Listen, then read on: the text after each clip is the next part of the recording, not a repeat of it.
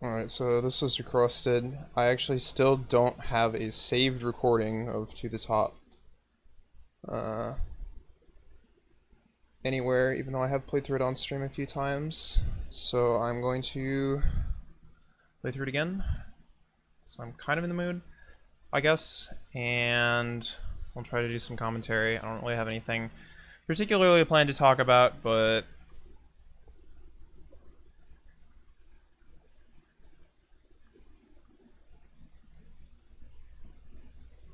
I think I'm going to mostly focus on the kinds of technical things that went into making this quest and the kinds of limitations that I was working around and why various things in the quest are interesting from a Zelda Classic standpoint more so than necessarily from a game design standpoint, because I do think that the game fails in a lot of ways. It's like, you know, a fun video game or whatever. But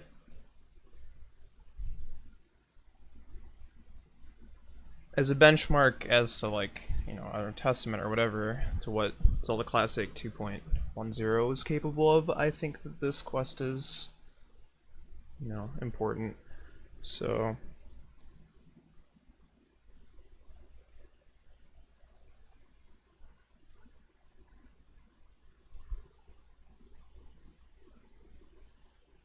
hopefully my internet doesn't, like, you know, screw up bad and drop a million frames, because I think last time I played the quest that's what happened, and that's why I didn't save the recording, because it was kind of a mess of a recording. Maybe should have wired in or something instead of going off Wi-Fi, but well.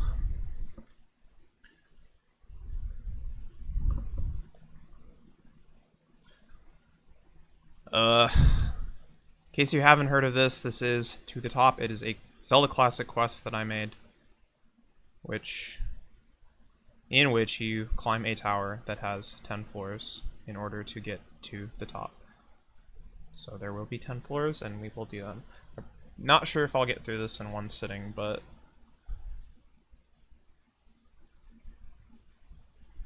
could local record. I don't like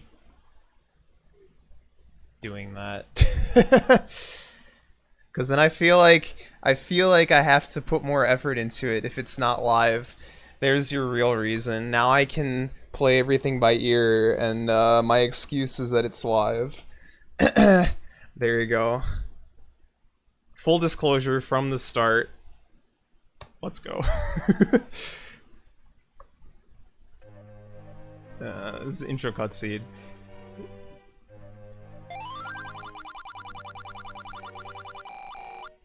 Lots of fancy animations going on here. Alright, there has long been a tale of an empty, mysterious forest. However, in recent times, there is a rumor of a great hidden treasure. Press down to continue. That's what that arrow means. It doesn't mean press A. It actually means press down.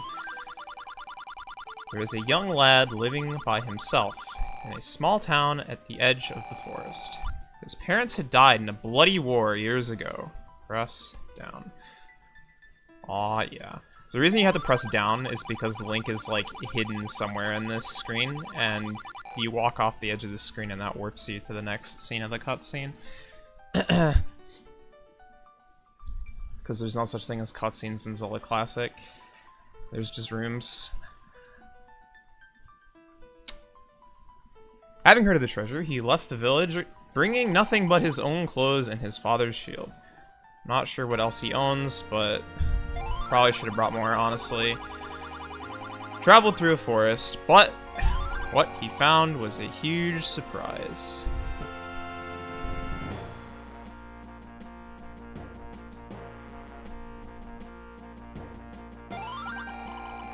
Grand tower, miles high, piercing the sky, no doubt, filled with tricks and traps and even beasts. And we get this shot of the top of the tower here. You can see floor 8, that's what those pillars are, and you can see floor 9, that's what that cloud is. So there's some foreshadowing for you. You can also see the top of the tower, that's what's at the top. That's just straight up spoilers. But yeah. looked at it in complete awe and began racing towards it. What adventures rested within? Do you have it what it takes to make it to the top? I still remember when this, like, I first revealed this, like, opening or intro or whatever. There was someone who commented it on, like, why is there no, like, cool title screen? And it's just, like, text. I'm like, I don't have the artistic ability to make a title screen. Are you kidding me? But, yeah, there you go.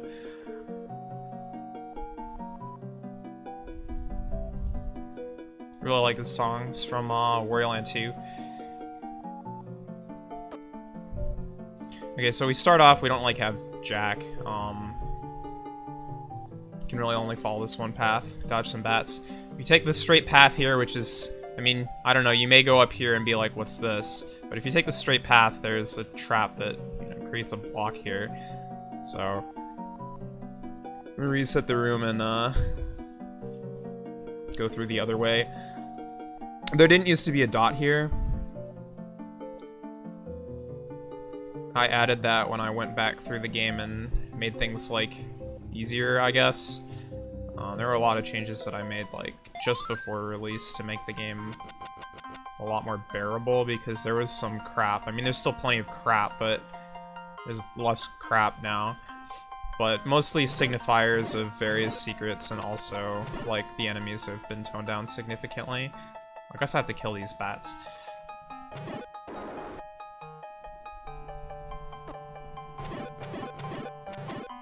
And boomerang kills gels, keys, and bats. That's what these things are. They're like level 2 keys. They take 4 damage in order to kill. They deal 1.5 hearts of damage. So basically at this point I can only kill those 3 enemies, I think. So they're gonna be all over the place. I think that room used to just be a bunch of bats, but...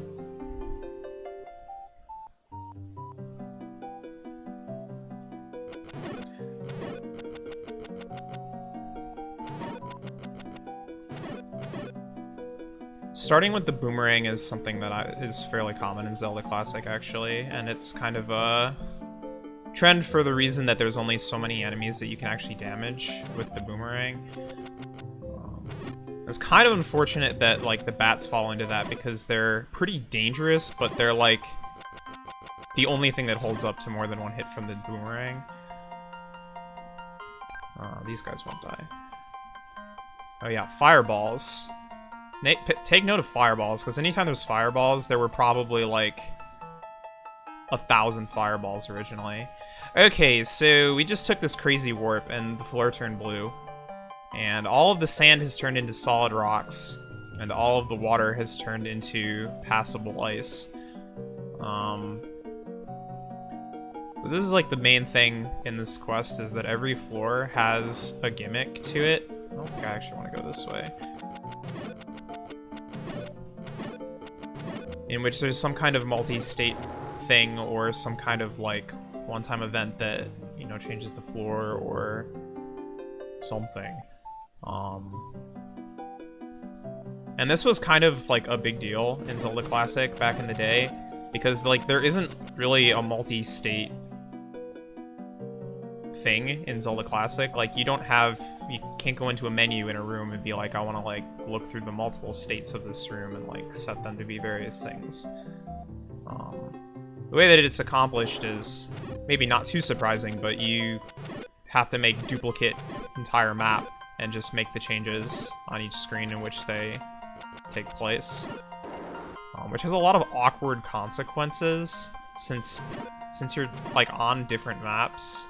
It's, you know, tracking the rooms differently. So it doesn't know which rooms I've been on this map that were rooms from the other map, right? So, like, I haven't been in the room to the left of here on this map, which is why I disabled the map in this quest. You can't see which rooms you visited, because it would just be a mess. Very unuseful information, basically. The torn, tattered map on the passive subscreen right now.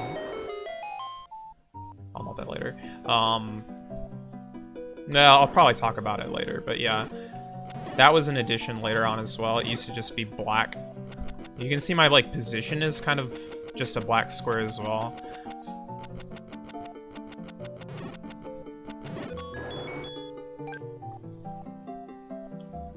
Yeah, right now I'm just kind of exploring the dungeon. If you take a very careful look at this block, you can see it has two little notches on the top, which is to indicate that you can push it up. That was also one of the later additions, as I mentioned, like putting various ways to signify that secrets can happen.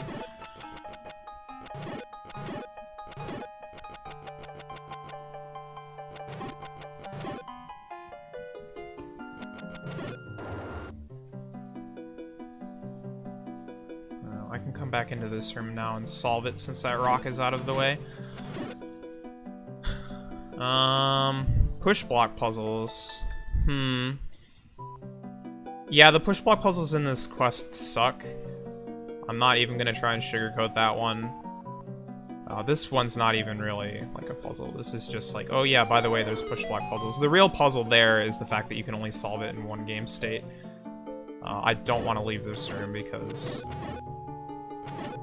have to resolve the puzzle, but if you notice, these bats like started over here. They're circling this square, which you touch and get the key. That square hasn't moved since the original, but it used to be entirely arbitrary. There was no hint whatsoever how to reveal that key, and I have no idea why I would have ever thought that was a good idea, but that's how it was.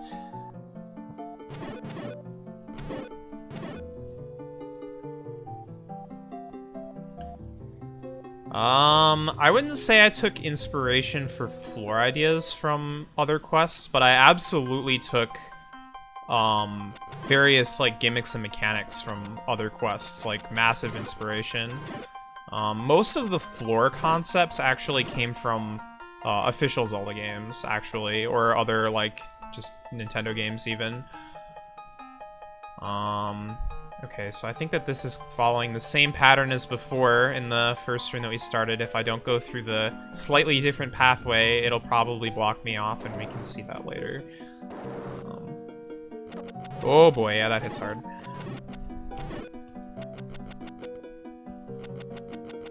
But yes, Link, starting with 6 hearts was actually...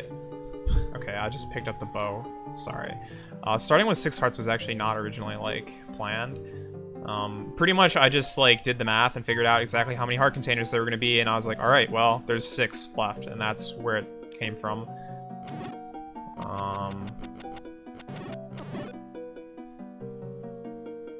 A reminder that this quest's, like, inception was long before Skyward Sword came out. You originally started with 3 hearts in this game for quite a while until I figured out how much was actually going to be needed.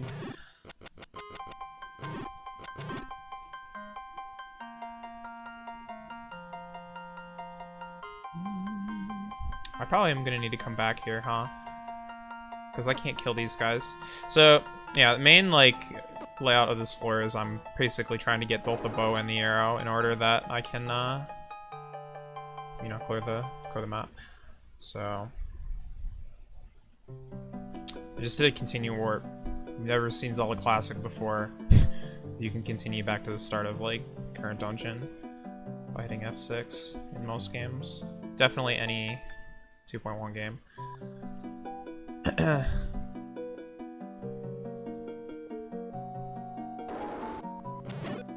But yeah, floor 6 is inspired by Link to the Past, absolutely. Very much so. Well, we'll get there when we get there, I suppose.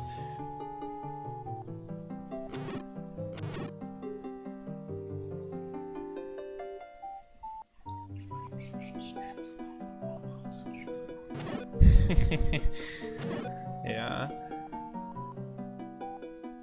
Okay, so I should be coming up on the map. I think that's in this room.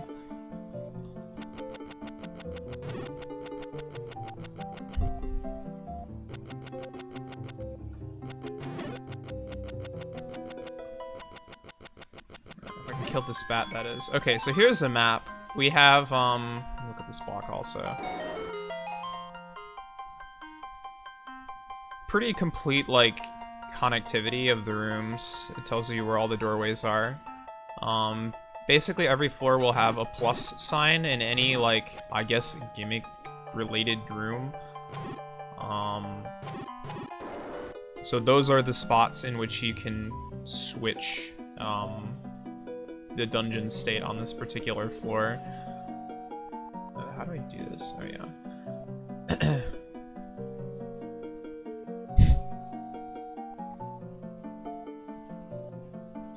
There's a boss at the top, as you can see, and then there's an arrow that means a staircase to go up. Next floor.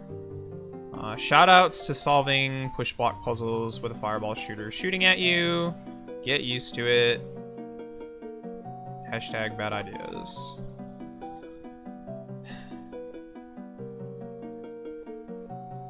Fireball shooters make everything more interesting. If I learned anything from Death's Power, always add fireball shooters. That was sarcasm. Don't quote me on that.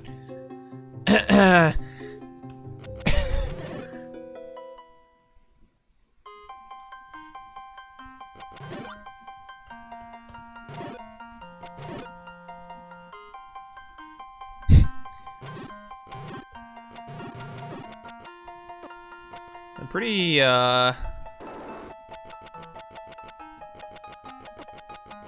so I mentioned that it's, like, kind of somewhat common to, like, start a quest by finding, like, the boomerang or maybe the candle or something before you get a sword. This quest takes that, like, pretty to an extreme in that you, will only have, like, B-button items for a large amount of the quest. It's not until floor 6 that you get a sword, so I'm gonna be finding a lot of weapons that you, I guess, get to use in more interesting ways than normal, because, like, it's actually your best available option instead of just slashing things with the sword. Like, once you get the candle's, like, pretty good against Zols and Gels. Feels real good when you just bust out the candle and, like, melt those guys to smithereens. Which isn't necessarily something you would do otherwise.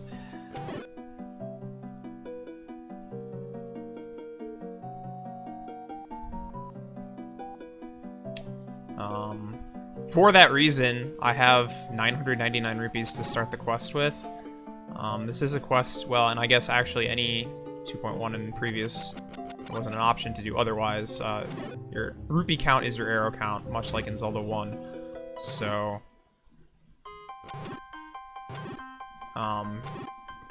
technically, you can screw yourself in this quest if you run out of money. I've never heard of anyone doing that. I've seen some people get pretty low, but as soon as you get, like, the wand, you're pretty safe. Hello. Okay, so yeah, this dungeon, this very first floor, it looks like garbage, but it does have, like, two things that are, I guess, like, technically difficult in 2.1, which is the multi-state dungeon, and then we have a custom boss.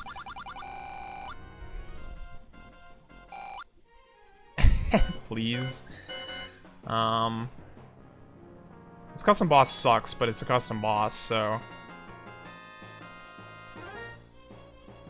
Basically, you just shoot arrows at the sky. I actually don't really remember the specifics of, like... I think some of these rooms might be on, like, timers or something, and, like, if you screw up, you gotta, like, reset part of the fight, or something like that. Don't really remember. It's a Goma, you shoot it. Basically, what's going on here is...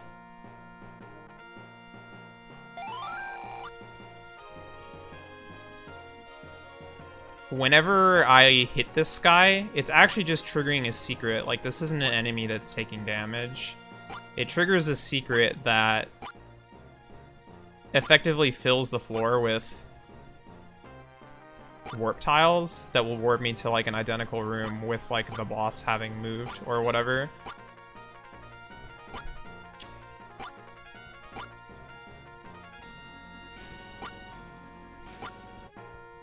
Yeah, this, there's some history to this song. There's like a pack of Zelda midis that from way, way, way back when. This was like maybe when Wind Waker came out. That just had like 1,000+ Zelda midis from like all the games that had been released at the time. And like there was a folder for the CDI Zeldas. And like this was in that folder along with a few other games. And like it's not actually from a CDI Zelda, but like who would have known that? Right? Hello, hello, hello. Alright, so that was floor 1. Congratulations, you moved on to an even worse floor 2. This is the worst floor in the quest, hands down.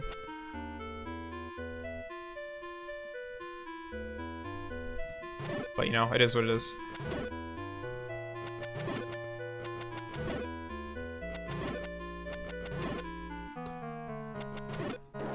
I don't really remember the proper route through this place, so...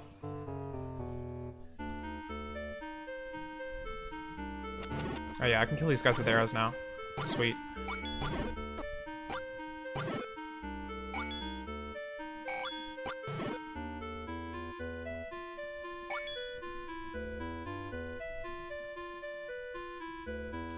The gimmick to this floor has to do with these bushes. Which we'll see what they do later on, but... yeah, this song is from Oracle of Seasons, Snake's Remains, level 2.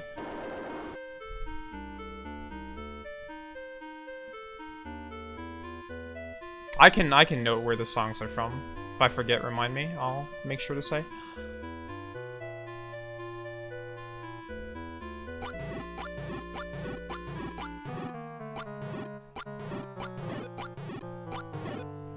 Yeah, the quest is finished. I released it in 2014, in December. It's been out for a while. I am not going to pick that up now, because I do not need it.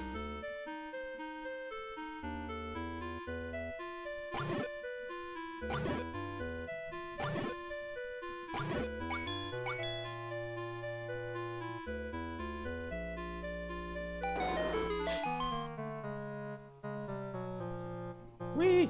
Ow, that hurts. I prefer Oracle of Ages, personally, but... I don't know, I think that's a discussion for a different time. Okay. Here we have, this lava does damage, so I'm not gonna touch it, but this is like an interesting gimmick in which when you push a block, it like sets whatever is under that block to a certain under combo. As long as like whatever you're pushing these block towards isn't solid, you can still push it. And damage combos are typically not solid. So you can create ice bridges with these blocks in that manner, and this is like a pretty... It's not hard to pull off, but it's like a pretty cool like trick. Oh, what the heck? Why are there Octoroks in here? That's hilarious. Okay, there used to be there used to be Gyarados in this room.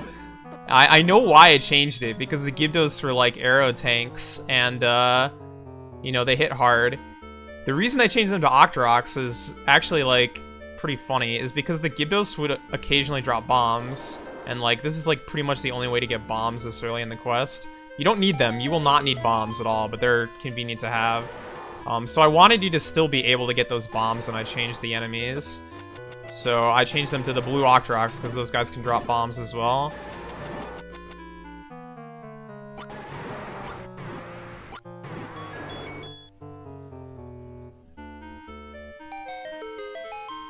You did see I just did a walkthrough wall over here. They're marked if you look at the ground really carefully. Those markings are also added in the most recent version.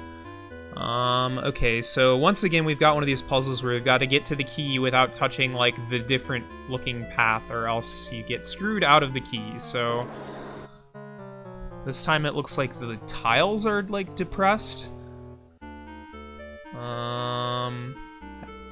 There's no clear path to that key. Ah, however, you can push this block. Okay. We're gonna continue work.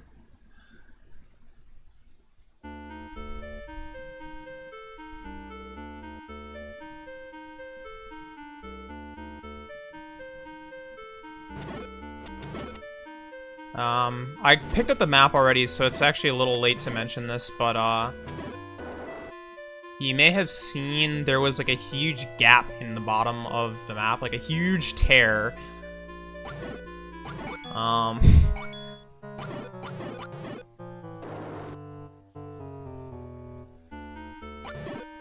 There is a reason for that, and I'll mention it once we get to the reason, I guess. But for now, we're just gonna continue through the floor. I gotta find,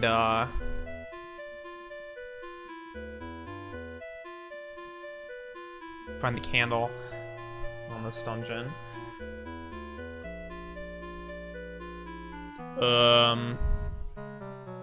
Okay, whenever you have two of these things side by side in a puzzle like this, you can usually use them to, pretty much, like, get anywhere. I'm trying to think of what to do, actually, right now, though. I'm feeling pretty dumb. Okay, I need to get this... Ah, here we go. This'll work. Far from the only way to solve this puzzle, but... whatever. Whatever works, as they say. I didn't mention this before, but these blue tiles here, you touch them and it fills the room with ice. That's like the way back for free. Oh, I didn't want to use that. No, whatever.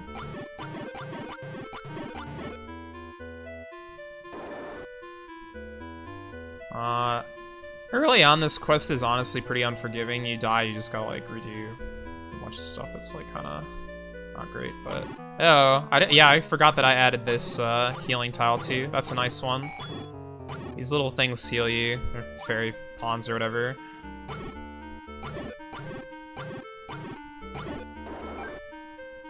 Probably another Aqua Mantis in here, maybe with more fireballs. Oh, more bats, too. Imagine that. Alright, found the candle. This quest does not use magic. In consideration of the fact that... Well, first of all, candles using magic just straight up sucks to begin with, but... I don't know, I think the magic is, like, fairly poorly balanced in original 2.1. Especially considering this is a quest in which you don't get the sword for a very long time, so... Yeah, there is no regenerating magic in 2.1. Does not exist.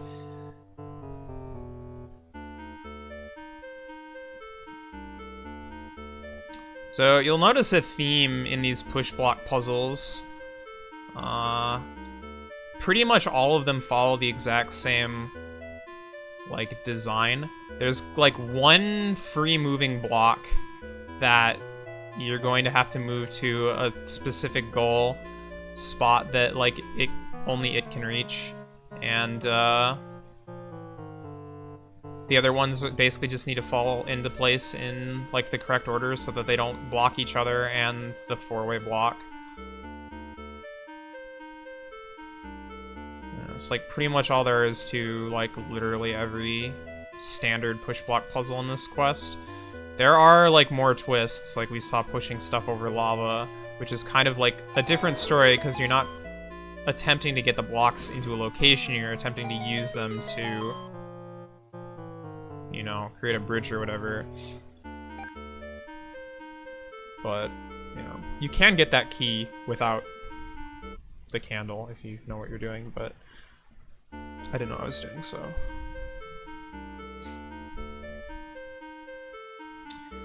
Okay, so now that I have the candle, I can supposedly burn these bushes that have been in my way.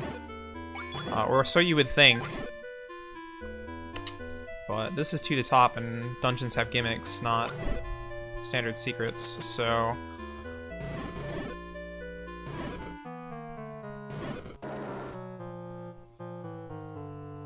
Yeah, I F6 all the time. I do not care what people think of it at all.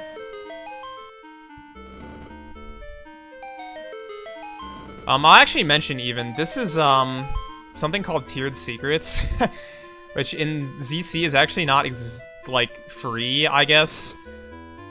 Figuring out how to do it for your first time is, like, kind of a pain. But I guess maybe I won't go into that, because that's, like, something you'll see in, like, every tutorial ever. Okay, so look at the map really carefully. I hope you see what's happening here. The map is really janky in this quest, as I mentioned earlier, for lots of reasons. So I'm not on, like, the screens that you would think I'm on right now. I'm somewhere probably adjacent. I'm in, like, maybe the rooms to the left or to the right of where you would think I would be. And these are, like, copy rooms to set up this, like, thing that I can do here, which is burn these trees. So I burn these trees, set the trees on fire, and now I'm back in the main map. And so I've, like, triggered something permanently, and if I go back through this room now, you'll see I'm on the map. And so that is why there is this huge tear in the map at the bottom, to, like, hide the fact that your position is jumping around when you're off the map. So anytime there's, like, a black hole in the map, there's, like, actually probably, you know, a screen there that's being used for some kind of, like, secret handling or special handling. But anyway, so burning those trees burns these bushes. Yeah, it's exactly why the pause screen map was disabled. Well, that and, like, what is it called? Multi-state dungeons. Okay, so let's talk about boss flags.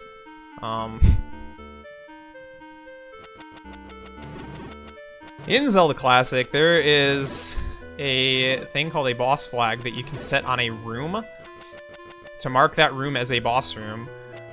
And when you kill all the enemies in a boss room, the enemies in that room will never respawn.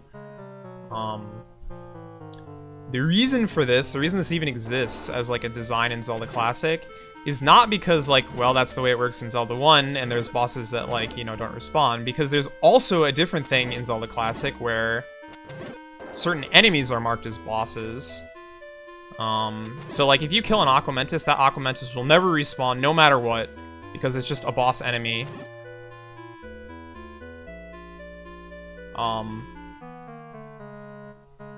But in Zelda 1, Dodongo in level 2 is an exception because there are Dodongos that respawn, but there is a boss Dodongo in level 2 that does not.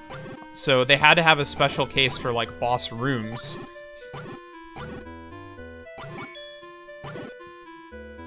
So you can mark a room as a boss room, and then, like, the enemies will never respawn. Which is great, because now you can put, like, bats in a room, and that can be your boss, and, like, the bats won't respawn after you've killed them all, and, you know, everyone's happy.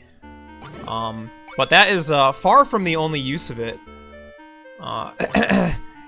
Since really the way that it works is if you have a boss room, and the boss flag has been, like, marked, you killed the dungeon's boss, all it does is, like, refuses to spawn the enemies.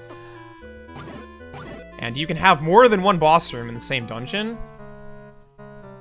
Which means that if you kill, like, the dungeon, all the enemies in, like, one room, that is a dungeon boss, and then go to another room that is a dungeon boss, the enemies will never spawn. And there is an enemy in Zelda Classic that is called Trigger, which cannot be killed by any means other than the kill all enemies item, which, like, you probably have never seen, and by not spawning because of boss flags. So in these rooms with the bushes, those are marked as boss rooms, and when I go into them, they have a trigger in them, and if that trigger doesn't spawn because the boss flag has been set, then the bushes disappear. Like, it sets a secret. So in that room with the tree, off the map, there was a room without any enemies that was also a boss room, and that sets the boss flag.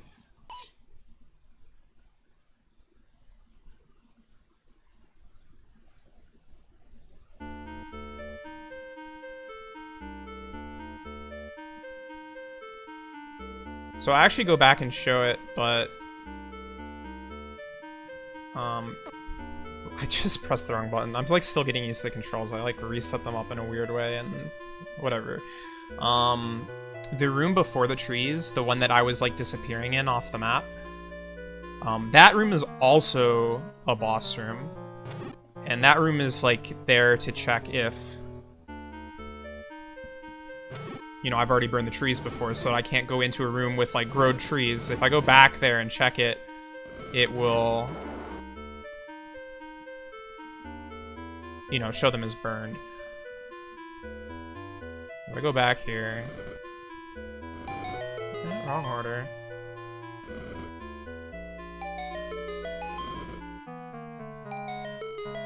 So I kind of just muttered out that explanation of boss flags. Hopefully it was somewhat coherent, but right in the middle of this room, there were warps, and now since this is a boss room, it, you know, the secret triggers removes these warps, and I'm not warping to the screen that allows me to set the boss flag, because the boss flag has already been set.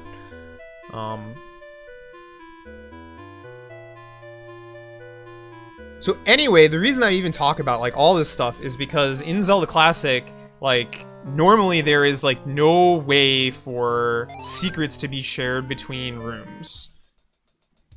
Until 2.5, in which case it becomes like a core feature and it's really easy to do, but in 2.1 and prior, you could not do that. So boss flags are the only way to make it happen. And it's like pretty complicated to set up actually, because you need to create extra D maps and like do all this stuff and make sure that the level number is correct and whatever. So kind of a big deal. Anyway, so I didn't mention on the previous floor, I'll talk about it now. This quest has a custom boss only on every other floor. So the first, I guess it's the odd numbered floors aside from 9, pretty much. And on the off floors, you, instead of fighting like a custom boss, you fight like a normal Z1 boss that gives you the boss key and allows you to move forward. And I just thought that well, A, the burden of making fewer custom bosses was good, and B, like, fighting a custom boss every floor would probably, like, wear on people or something. I don't know. But there's only a custom boss every other floor.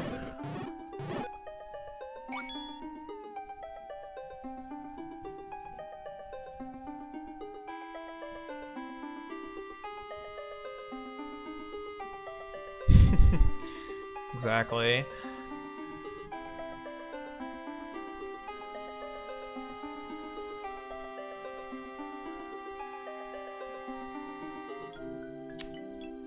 Alright, so we're on to floor 3. Let's start talking about floor 3 now that we're here. This is actually, I don't know, I think this is a neat floor. I like this floor. This is another dungeon in which it's much like floor 1, in which you just switch between 2 dungeon states. And the 2 dungeon states are like the water state and the lava state. And in the water state, like, these basins fill with water. And in the lava state, these basins fill with lava. And this is where I start, like, introducing, like, I guess multi-level, like, room design. So, like, you can go down here and then, like, back up the doorway or whatever. This kind of, like, these structures get crazy later in the quest. I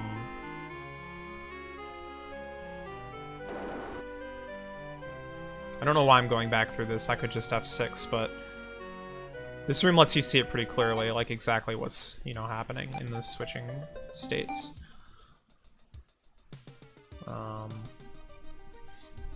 Hello.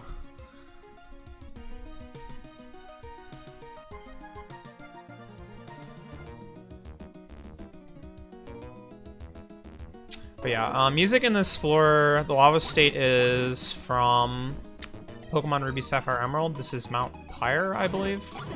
The, like, graveyard island tower place. The water was from the sea level under the water in Banjo-Tooie. Both good songs.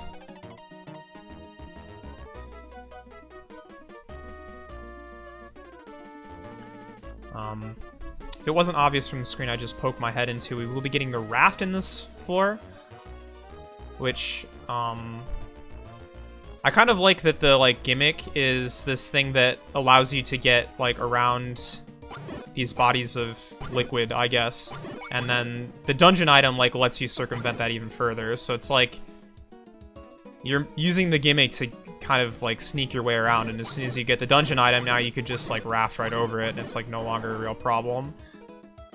It's not quite, like, to the extent that I just made it out to be, but, you know, it's kind of the idea.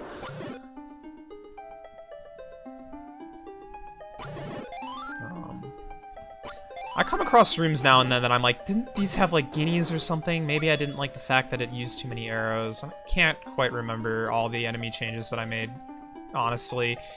Oh, here's the guineas, I guess.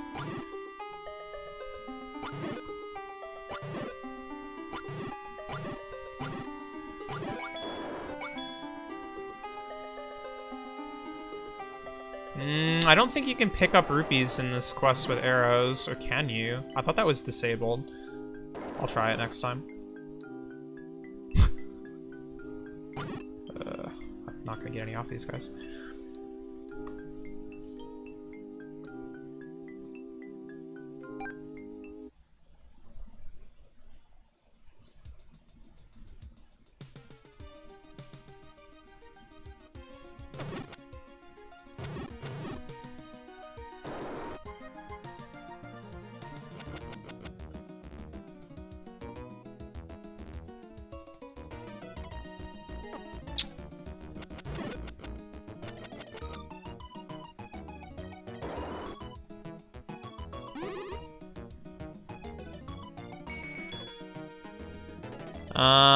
Okay, this is actually an interesting, puzzle, kind of, from a technical standpoint.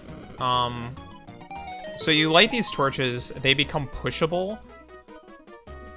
But, I can't really show it here, but... because you kind of can't walk on the lava to see it. But you actually can only push these torches, these particular ones, you can only push them, like, in the right direction. So I can only push this torch right, and I can only push this torch here left, and similarly the one below it. The reason that's interesting is because the tiered secrets here, there's like only one thing that I can spawn through the tiering or whatever. Each one of these things is, I don't know, I guess I'd have to like explain tiered secrets in its entirety for it to like make sense, but basically what's going on there is one of the left side, those are actually candle level 1 secrets, and the right side is actually candle level 2 secrets, so that whenever it triggers, it's able to turn into a different thing.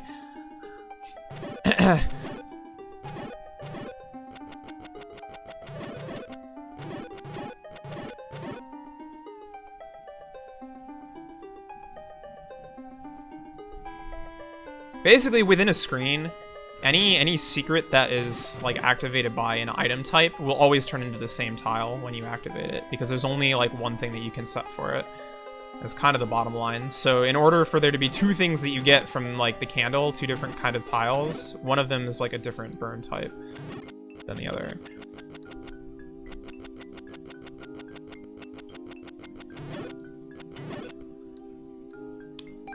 That's what's going on there. I think I'm gonna go across here now that the water is, or the lava is lowered. This dungeon's kind of structured in two halves. This room that I just passed through is like kind of the middle. You can't see it because I don't have the map, but once I pick that up, you'll see what I mean.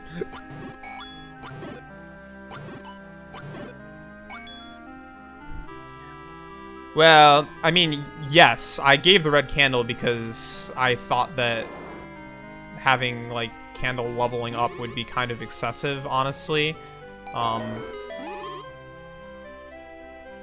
didn't, like, know ahead of time that I was going to make this puzzle and be like, I need the red candle now. But since I do have the red candle, I'm able to, like, get away with, you know, multiple different kinds of secrets out of the torches.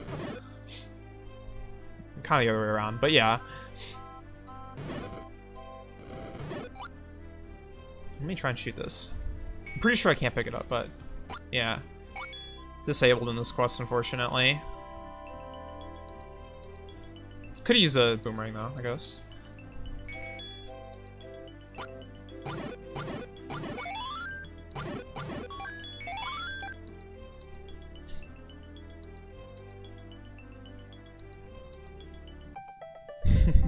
Yeah, the boss lock. Alright, just making the rounds here. I'm on my way to get the, I don't remember where the map was. I probably was supposed to kill some enemies in some room. I'm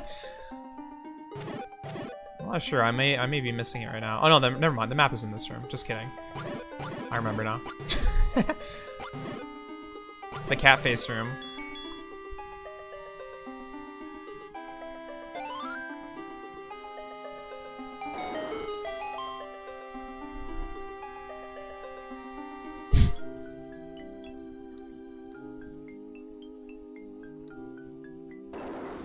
Oh man. Now with more Aquamenti. Alright, there's the raft. Heck yeah. This map is actually shaped like a fish. Yeah, kinda. That was somewhat intentional. To be somewhat shaped like a fish.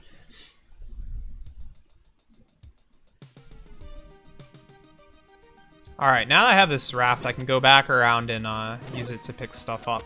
So, I mean, it's been true in the previous floors as well, but this is the first floor that makes it, like, I guess, super apparent. Basically, every single floor in this entire quest follows, like, a pretty, I guess, straightforward, but also somewhat strict, like, design pattern. In that, like, you have access to some amount of the map, and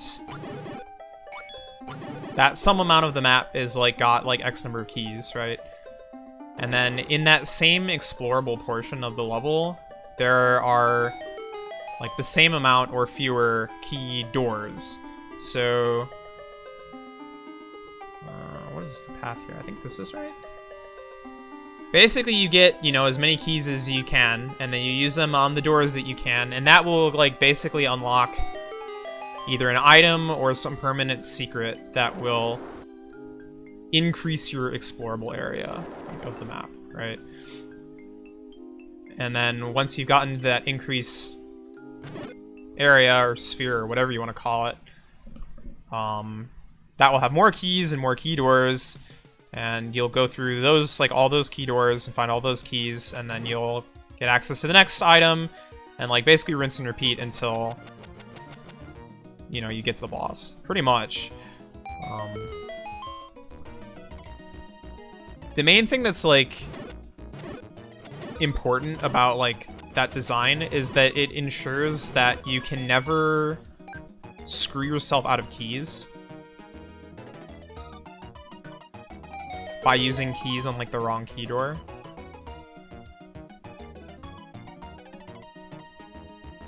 And I definitely, like, play with the formula later on to get, like, more open floors. Like, floor 8 is, like, a pretty darn open floor.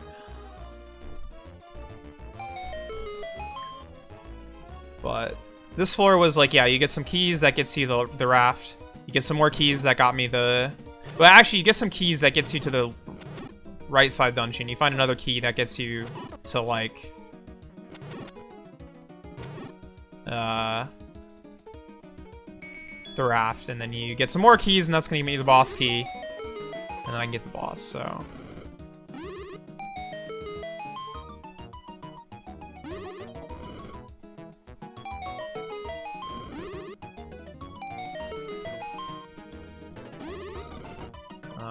This quest has a metric crap ton of keys. I don't remember what the total count is, but it's, like, real talk, probably somewhere around 100. If not more.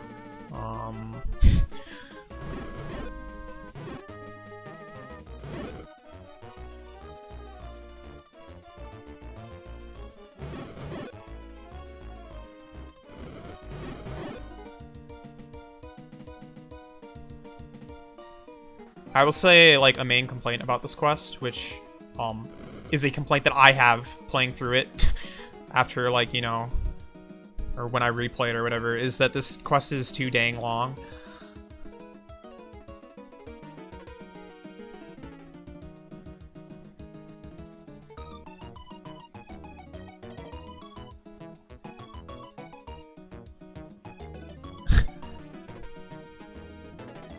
It really does go on for forever. The floors get super long.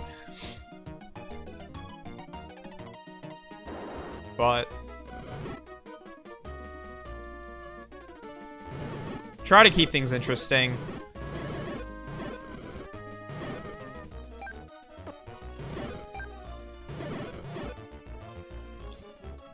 So I should mention, actually, this lava does 1 heart of damage. It used to do 2 hearts of damage, so, like, the entirety of, like, the early game, lava was, like, super brutal. It sucked so much.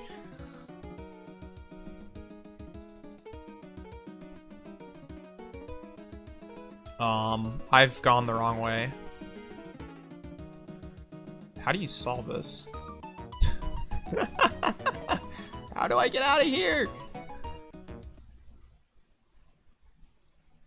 This is what you call using your brain. Use all the tools you have to your disposal. I'm sure that puzzle was solvable. I didn't want to think about it. Anyway, I have my keys. We're gonna go through the key gauntlet. The legendary key gauntlet.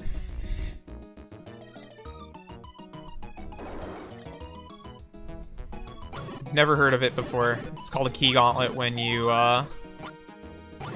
basically just have to use a key after a key after a key. This is where you prove that you have enough keys. I condensed the key gauntlets later on. Once we get to, I think, floor 7, you will see that the key gauntlet has become its own thing. It's like the actualized version of the key gauntlet. Oh yeah, sorry. No, this quest doesn't have all items. I had no, like, reason or care to get, like, just give all the items for the sake of giving all the items. It just seemed pointless to me. I gave what I thought was, needed and nothing more, I guess. So...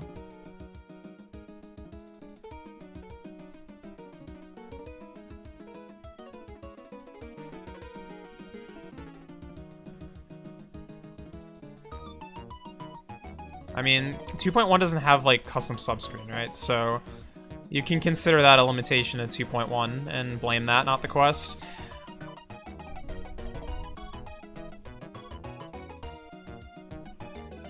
Like, a lot of the items just had no place in this quest. Like the flippers, for example. Oh, shoot! My bad. Flippers, for example, would just, like, utterly break everything. Water is used so much, like, to specific effect that having the flippers would just utterly destroy everything.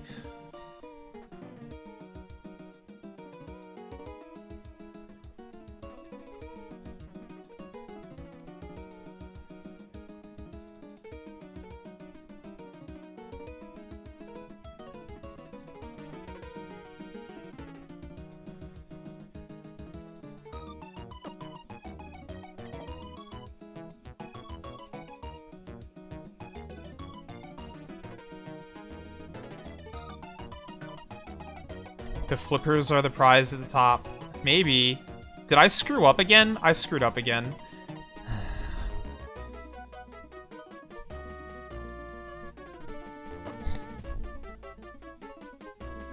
Alright, turns out I need to focus on these puzzles, I guess.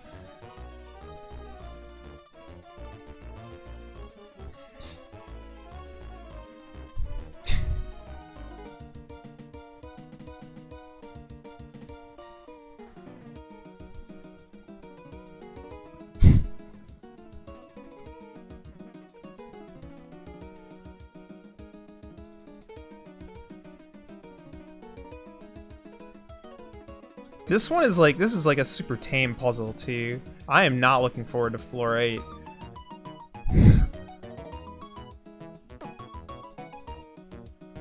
Like, I'm straight up probably gonna get stuck on that puzzle for like a solid like half an hour or something stupid. Alright.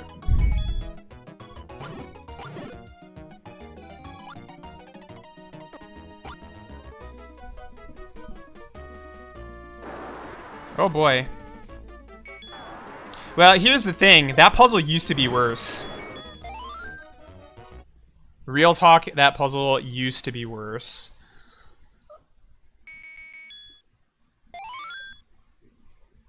I made it easier.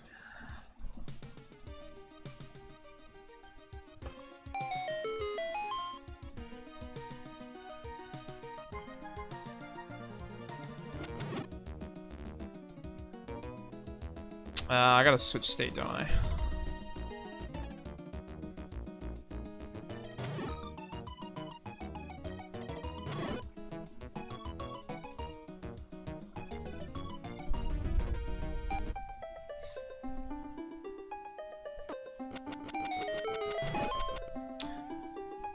It's kind of important in a lot of these floors that it's actually not possible to... Or maybe I guess I should say it's only possible to change floor in one of the states. So like there's no way to go downstairs from here because like you start the floor normally in the lava state. Resetting the floor puts you in the lava state. Because there's no real way for me to like remember that I came out of this floor in the water state. Aside from having an entire copy of the, you know, lower floors that instead of warping to like the lava state would warp to the fire state, which is, you know, a terrible idea. Yeah, they take you to the lava state if you get grabbed. Well, masters always take you to the same place that continuing does.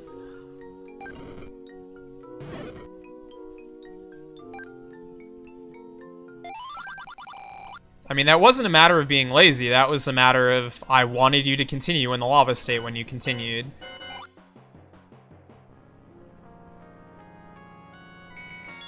Alright, so this is the next custom boss. You hit this guy with the boomerang. And you light his torches with the torch.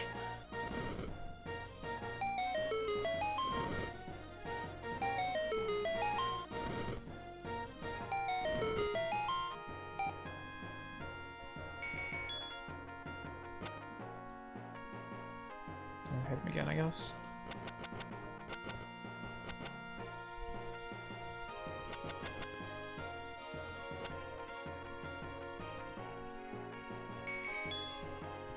Well, sure. Yeah, I could have made a copy. But, A, that would have been horrible, and B, the problem here isn't the first 2 floors. The problem is the entire tower, right? Because... like, what if we like leave the floor on floor 7? Now I need an entire copy of all of the lower floors, including their copies, and including, like, their copies of copies. And that just gets exponentially, like, impossible.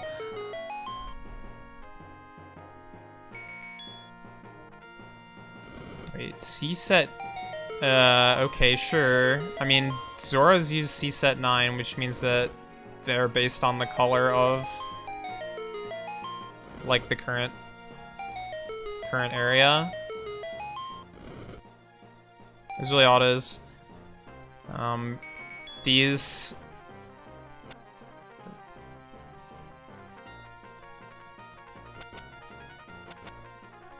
this boss guy is using C set I guess 5 and 6 I think it is. It's like the red and the blue C sets, which are not dungeon like related. They're not reliant on which dungeon you're in. This guy can eat you, by the way. I'm not gonna let it happen because I want to keep my health, but if you don't hold away from him on the raft, there's like a raft branch, and you just go right into the Zora, and he's gonna nom on you.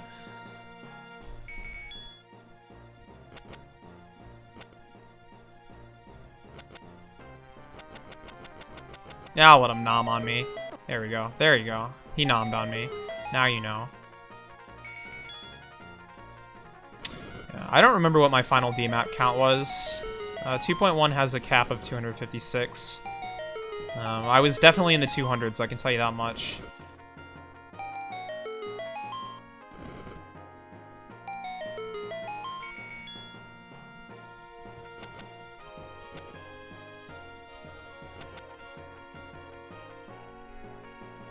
Oh yeah, so it's also worth mentioning that, like, this lava is, like, kind of special because Zoras can't spawn in lava. Like, these are damage tiles, right? So you'll notice that these Zoras are actually only spawning in some pretty specific locations. And those are, like, the interior tiles. Those are actually water tiles. They're not damage tiles. It was, like, for the sole reason that I would be able to spawn Zoras on them. The damage tiles are only at the border.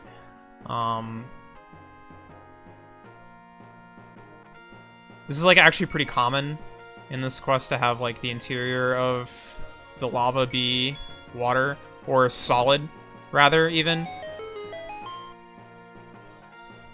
So, like, there's a lot of places where it, like, if you wanted to just damage boost, you could just damage boost, like, across the lava, but I put a solid boundary in the middle so that you can't do that, right? Which is, like, an instance where if you had the flippers, that would be pretty broken, because it's actually water.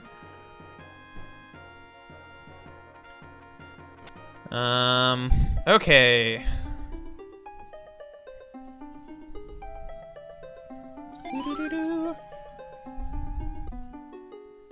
Floor 4.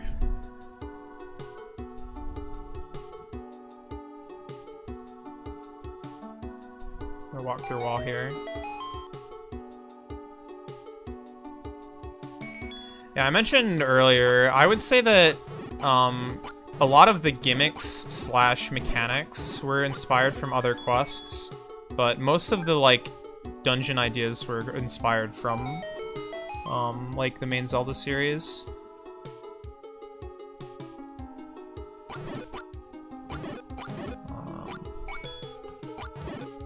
This song is from Panel Deepon, or Tetris Attack in North America. The Super Nintendo. This is the one that plays in, I guess, the Raven level in the Yoshi version.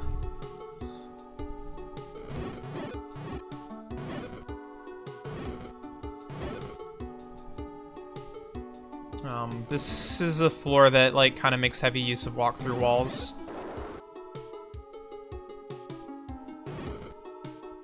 We'll go take a talk to Richard because this is also kind of the floor that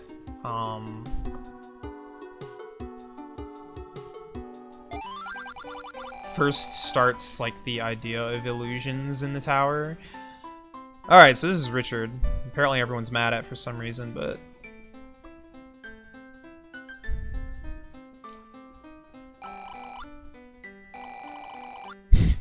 straight up, like, name drops Link's Awakening. Like, he is out of the video game. Now you know. It is I! I've lost my golden leaves once again. Yeah, good for you, idiot. Okay, so in this dungeon we have to find 5 golden leaves, and then he'll let me past. This room right here is actually 6 rooms that I'm teleporting through as I walk up and down. Or can be up to 6 rooms, which is, of course, in that giant gap at the top of the the map, the tear there, and it checks one after another, like with the boss flags, that you have all the leaves. So yeah, Link is, like, that's not his name in this quest. He's, like, not named Link. He doesn't have a name. It's just the player.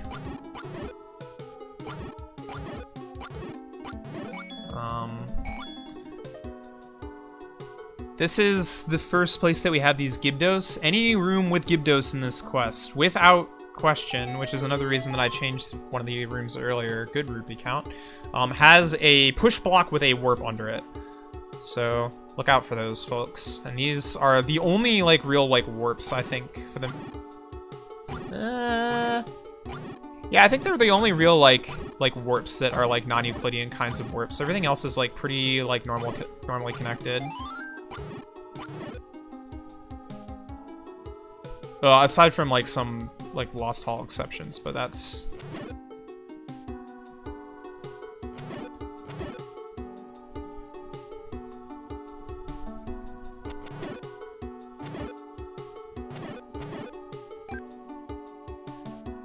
Another follow the correct path room here.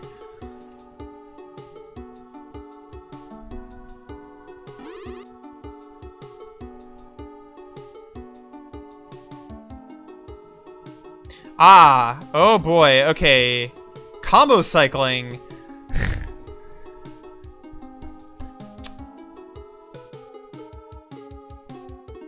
In Zelda Classic, tiles are able to animate at a certain fixed rate. As you can see, these lava tiles are animating with 2 frames of animation, probably at some fixed speed. Maybe it's 4 frames, can't remember.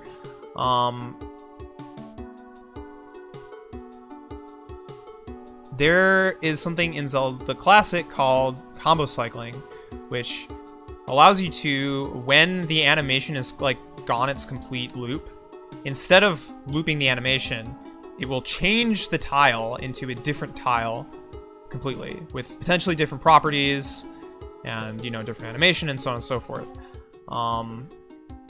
So when these things like set their under combo when you push them, it is this like ice tile or whatever, which has an animation to it, like the same thing that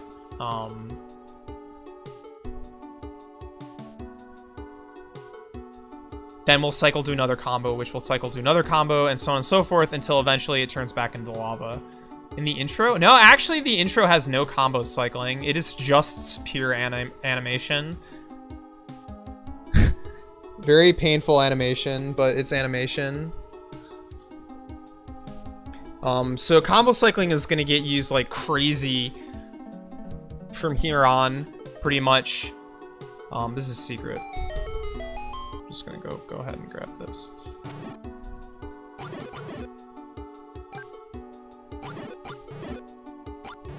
One thing to note about combo cycling. This room here, sorry. This room is, it sets a boss flag. So, like, keep going on that note. But, one thing to note about combo cycling is that in 2.1, combo cycling only works on layer 0, which is, like, the floor layer, the ground layer. It does not work on any other layer. Zelda Classic has, I guess, 7 layers. Layers 0, 1, and 2 are drawn under Link. 2 and 3 and 4 are drawn over Link, but under like bats and keys and flying stuff. And then like 5 and 6 are drawn over everything. So if you want to do combo cycling on layers, you can't. At least not in 2.1. At least not by putting it on a layer. Like it just doesn't work. Documented feature.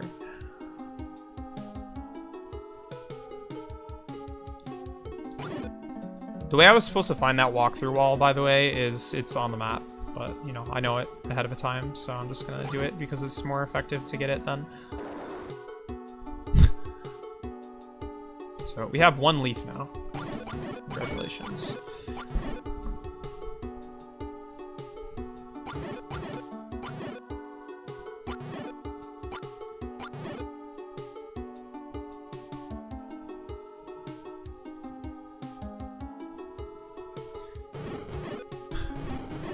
Combo cycling is like kind of a pain to set up because like those melting tiles, for example, you would think that, oh, you can just have it be like a single, we'll call it, I mean, it's called a combo. You have it be a single combo that just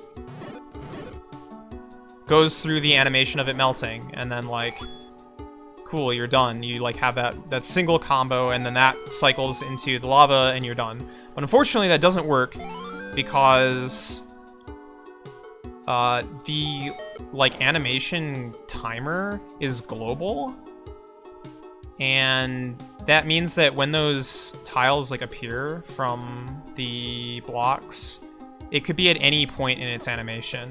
So basically what you would have is you would be pushing that block, and it would create, like, just clumps of ice blocks that would all be melting at the same time. And you see this in quests all the time, and it's like, this is gross. You're not doing this right. We like to call it PDO cycling. It's kind of a jab at PDO because it was common in some of PDO's quests, and it even shows up in Lost Isle. No offense to PDO though, he made some amazing stuff.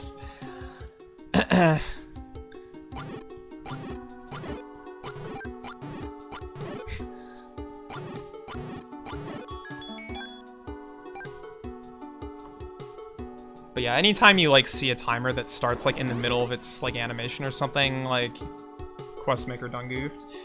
So in order to get around that, you have to like, yeah, you instead of doing one tile that, well, in 2.1, in order to get around that, instead of making it one combo, you have it be a ton of combos that have very short animations, and they loop into each other and they'll like sync up properly.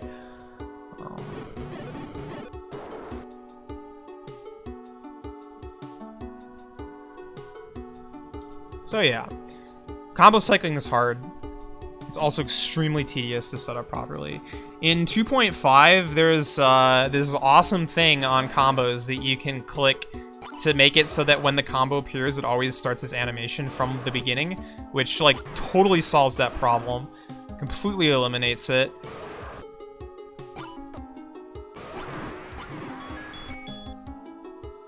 What in the heck am I gonna do with all these keys? Let's save.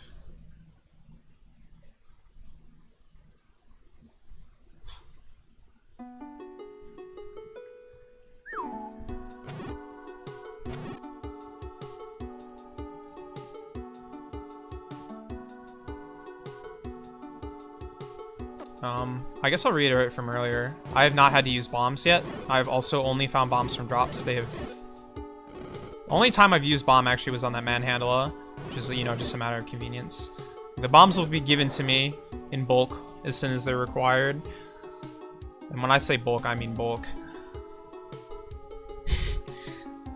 But yeah, these bombs are just bonus. I can use them if I please, or not.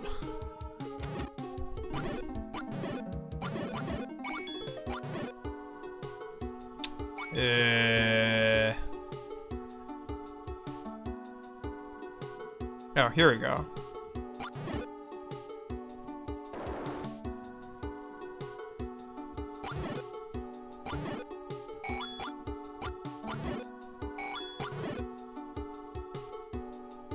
This is probably the key gauntlet that I'm going to use to get the next key item.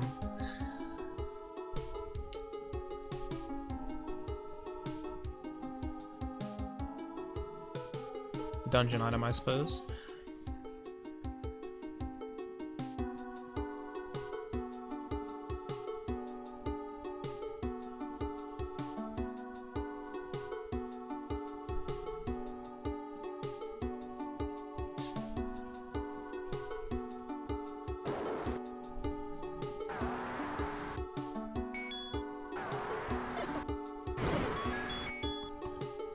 Nice.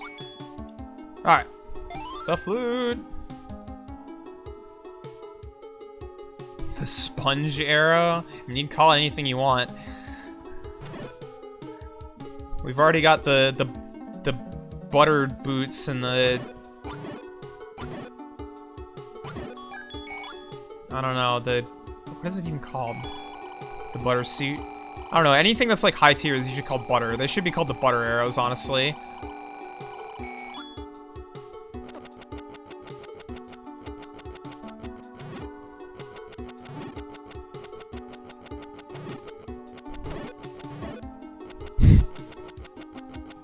This quest has no butter arrows. Spoilers. Ah!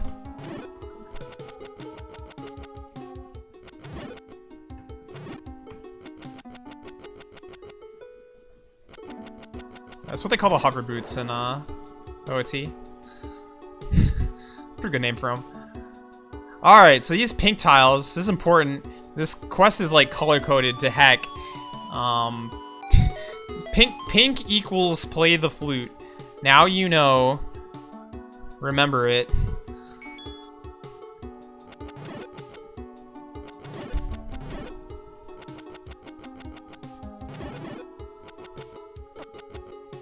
This uses the same like trick from floor 1, I guess.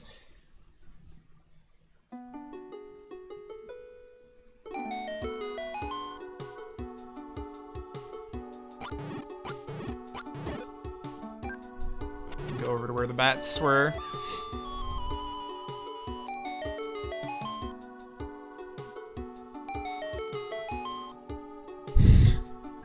This is such a dumb room. The 9 red bats? Yeah, they were circling the tile that you need to stand on in order to reveal the key. Or squaring it, I guess. Surrounding it.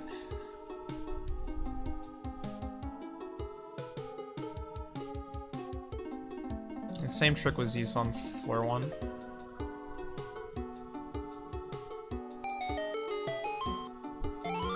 That's 3, I think? Is that our 3rd leaf?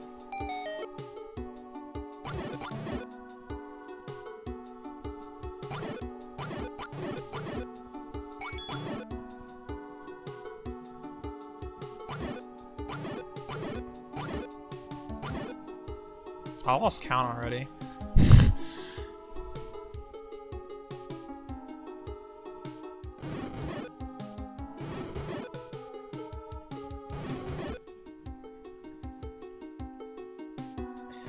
Oh yeah, the hold leaf animations are faked. I can talk about that.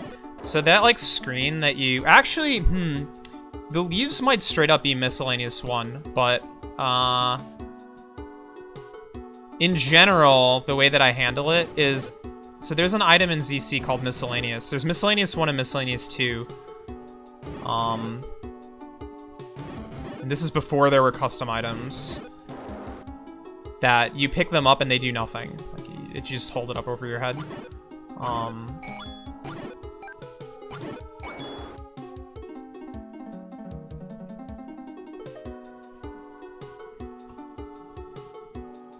So what you can do is you can like give the player miscellaneous and make that miscellaneous item just like a blank tile, like remove the tile from miscellaneous. And so, oh god, this puzzle.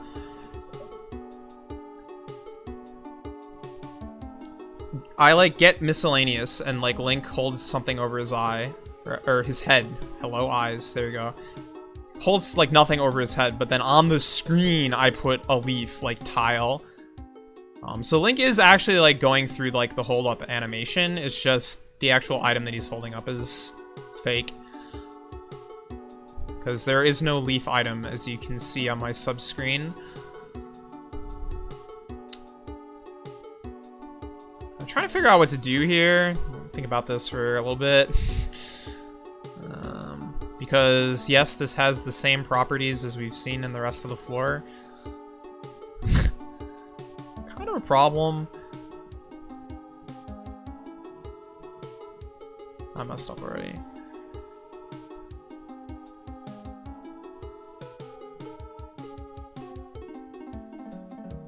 I may end up just tanking some lava. Just be aware.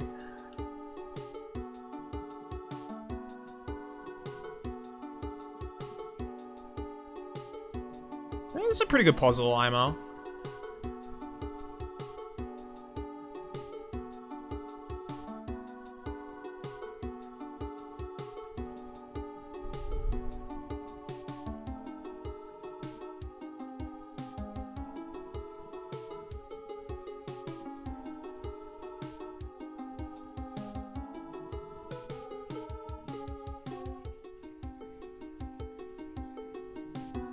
Yeah, it's a problem. That is... I mean, I don't know, take notes, I guess. Is like kind of my... best solution.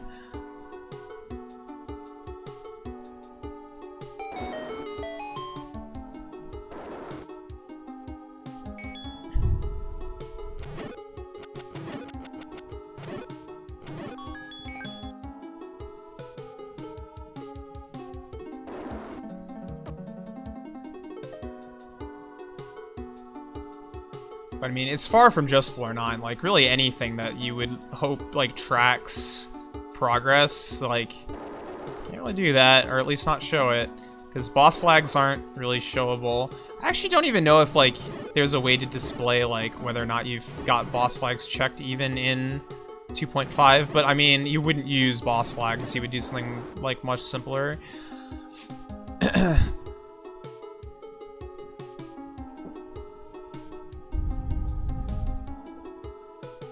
Like, heck, use actual custom items.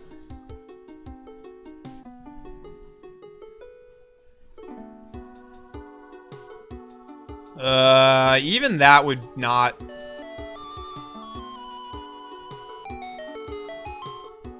Like, I don't know, you could... It wouldn't be a room, right? It would be 100 rooms.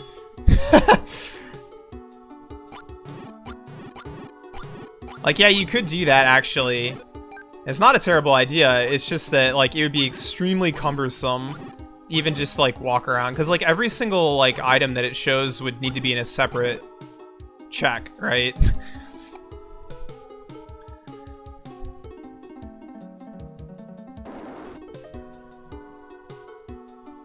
That, or you would have, like, some huge exponential, like, branching, like, thing that takes...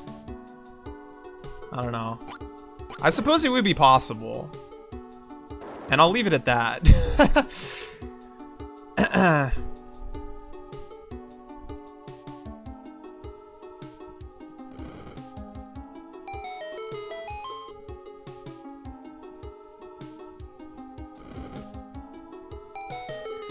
So this is the thing that I like to do a lot in this quest. You'll see moving forward is I'll take like these like gimmicks that we've seen and like start mashing them together to make like a single puzzle.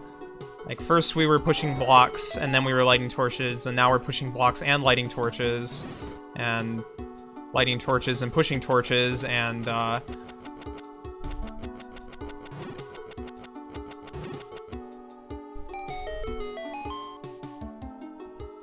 exciting, basically, is what I'm saying. No, it's actually not particularly novel, and I'm not gonna... Torching pushes, yes. Not gonna say, like, the room puzzles in this game are, like, super, like, great, interesting. I think there are good puzzles. I think on average they're okay. But...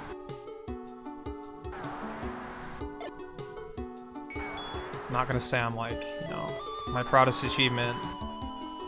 Like, hang this quest on my wall and show my kids to come, years to come or whatever. No, but... Alright. So we used a bunch of keys, we found a bunch of keys, used a bunch of keys, and I got the boss key. And the boss key is gonna get me the last leaf.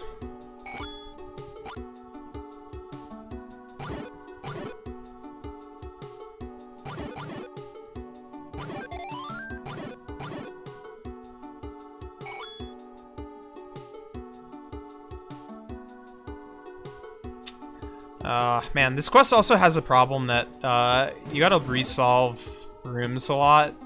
It's like one of my major gripes with, like, a lot of quests. It's like, I already did this puzzle, it should say solve forever. And, like, typically that's, like, how it works nowadays. Not really a thing in this quest. And it's a problem. Later on, definitely puzzles gets... like, stay solved a lot better, but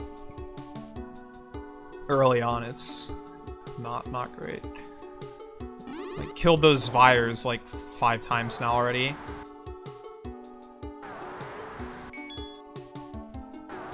I like the fast bow.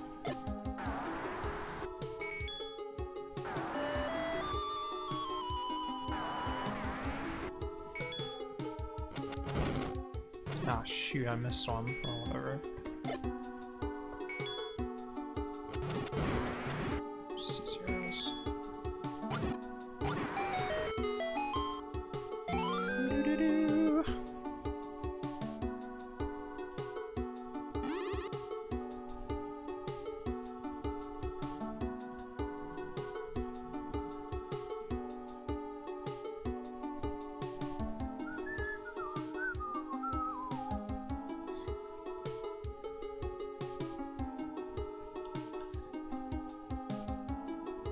The main trick to these puzzles, if you haven't like already picked up on it pretty quickly, is that like you want to push a block like tangent to your next target block and like one like row away. Like pretty obvious, it's not very complicated to solve, but sometimes you gotta look ahead a little bit to like figure out how they're gonna lock up. Alright, so here's the map. If you look really carefully at, let's say, just to the left of me, there's like kind of a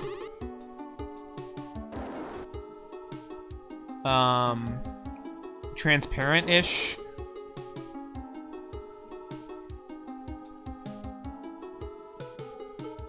wall or whatever. Actually, no, it's a black dot. You look at the black dots on the map. Those are the walkthrough walls. I think the transparent-ish ones are maybe locked or something. No, actually, no. It's just the room type. Never mind.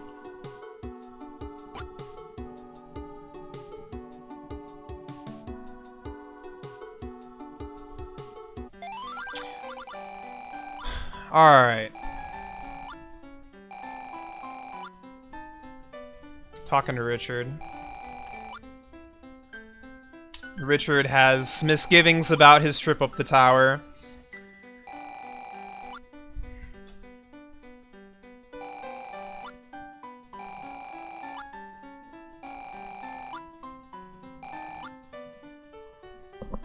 So he leaves. See you, nerd.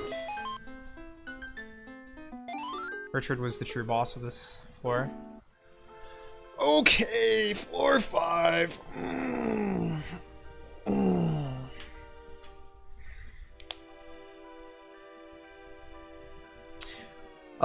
Every single one of these teleporters, these colored teleporters, were not in the original. They were added as shortcuts.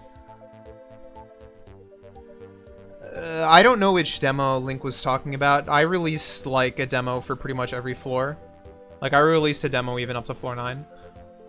Like, it had everything up through floor 9. So...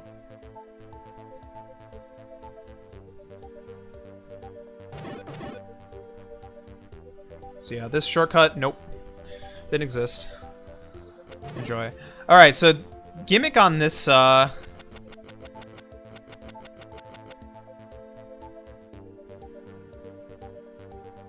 Oh, let's let this tile explain it to us, maybe? Oh no, this is talking about the key gauntlet. Key gauntlet manifest. Rooms that will require 4 keys to pass. You will have to place the keys in their slots in a specific order. The keys, as well as the order, can be found on this floor. Signed, a wise old man. Important character.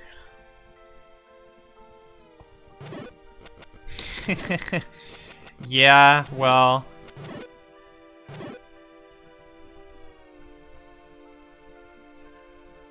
Alright. The gimmick on this dungeon, this is another 2-state dungeon.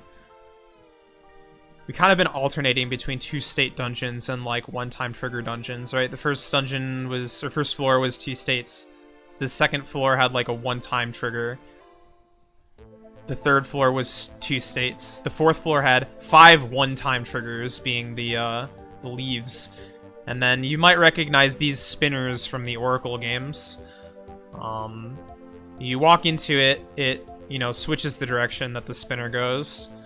And as an added benefit, as you're, like, guaranteed to see in this first loop, it also changes the state of the pegs. So they're, like, locked together.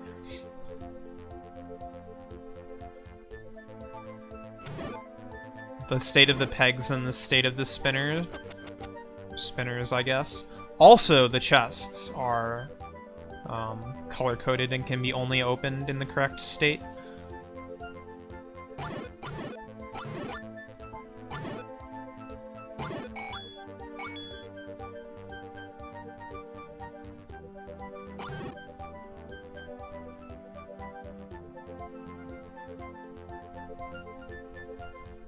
Okay, so one thing to mention about the chests is in 2.1, this is like really goofy, but there were no treasure chests.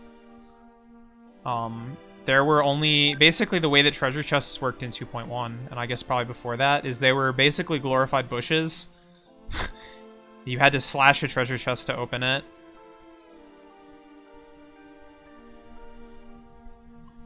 But since I don't have a sword, I can't really make that happen, which is why I made the chests the way that they are on this floor. And that they, like, open by being in the correct state, and they just have the items sitting on top of it.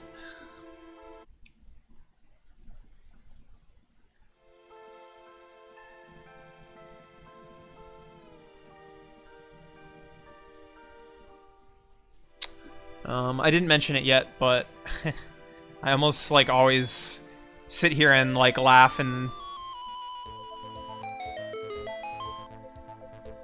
just, you know, pretend that I have no idea what this song is from, but, this song is from, RuneScape. It plays in, I think, one of the rune crafting essence places? Heck if I know.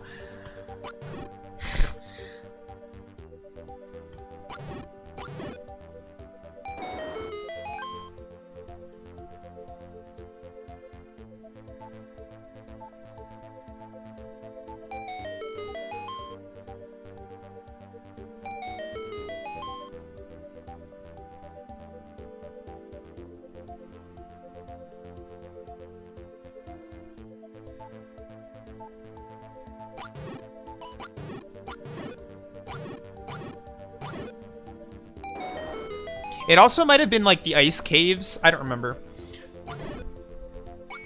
Don't remember where the song plays, but it's hecking from RuneScape.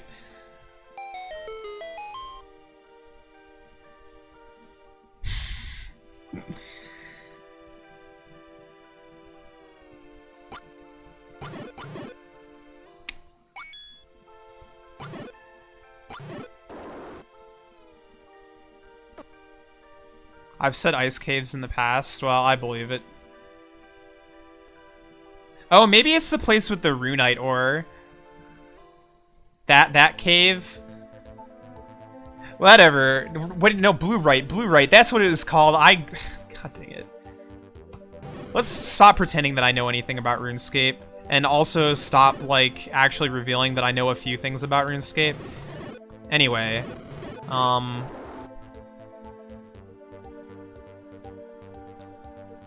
yeah, that thing about lighting torches, pushing torches, and also mixing it with other gimmicks. Here you go. I don't know if I've ever cleared this room without taking damage. No, I know I have, but like real talk, this is really tight.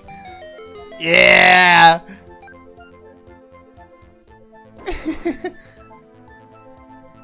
Dang, I'm so lame.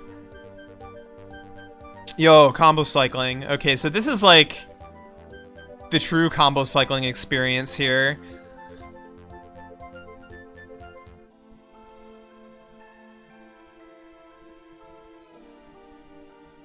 Oh yeah, so we've got these golden blocks.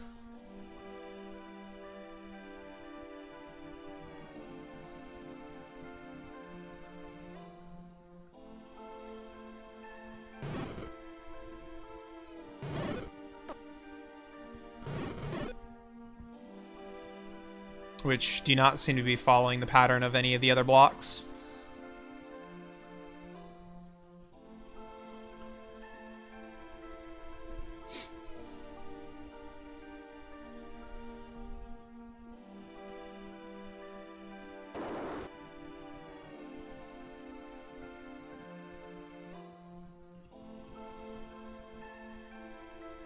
What? Now I'm getting torched. I should have reset. I absolutely should have reset. guess we're going all the way back around. This is slow.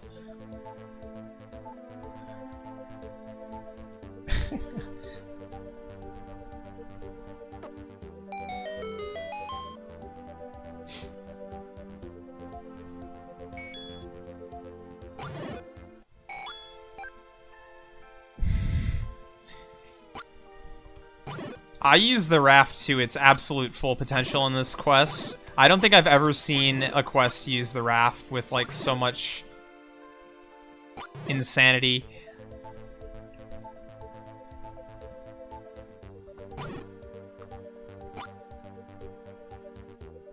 No, this quest does not have a compass anywhere. Okay, that's a shortcut. I'm probably gonna die, so...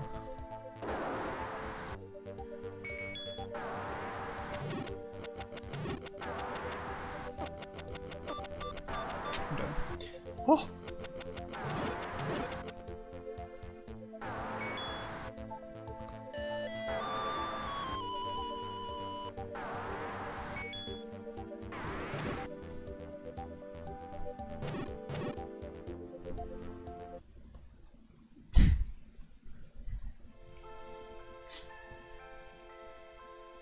Don't mind me. Just accepting my fate.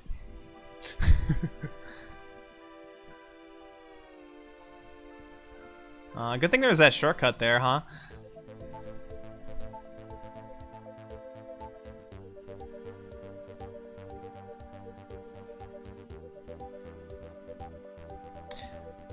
Yeah, so I mentioned it before, but, like, these lava, like, cycling and also kind of the push blocks over the lava was definitely something I pretty much stole straight out of Hero Dreams.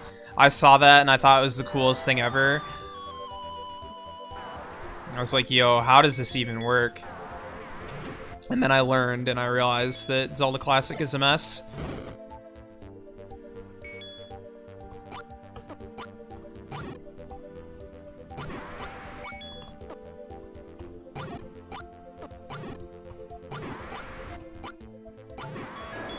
Alright, we have found the wand. The wand will let us hit these magical switches. If I can find any, that is. Trying to remember the right ways to go to get the keys that I need to get the places that I want to go. Should probably go this way first, I guess.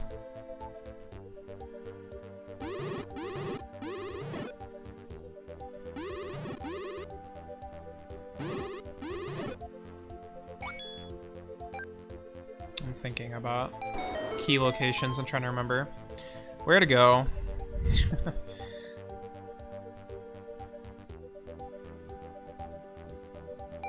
Yeah, I think I need to take this loop. I could have taken a shortcut though, in retrospect, but it's fine.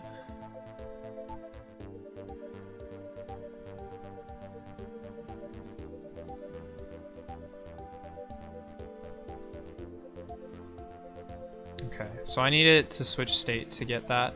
So we have these things here. These guys will change state of the room and of the dungeon so that, you know, it turns the gears of time here and we can you know, make progress.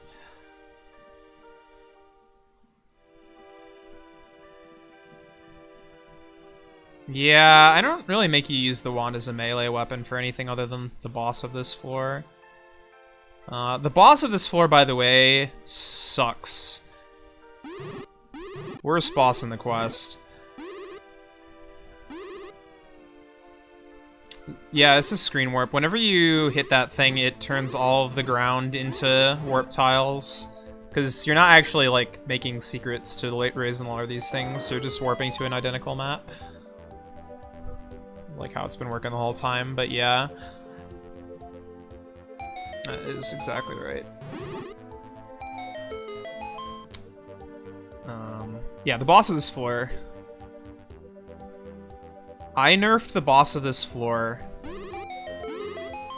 I think probably about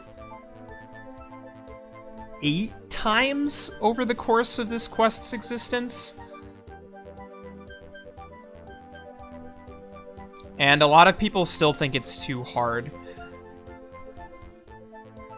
So basically how not to design a boss in a nutshell. No, he wasn't worse. He was worse. That's what he was.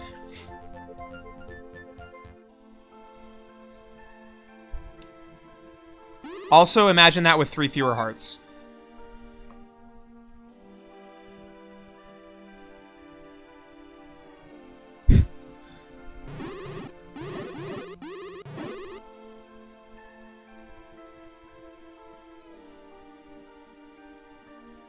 One, two, three, four. Got it.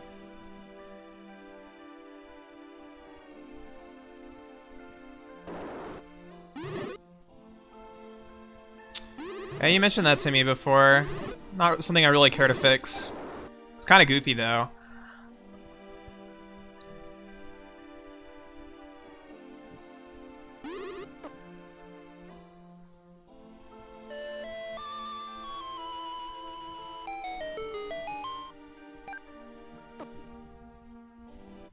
Alright.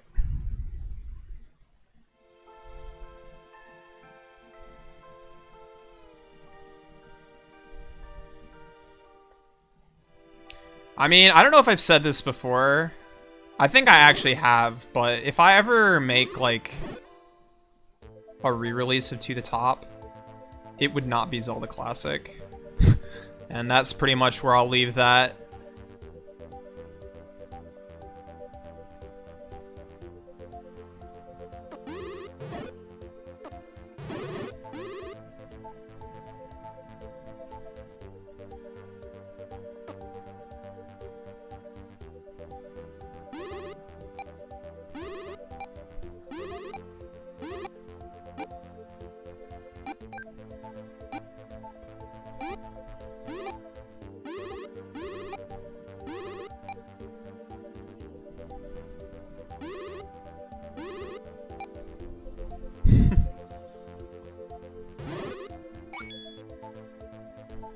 Yeah, Lumen's Adventure would also not be ZC. I'm going the wrong way now for sure.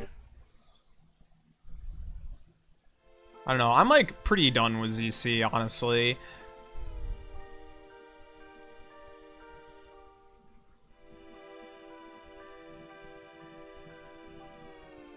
Yeah, I would have to completely remake it. I mean, exactly, yeah.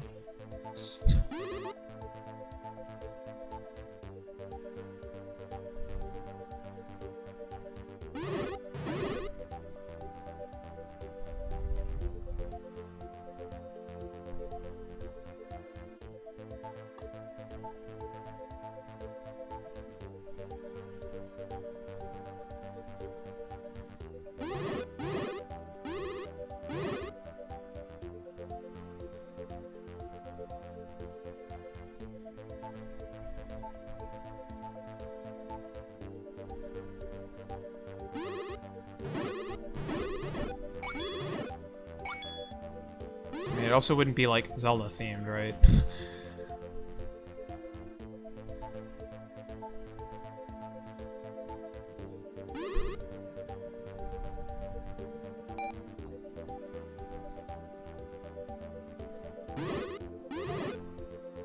Lumen's Adventure is... I mean, it was being made in ZC. It's not, like, in development at all. Like, I haven't ever done anything that's not ZC for it, but... I would need to start it from scratch.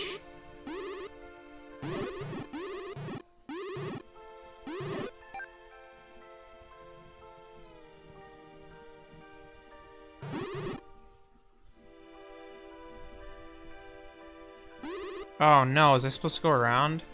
I goofed.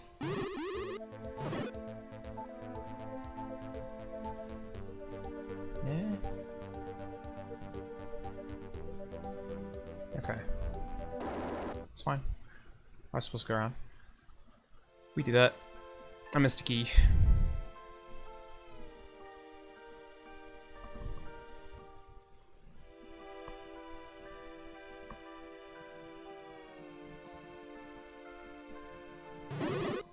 The map comes way too late in this dungeon. Like, I still don't have access to it. It's in, like, the next sphere. I need to trip the one-time secret. So this is the thing I was, like, mentioning, like, oh, the alternating between one-time secrets and so on and so forth, but, this dungeon is both a multi-state dungeon and a dungeon that has a one-time secret that, like, changes the state permanently, which is those golden blocks. So this is, like, where we mix the two together.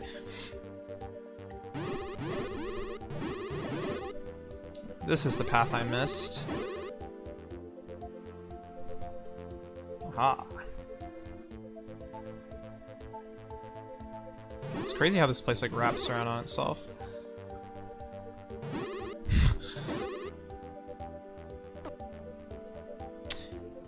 I will mention, I, like, actually designed all of these dungeons on graph paper by hand before, like, putting them into the game. So there was a lot of, like, kind of... From the overall design or whatever, I knew how things were going to fit together in the floor.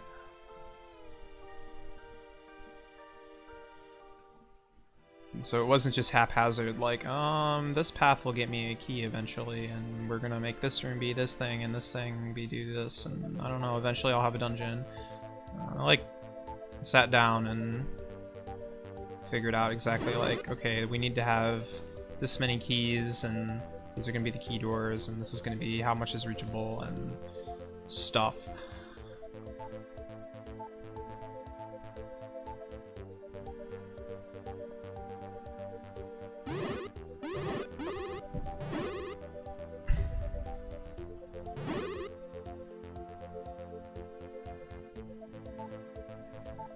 I mean, I can talk about that now,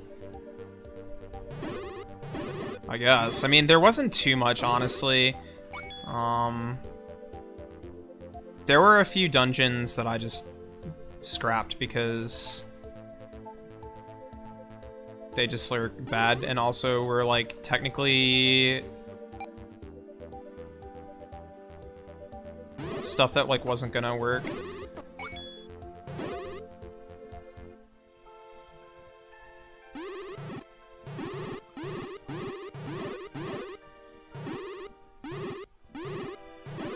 I mean, we're talking about to the top, right?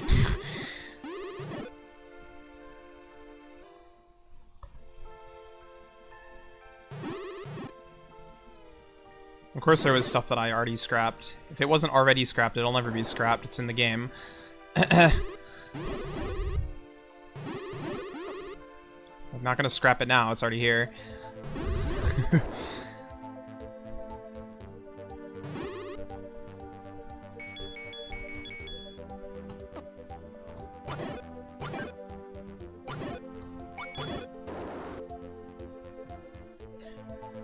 Alright. Oh, from floors 1 to 5? Can't remember, it's been way too long. Alright, 1, 2... Okay, so I'll show, like, if you hit the wrong thing, nothing happens. So you don't, like, waste keys by using them out of order or something. Every time I use a key in here, it's actually a separate room. I'm, like, warping into a new room when I place a key. Because you can actually do tiered keys in ZC, but it can't remember them, so never do tiered keys in ZC, because you will end up wasting your keys forever if you try to put that mechanic in. Unless you script it somehow.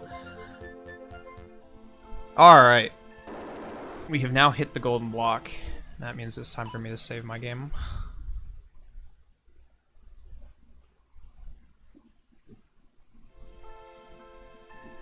Most of the changes in floors 1 through 5 were things like adding, you know, these shortcuts here and adding, like, various notches on blocks to show you which ones are pushable, and, like,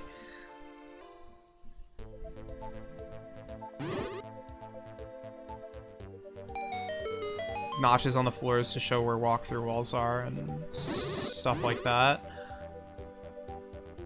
That kind of thing.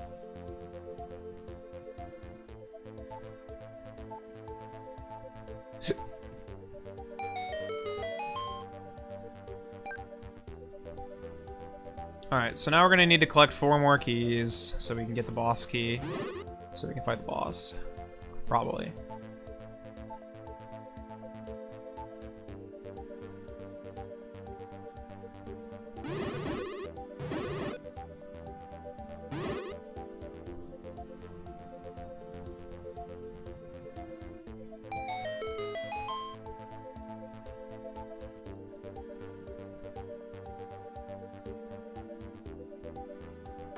Ow.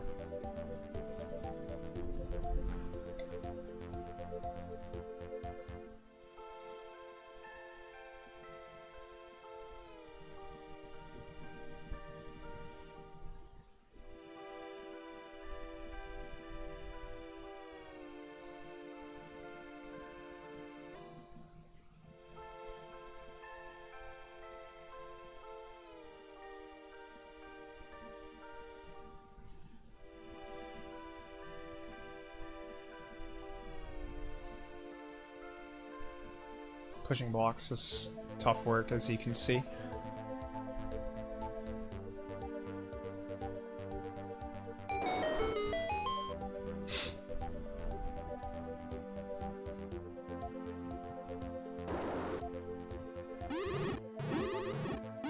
And I think there used to be five of these ghosts in this room.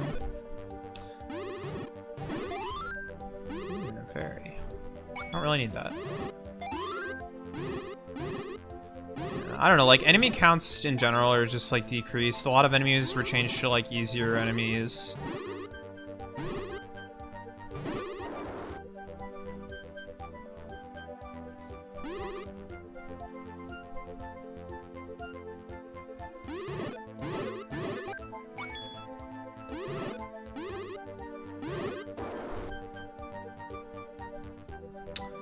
Go back around the loop. Kill these guys again, because this is actually different rooms, so it doesn't remember that they're dead.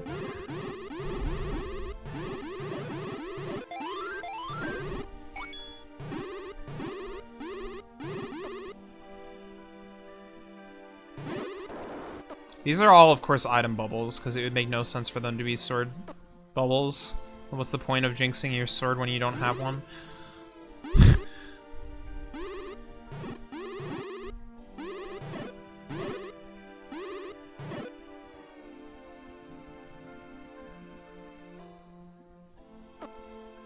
Dude, I feel like I'm playing Grunts.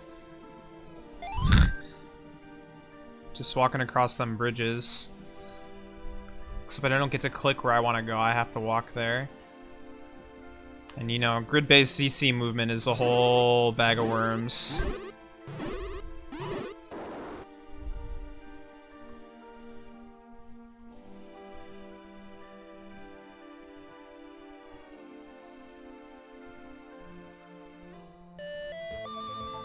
Probably just missed this.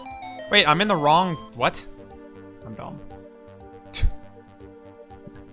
I went all the way around and I was wrong. Okay, so that means I need to come at this from above in the other version of the... okay. How do I do that?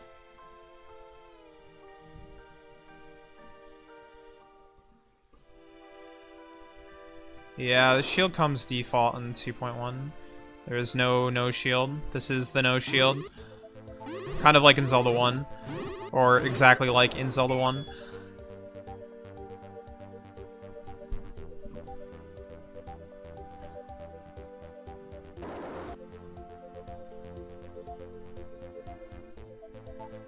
Oh, this is going to be a common theme.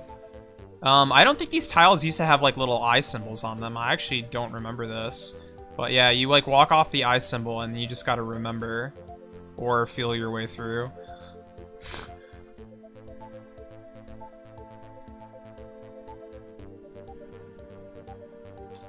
Boy.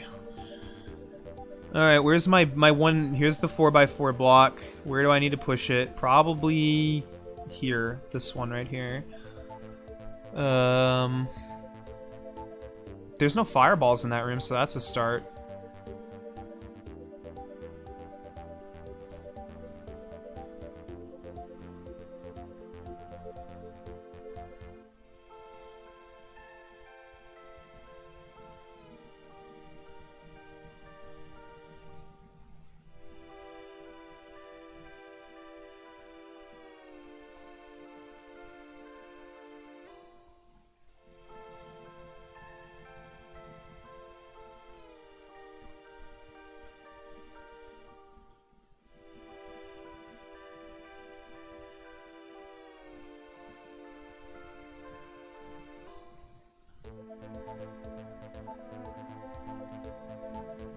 I blocked off the middle of the room. Are you kidding me? I didn't even conceive of this problem. The heck?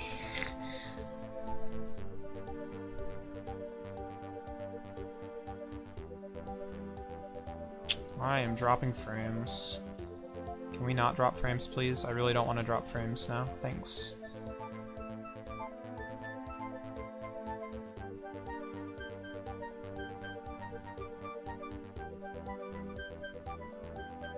No, I'm dropping frames.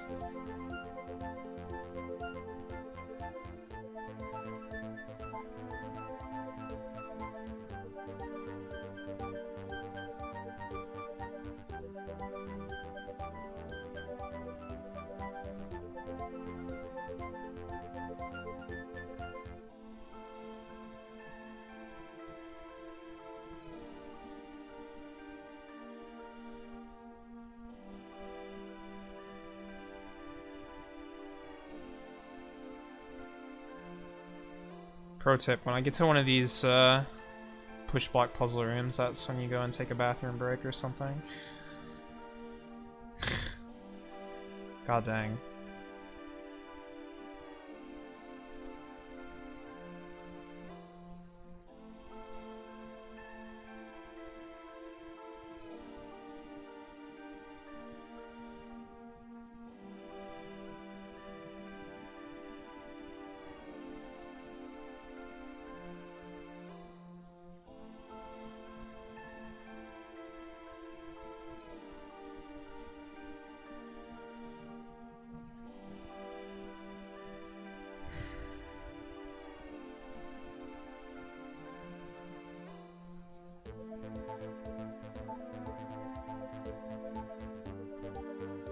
So you might think that I'm halfway through the quest if you've never seen this before, but that could not be further from the truth.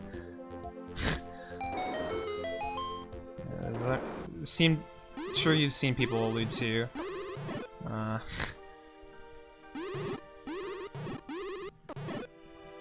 mean, like, sure, the floors are getting longer, so you wouldn't really put floor 5 at the middle, maybe like 6 or 7, but actually even that's not true. I think probably the end of, like, floor 8 is, like, maybe the middle of the quest. Maybe.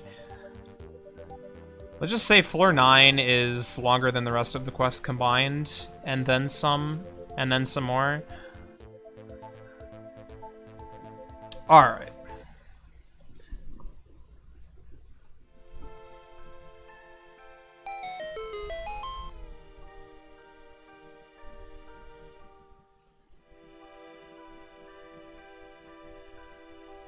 I'm missing 2 more keys. Where to go? Where to go? I can remember one. Where have I not been? Let's look at the map. Whoa. I got one of those. The top left corner, I think, is where the boss key is at. Oh, that's right. There was this key here that I was supposed to get by going the other way around through this loop. Alright. Alright, I remember they are.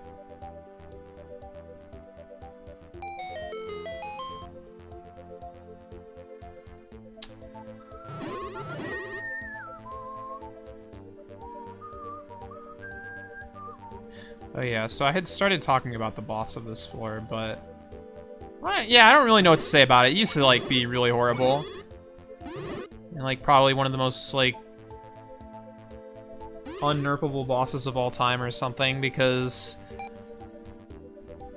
like, released the initial boss, and people played it, and were able to beat it after a lot of work, but they were like, yeah, this boss is too hard, so I was like, okay, like, what do we need to change? They're like... you know, you need to remove fireballs or something. So I was like, okay, I'll remove fireballs. So I removed some fireballs. And the joke is here that it used to be the case that for a large portion of a lot of the boss, the entire floor was shooting fireballs. Every tile on the floor was shooting fireballs.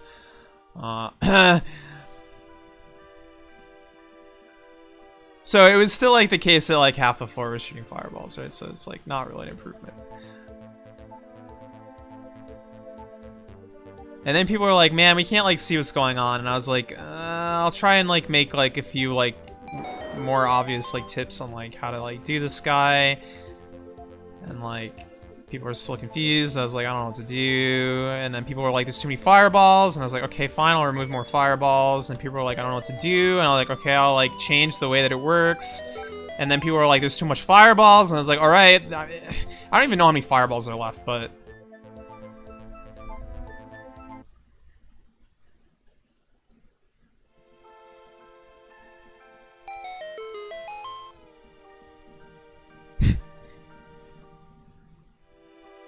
the point is there were too many fireballs.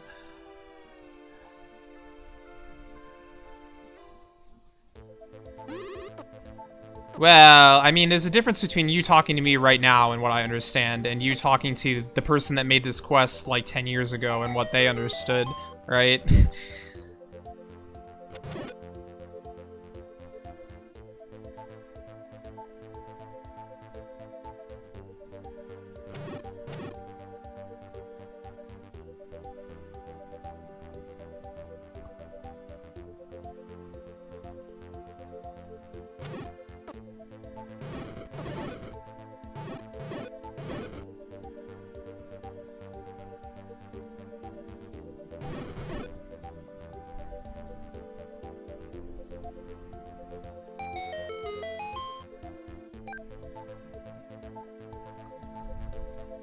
That being said, and I guess this is kind of a tangent, but like, I do think that like there can be a setup in which like mandatory damage is like okay, like it's not like just instant no, like can't do that, otherwise your game is terrible. But it depends on like how the game is set up and what the player's expectations are that actually makes it a problem. But in general, in a game like this, I do believe that, yeah, you should be able to actually beat the game without taking damage as a challenge. Maybe it'll be super hard, but it should be, in theory, possible. Right?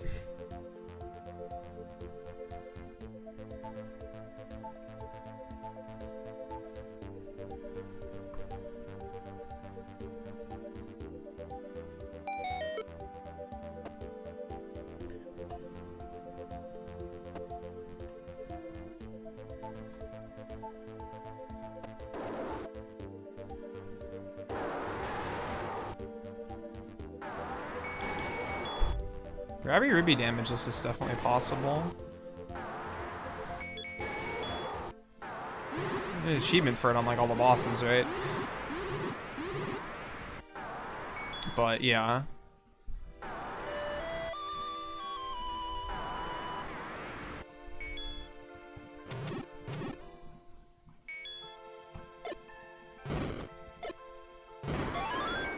I just got the boss key in case you couldn't see that, because I couldn't see that.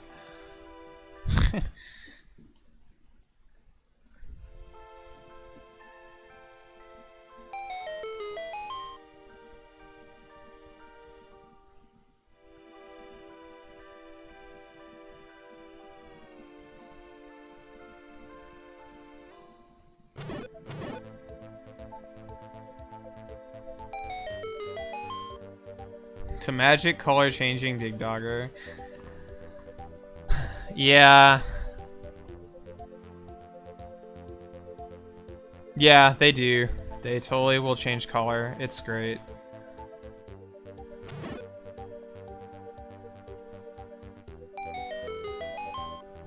There's like, I'm trying to remember the exact reason. There's like only one like available boss palette at a time or something like that, and so it fills it down like in the order that the bosses show up, or I guess sets it as the bosses show up or spawn or whatever. Which is why that like Dig Dogger like became green, because there were Aquamentai in the room.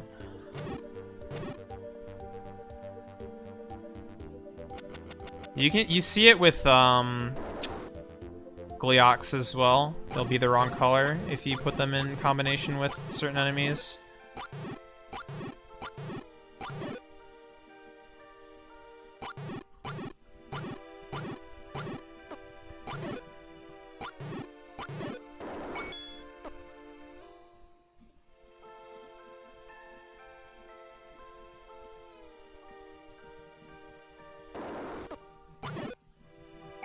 Right.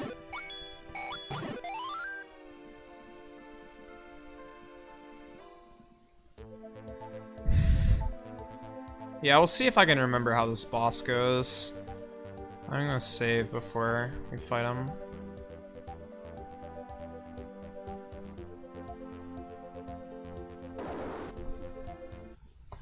Thank God for the shortcut straight to the boss. Actually, this shortcut may have always existed.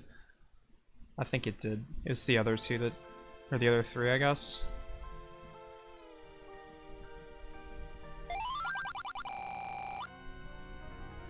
Alright, this is the Master of Illusions. I will lose my life. Alright. So, I think when he's yellow, you gotta hit him... Oh, look, there's no fireballs. What the heck? Okay, when he's yellow, you hit him with the wand magic. When he's blue, you hit him with reflected magic. Which you're thinking reflected magic. But yes, these links reflect magic. The ones that are facing forward are sponges. The ones that are facing this way go that way, and this one goes that way. And then pink is melee. You just smack him. So, 1, 2, 3. And then he starts, like, doing crazy things to the floor. Don't worry about it.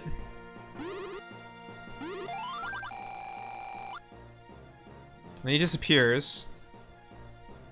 So this is actually crazy, by the way. The fact that he's invisible and, like, overneath this ground here. Because this is combo cycling. That he appears and disappears. And this is, like, a layer above the ground. Which is, like, not something you're supposed to be able to do, which I mentioned before. I don't remember exactly how I pulled it off this time, but there's, like, various tricks.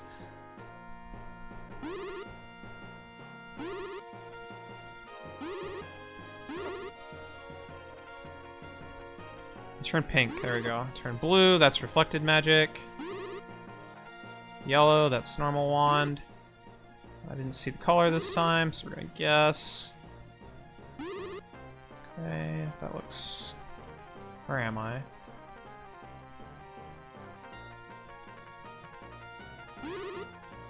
There it is. Okay. Ah.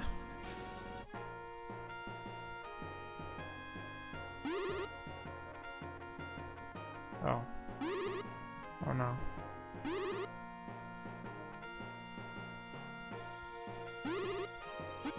Found him. No, he's dead. So yeah, you just kind of hit him a bunch of times, and he dies.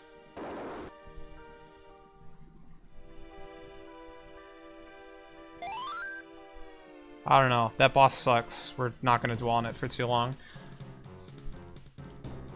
Oh yeah, this shortcut was also added after the fact, huh? I wonder if there's any shortcuts on floor 7 that I don't remember about.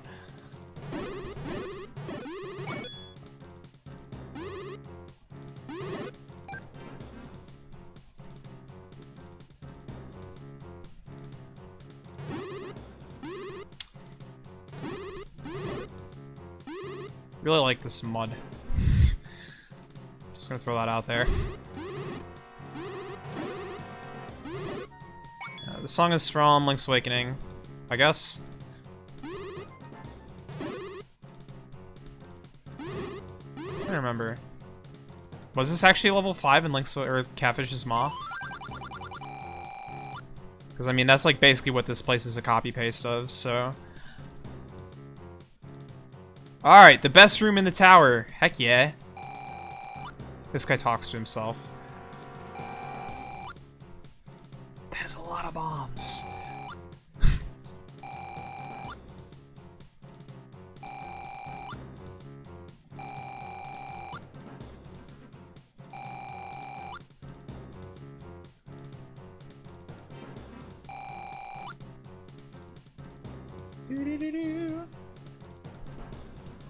Alright, I have 95 bombs now.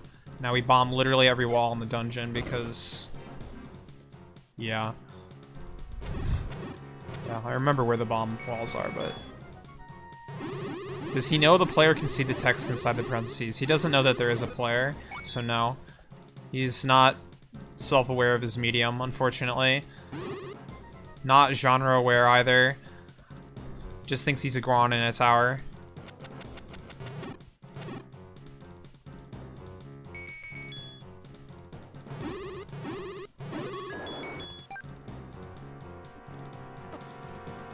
Ah.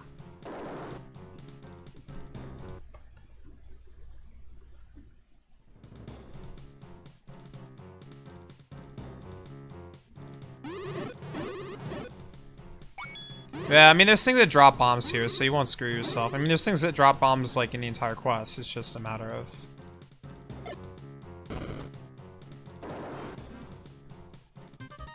Ah. So this is our friend Stalfos. If you look in the corner there, there's a single block, meaning this is the first time that we fight him. Again, straight out of A Link to the Past, you, like, fight this guy multiple times in the rooms with the numbered blocks in the corner, and once you've done it enough times, you get a reward. Which is... the sword. So... hype for the sword actually being in this quest.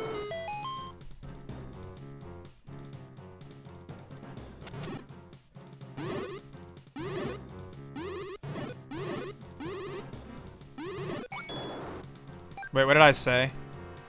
Did I say Link to the Past?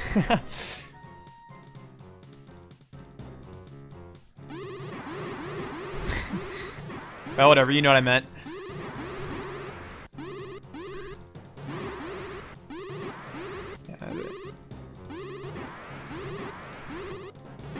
I mean, to be fair, the Stalfos is straight out of A Link to the Past, so... like, it's pretty much the Stalfos enemy from A Link to the Past, just as a mini-boss now. So...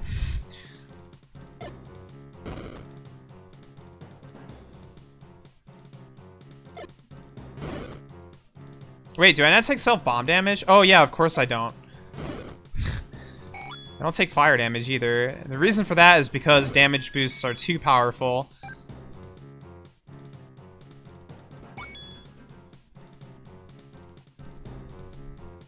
So no damage boost for you. Also no self-damage.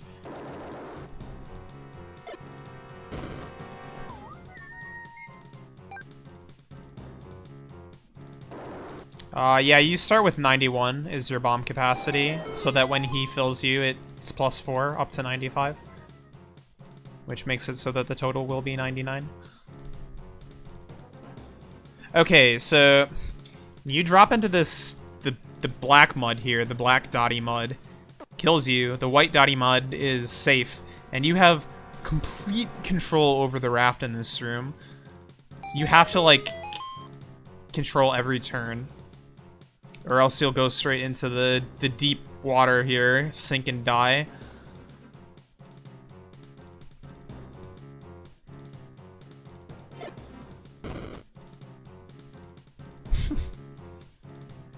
What? The Goron already said there's a refill later. I don't know. It doesn't seem like a spoiler to me.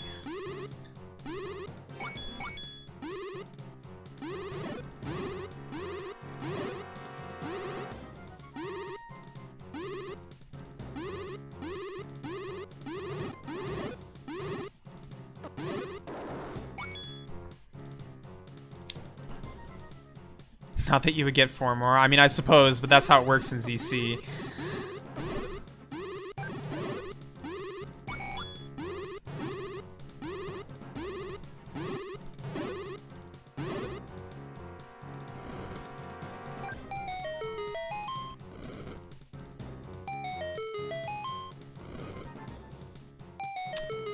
Lighting torches. Doo-doo-doo-doo.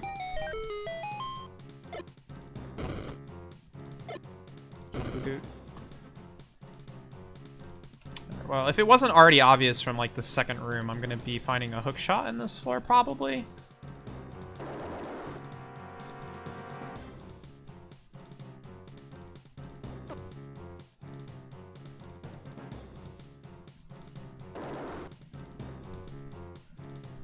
Oh yeah, also these guys that, like, blend in with the ground. The Mudzels.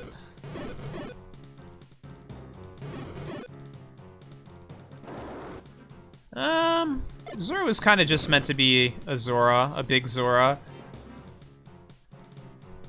pretty much the running theme of most of the bosses in this quest was I took an enemy that was like 1 tile and just like upscaled it to 2x2 tiles. Like that's what the Stalfos is here too.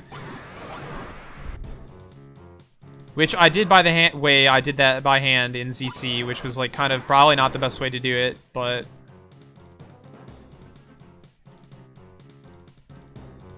you know, oh well.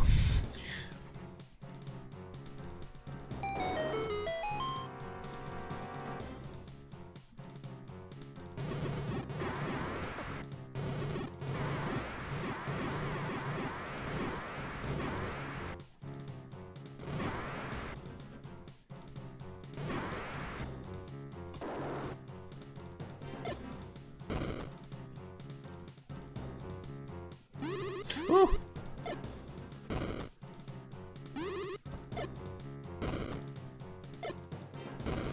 You couldn't tell I'm not particularly good with bombs.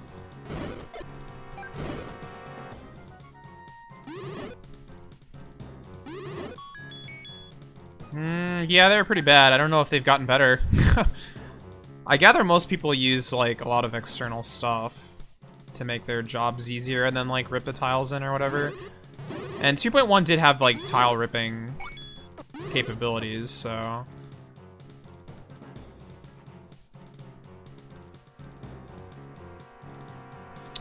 this is a gimmick straight out of Link's Awakening as well. You'll remember the order here, which I've already forgot. 1, 2, 3. What was... Whatever. I'm gonna have to remember this later, and I'm gonna die because I don't. But...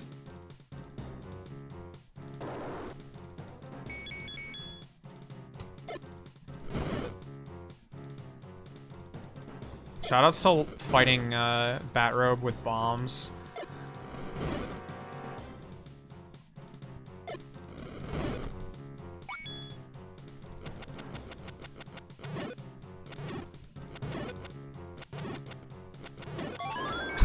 I'm on top of the item every time. Well, that was the hook shot. Woo.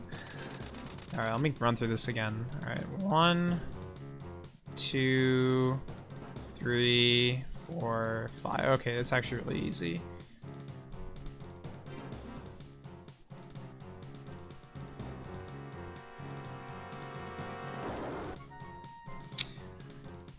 Oh man. Okay, so I don't know if you can see it, because apparently it's really hard for some people to see this, and maybe stream is like a problem too with the bitrate, but some of the tiles are animating and some of them are not. The ones that are animating are like deep mud, and the ones that are not are like, I guess, dry mud, which is safe to walk on. Okay, this is room 4. Alright.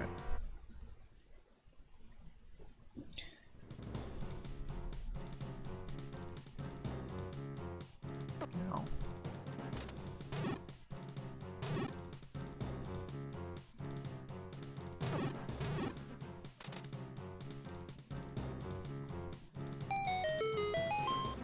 Yeah, I am controlling the raft right now.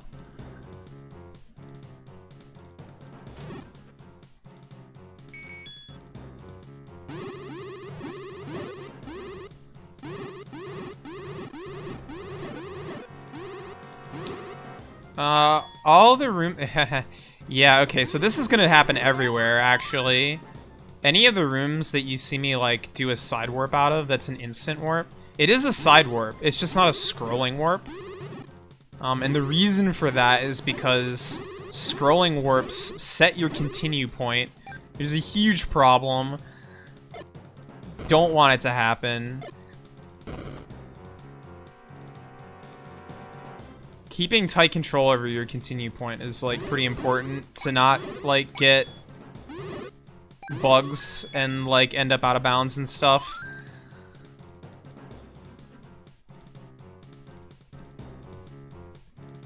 So yeah, there are 0 scrolling warps in this quest. I always make them instant. Even if it looks worse, I don't care. It's like... the scrolling warps are just too much of a pain to deal with.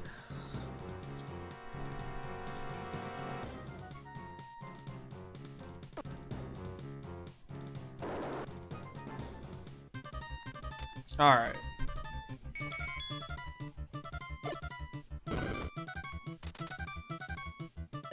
Whoops. How do I scroll the other way? Okay. So yeah, now I can stun this guy. So I have to stun this guy.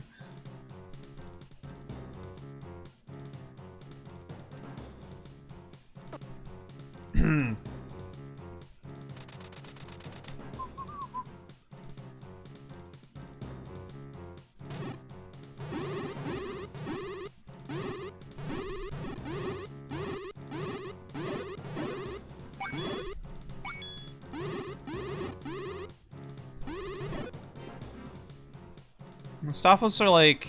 The Stalfos boss is like a pretty simple, like, custom boss. Like, it's kind of one of the most simple versions you'll see of how they work. Like, you could probably replicate this pretty easily if you wanted to, like, learn how to do 2.1 style custom bosses. I don't know why you would want to learn how to do 2.1 style custom bosses, but if you did, this is, like, the easy mode of all time.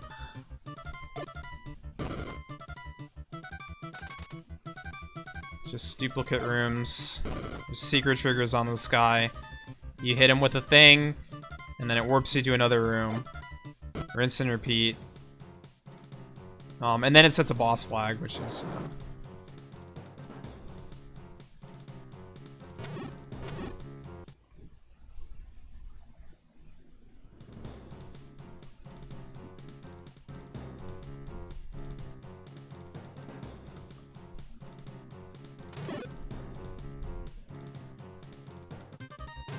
So this one's actually kind of interesting, because you actually do need to kill the Stalfos in this room. Oh! Ow. I'm gonna attempt to leave the Stalfos for last, because this is, like, I guess the catch.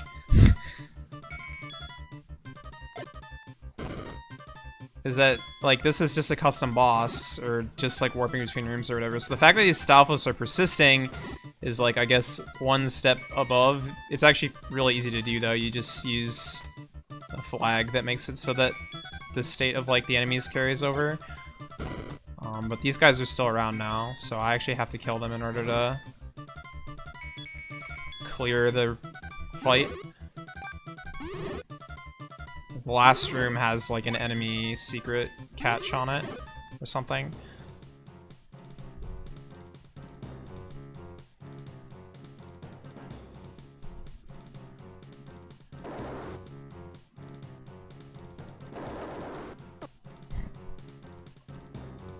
Just say that was on purpose.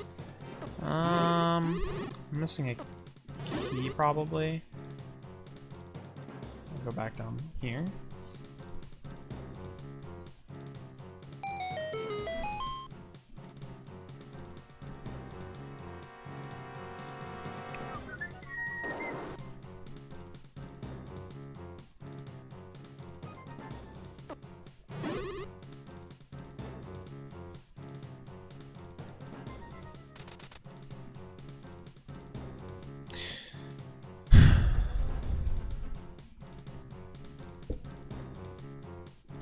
Bathroom break.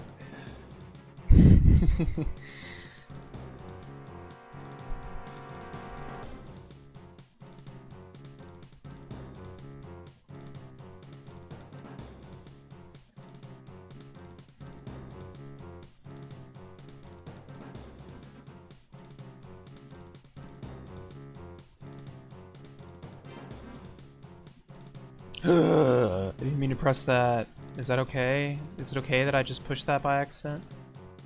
I think it's okay.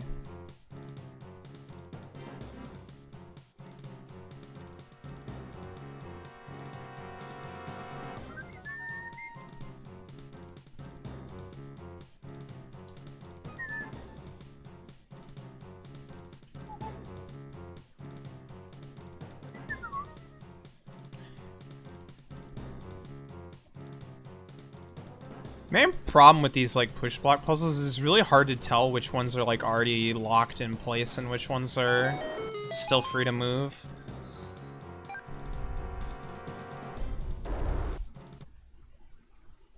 It's really easy to get, like, confused if you don't take, like, careful mental note of what you're doing, which I often don't do.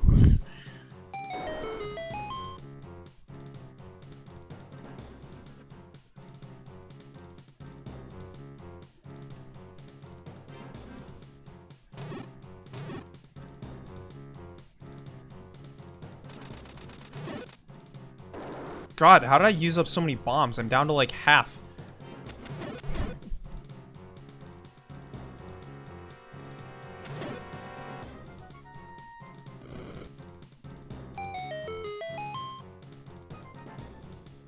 These are the rooms where you pray that you understand how to do grid-based Z3 movement. Grid-based, not Z3 movement. Because it's really easy to just like walk into those holes by pressing a direction you would never expect to put you in those holes. Like you press like, I want to go up, and then you like walk right and you just go straight into the hole and you're like, excuse me? What are you doing, Zelda? Learn to walk.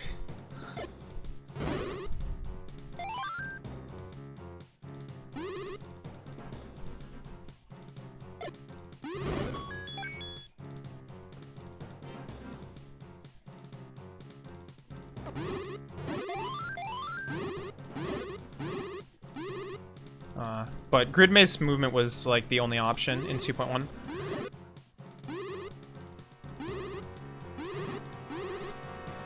So you're kind of stuck with it.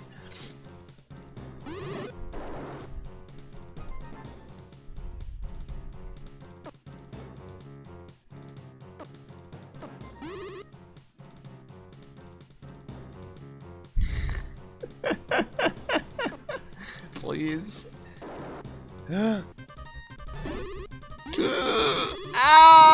I'm dead. I should have pulled out the boomerang. You got Stalfos 3.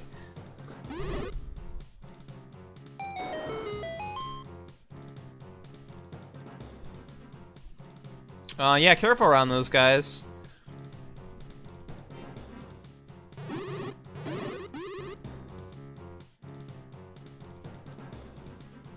Let's just say I did that on purpose to show off how unbalanced those idiots are.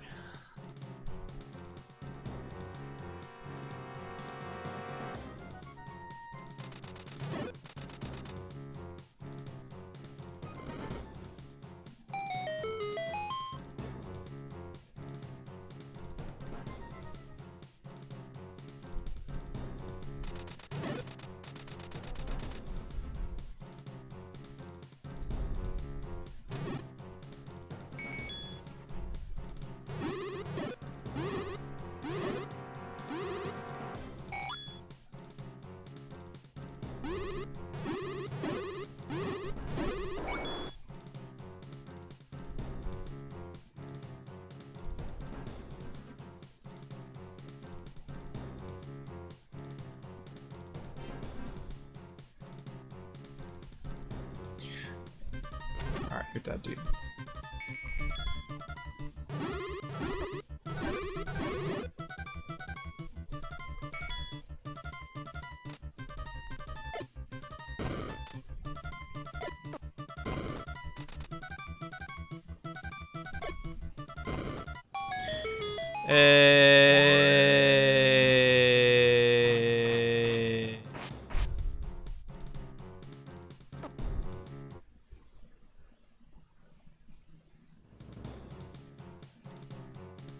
Alright, so now I can cut these things. It wasn't obvious that's what this was going to give me the power to do.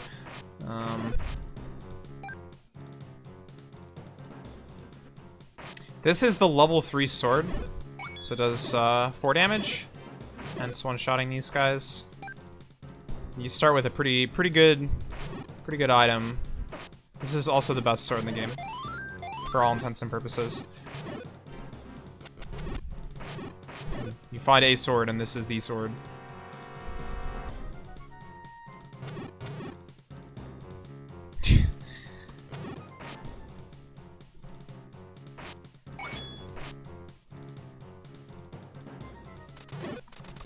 So, bound to give you a good one. Alright, so this is like the evolution of the lava bridge tile block things. So there was this problem with the lava ones, right? Because you could just damage boost if you didn't want to solve the puzzle. But now, if you like mess this up and fall in the hole, you're doomed. So. Good luck. I actually have to solve it.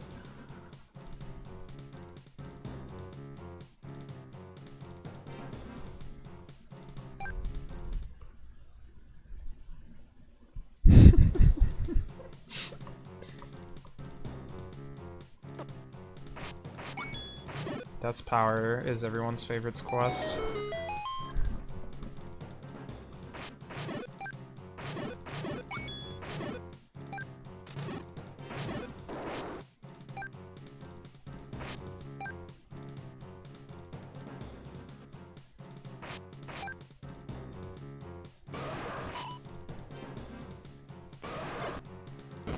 Nice start.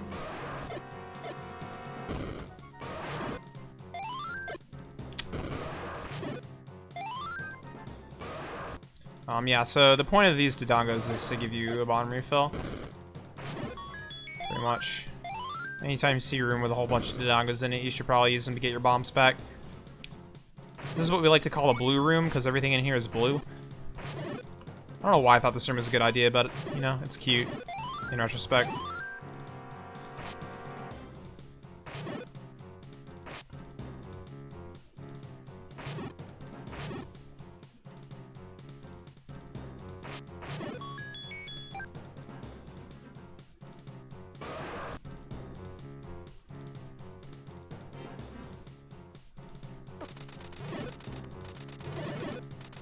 Kill all the keys before the keys kill you.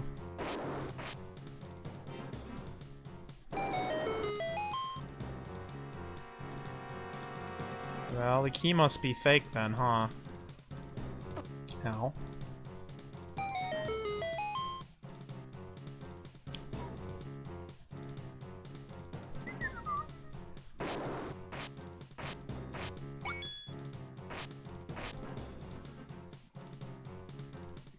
Okay, I already went this way. I'm looking for the... There was a spot here that needed me to break some crystals. Oh, that was at the bottom of the map. Okay, let's just...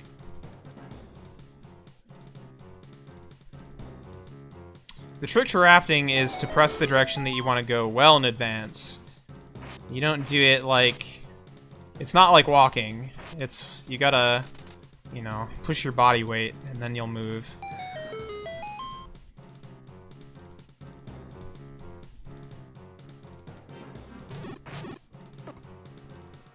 Just like real rafting.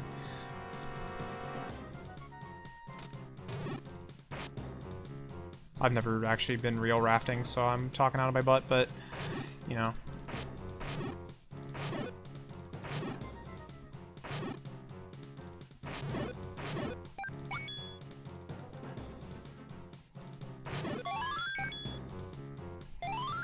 Is this all the keys? I think this might be all the keys.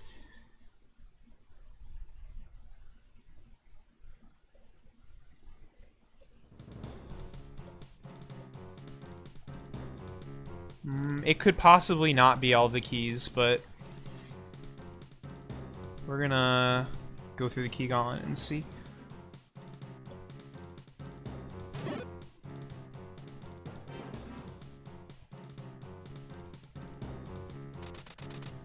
Oh!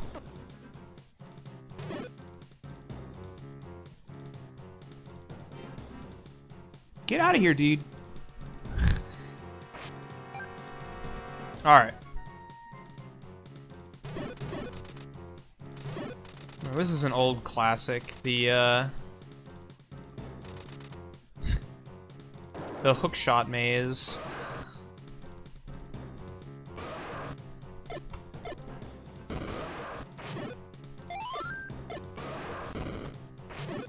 I don't know why I'm getting out of the way. I forgot bombs don't damage me in this quest. Habit, I guess. Alright. This room is infamous, I think.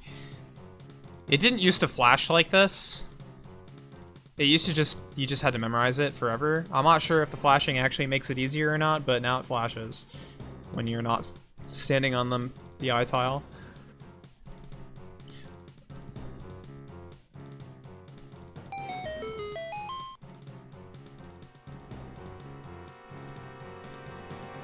Do I need another key? I do not need another key. Alright, we good.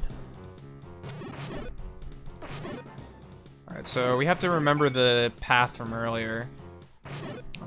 If you touch the wrong one, you take damage. So, don't do that.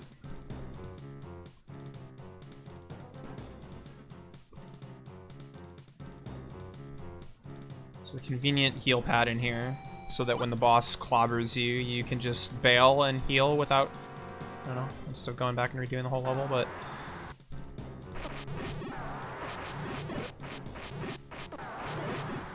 Because the boss will clobber you. This is the boss, by the way.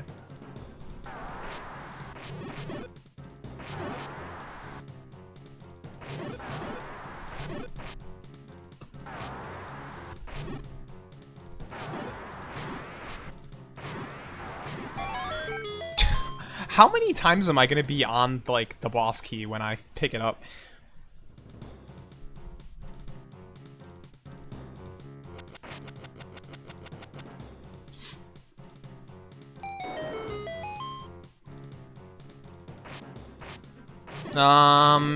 It warps you to...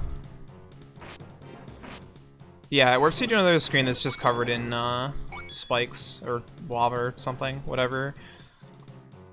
And, it has enemy carryover set so that the enemies, like, stay damaged and stuff, and then it warps you back after a time warp.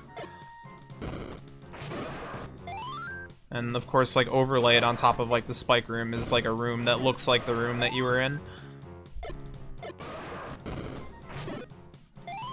And that's how, like, all of them are handled. And so there's a different one of those for every single place that you can fall in the dungeon. Patrick used to reset when you fell. It was obnoxious. I was like, yeah, this needs to not happen, and then I realized I could fix it really easily by using enemy carryover. So I did that.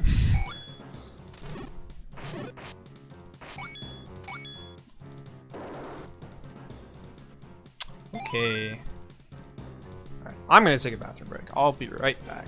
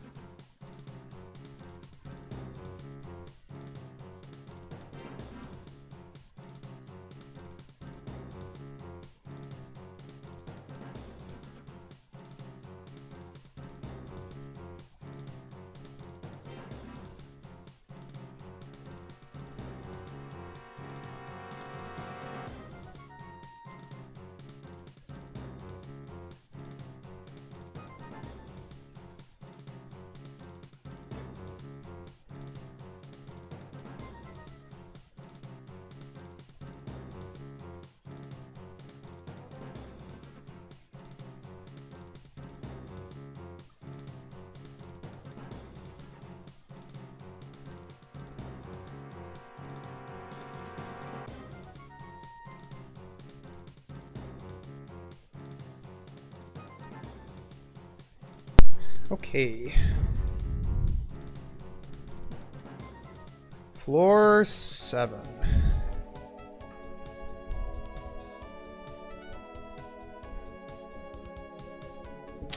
This song is from Golden Sun. Plays at the Venus Lighthouse, which is ironically like the Earth dungeon, or it's like sand themed. Of course I washed my hands. Please. We have the introduction here of... I guess introduction of like these overhangs. Overhanging things. Z3 torches, Z3 pillars.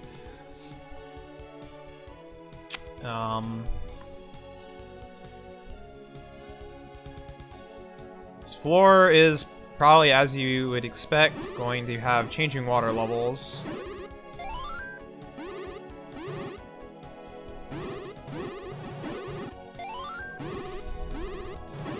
I kind of alluded to this earlier on floor 3 with, like, the like, level rooms. Oh yeah, also free rooms. I didn't even, like... didn't even register in my brain, but yes, we're no longer constrained to rooms with doors in the 4, like, centers of the sides. We have, like, these open rooms with these big open floors, and, I don't know, it feels a lot better once you get here and you're just like, heck yeah. Hello. We can also open chests with our sword now, finally, so I'll grab that key and we'll be on our way to the first key door.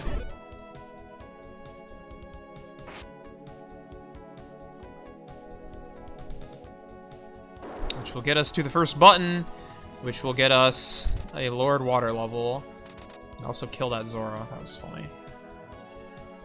So now we can go down at the, like, the basement floor, I guess.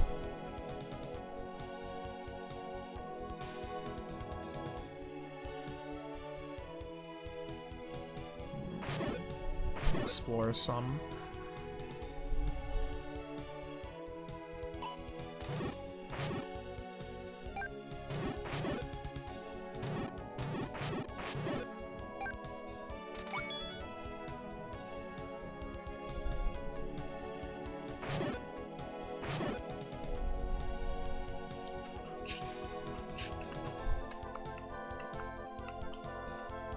Really like this song. So we've got this torch here. This light is off, so that's suspicious. You walk behind it, it lowers that button. The torches did not used to be off when there was something behind them. It used to just be like, you would go behind all the torches and sometimes something would happen. So I added that because, yeah, finding things behind torches is dumb. But,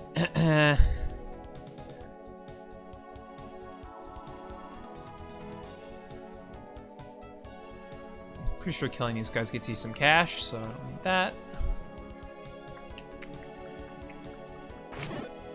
You kind of get like a glimpse of like a lot of the dungeon upstairs. Can't really get to it because it's like on the higher floors.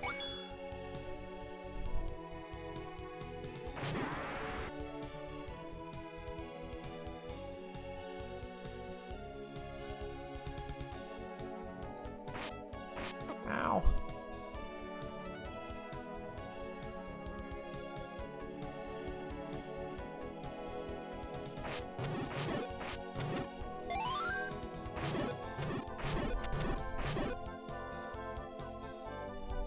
How to over under bridges.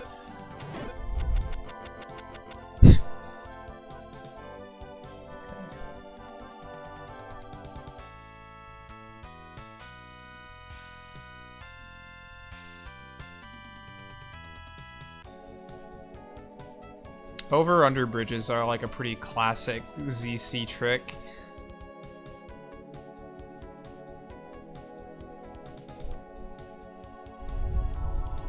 There's a number of ways to pull them off. I'll have their advantages and disadvantages.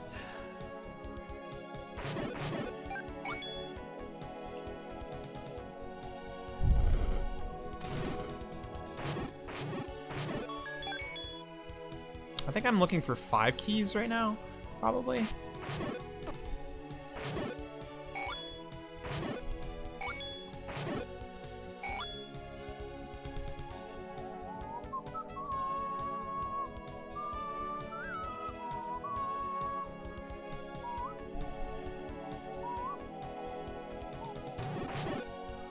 I guess I'm gonna go across the other side.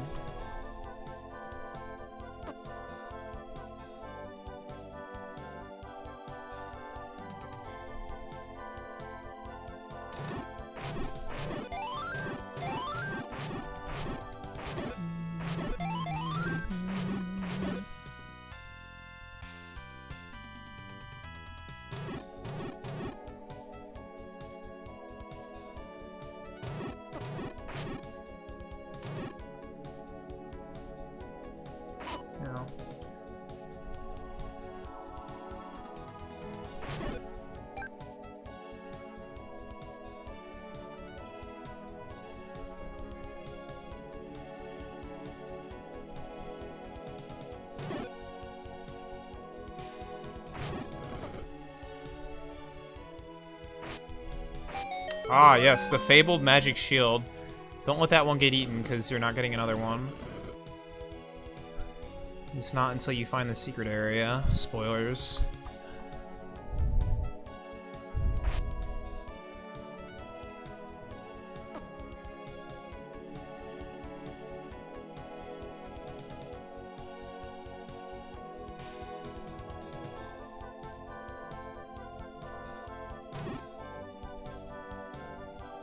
How do you over-under bridges?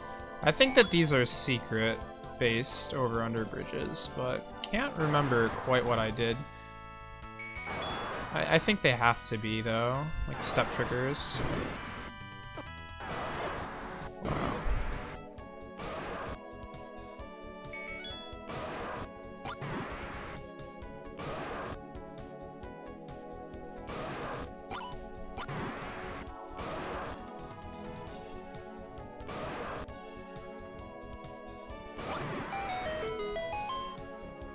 What pretty tiles? Yeah, I have kind of been intentionally ignoring the pretty tiles when they've shown up, but these are some pretty tiles, huh? I wonder what that could mean.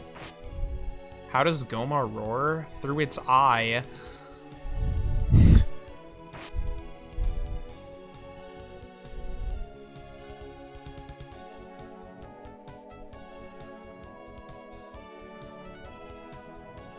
One, two, three, four, five.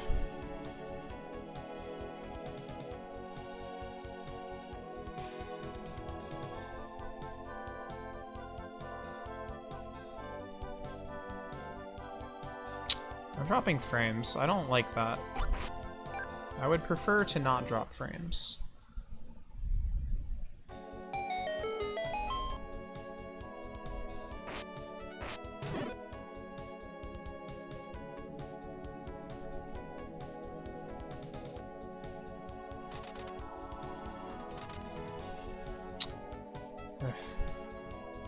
Doesn't look droppy? Okay. I mean, I am dropping frames, but I guess it's sparse enough. Never mind, okay. Well, there you go. You're welcome. Yeah, I'm having, like, blips. Some lows here are popping up. Wonder if there's anything I can do about that.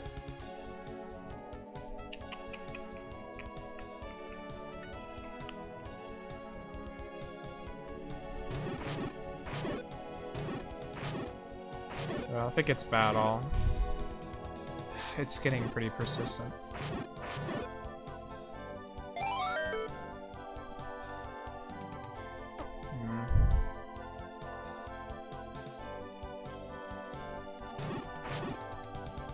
Alright.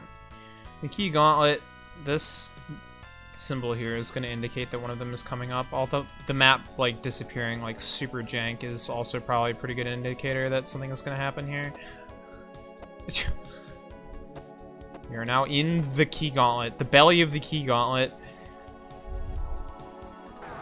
Oh god, this guy's still here. I thought this section got removed because it was too hard. That was a joke. Or a reference or something. Anyway, how do I kill this guy? Not like that. Yeah, I'll take it. Whatever. Didn't die. Alright. The ladder.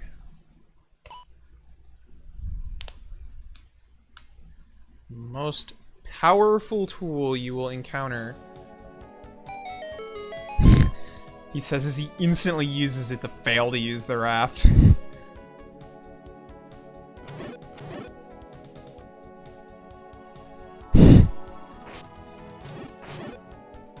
Yeah, you can use the ladder to cross water. Surprise. Water and gaps and stuff.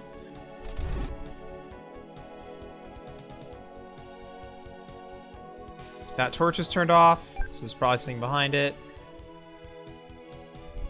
Glad there's that consistency now.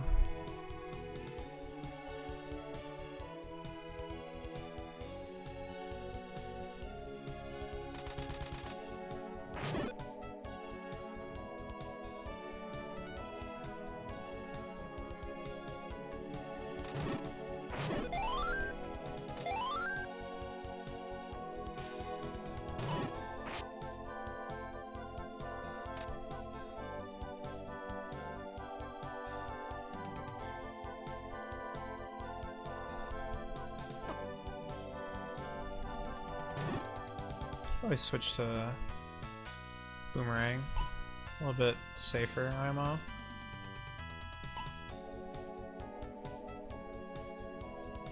We now get to use the ladder to do ladder mazes. Everyone's favorite.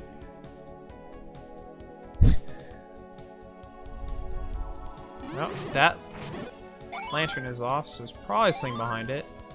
Ooh, what a fancy looking map.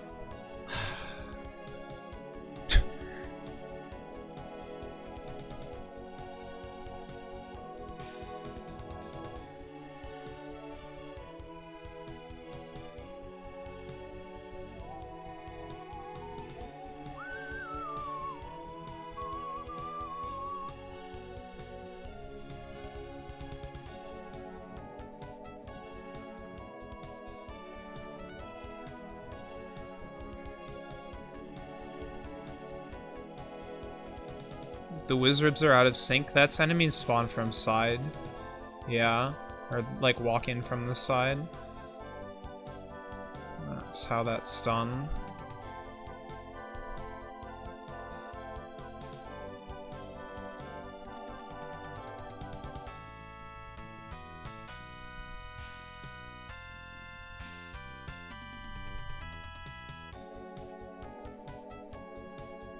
I'm screwed. Screwed. Oh, I've seen it. Believe me, I've seen it. I've seen it all. Yeah,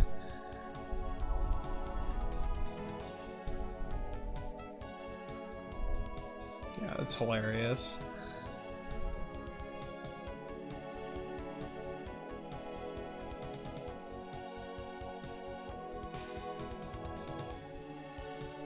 Did I do something dumb here? Again? For the second time in a row?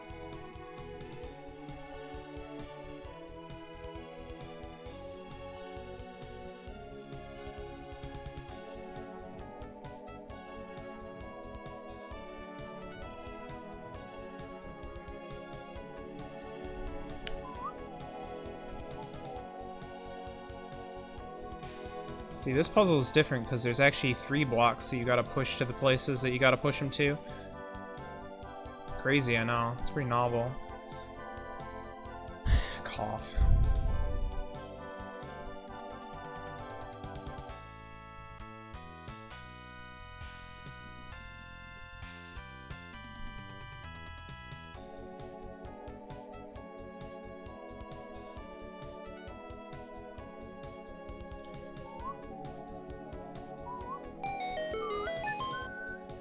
Key. Okay.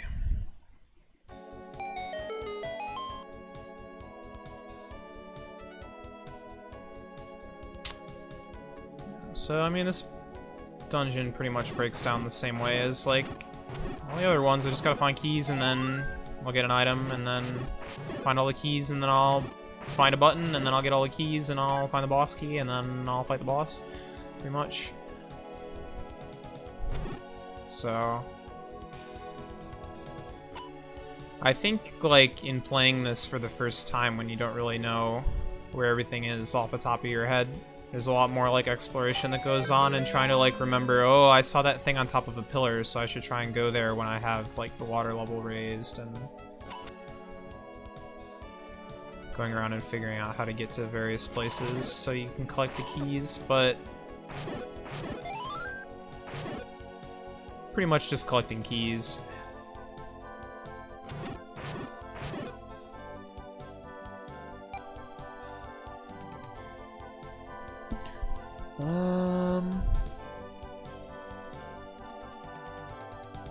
I'm missing one somewhere, though. Off the top of my head. Oh, yeah, okay, I know where to go. I think? Oh, I know where to go. Yeah, alright.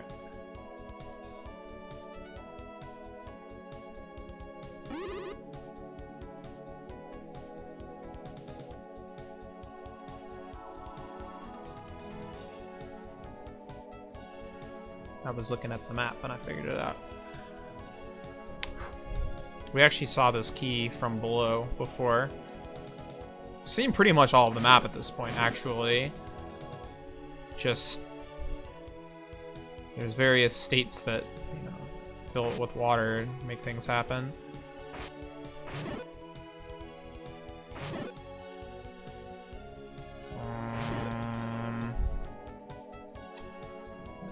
How do I get that button?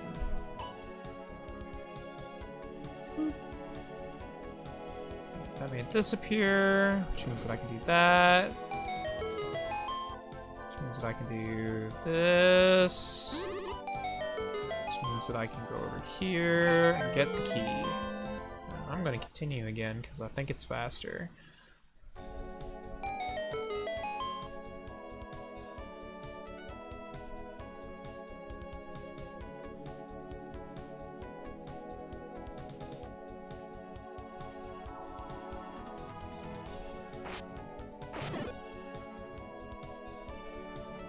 No, it's just a different map.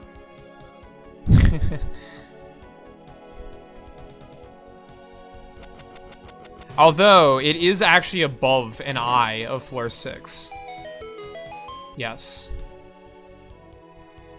It is an open room on the floor. I did make sure to do that.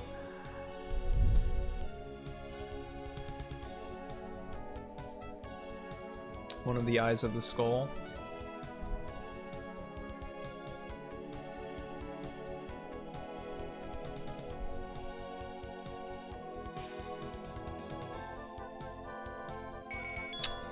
Ah, okay, so I just hit that button. That button stays hit. I should be able to reset the room and, okay, opposite of what I just said. The button doesn't stay hit until I solve one of the secrets, I think. I'm trying to remember exactly what the meaning of this button is, but I think that the meaning of this button is because something to do with permanent and temporary secrets. Can't remember exactly what it was, but basically one of the secrets here is going to be temporary because I'm on like I'm not on a dungeon D-map anymore. Okay, yeah, now this button stays pressed. Oh, and of course I have to redo the puzzle because I'm an idiot and I wanted to show that, but the point is I wanted you to have to light all the torches every time instead of like one of the torches awkwardly already being lit, I guess. The button can stay pressed, I don't care, but oh boy, everyone's favorite. Everyone loves this, dude.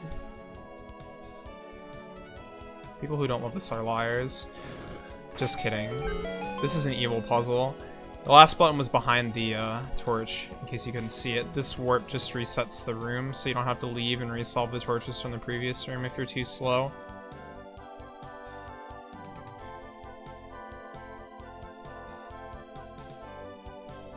I should probably show what those things do. I wasn't just pressing buttons. I have to solve this again.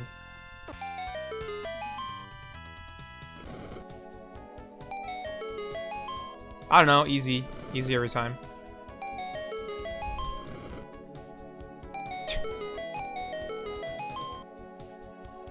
But yeah, you press the button and then it starts a timer. And then this thing sinks into the sand.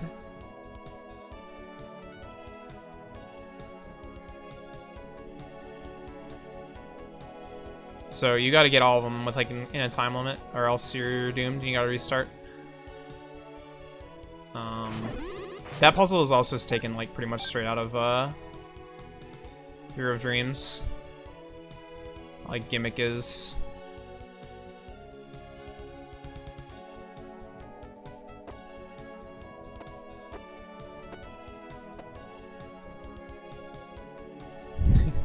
Yeah, it is very 2.1 magic. That's how everything works, actually. Alright. Filled the floor to its maximum water capacity. We shall now raft everywhere.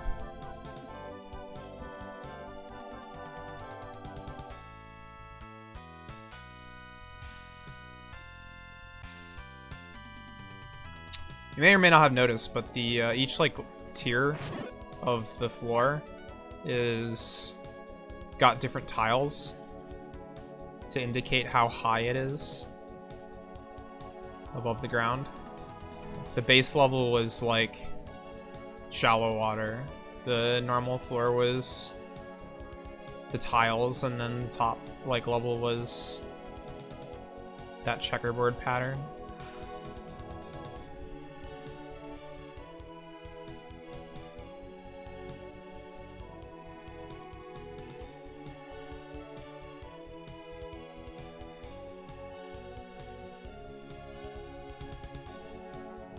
I think that's the name of the quest, yeah. I haven't played it.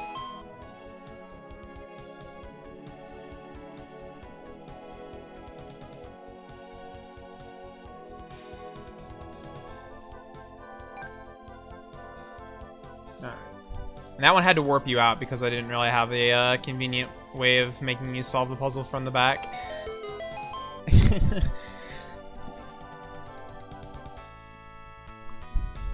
A little lazy, I guess, but you know, whatever.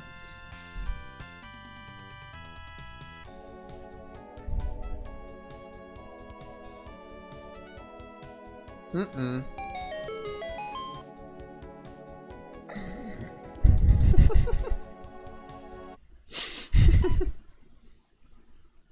Really? That's a new one.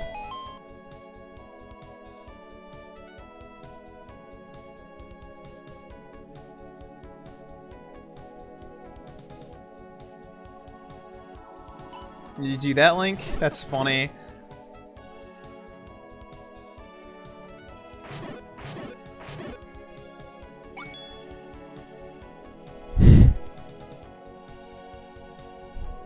Three legendary raft powers. No, they don't seem to be any shortcuts around here, so I guess we're just going back.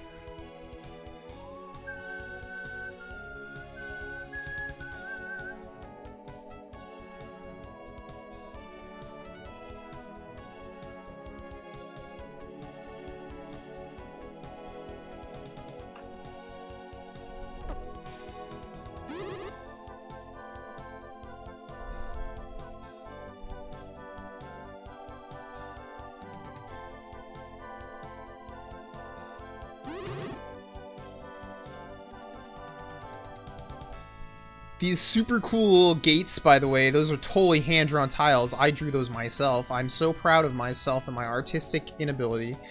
Yeah, they look pretty bad. At least they stick out. Anyway. I wouldn't say they look terrible, but... Alright.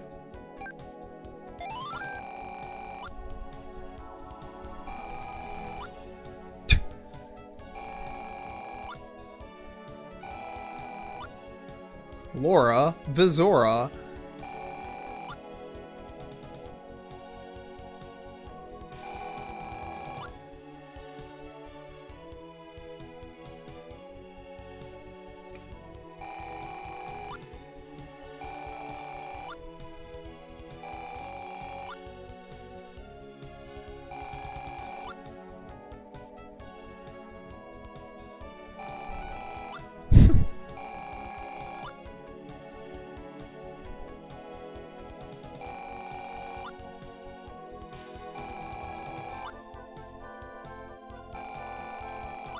Alright, here's our hint. This is our special hint of the day.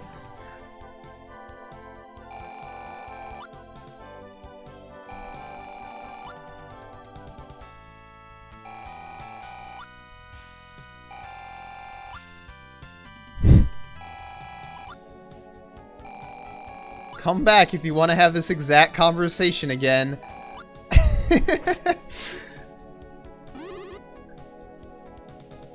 Too meta.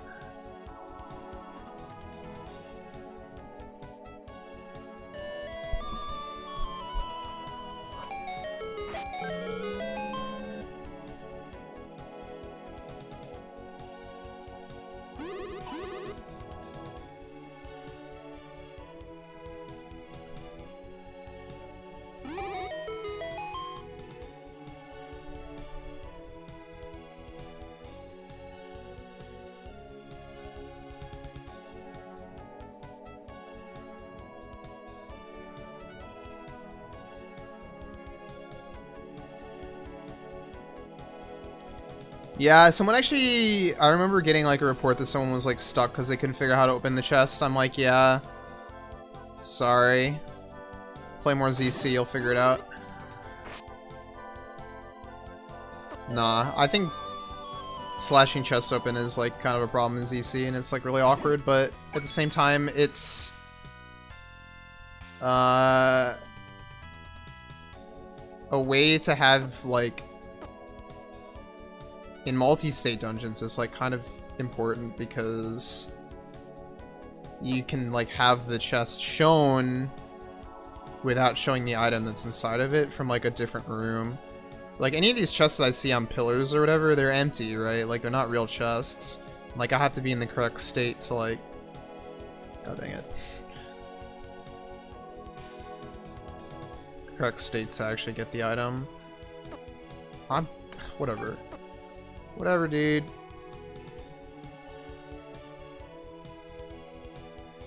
This room is garbage. Actual trash. And oh man, I was supposed to push that block too, huh?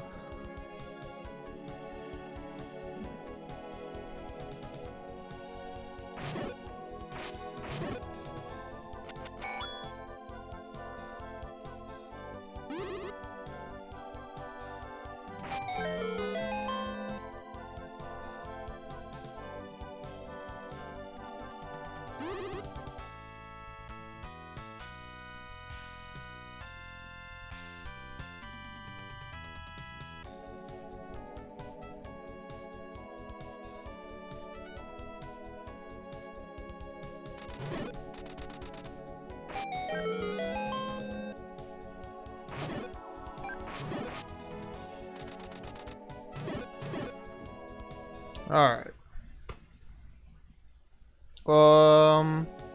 Maybe I should have kept the... I don't know. I don't really know what's faster in this situation, honestly.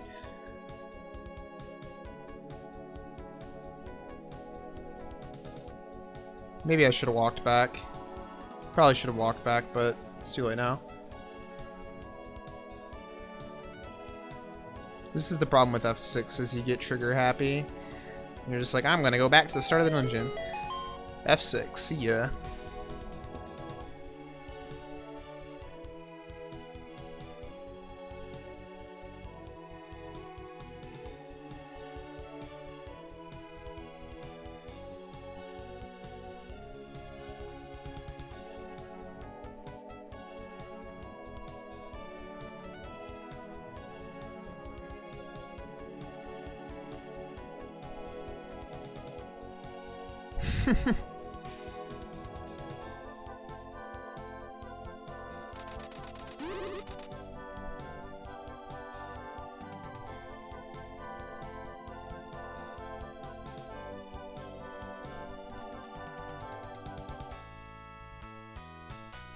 This level, like, design was really cool in concept, but it turned out to be, like, you get to the last floor or whatever, like, all the keys are all, like, kind of bunched up, and I didn't realize it was going to happen until it's, like, too late.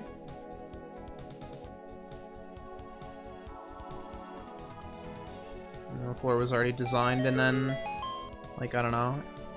Seemed cool in concept, but the actual, like, execution of the... it's not even the execution that's flawed, I think. It's just, the distribution is not so great.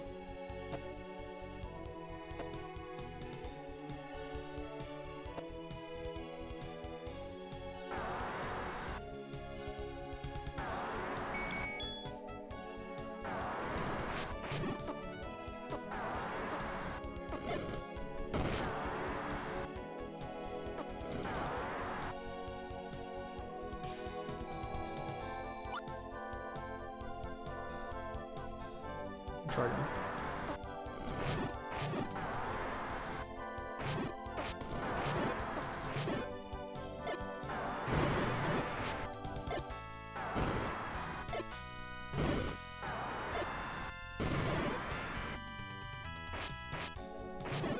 All right.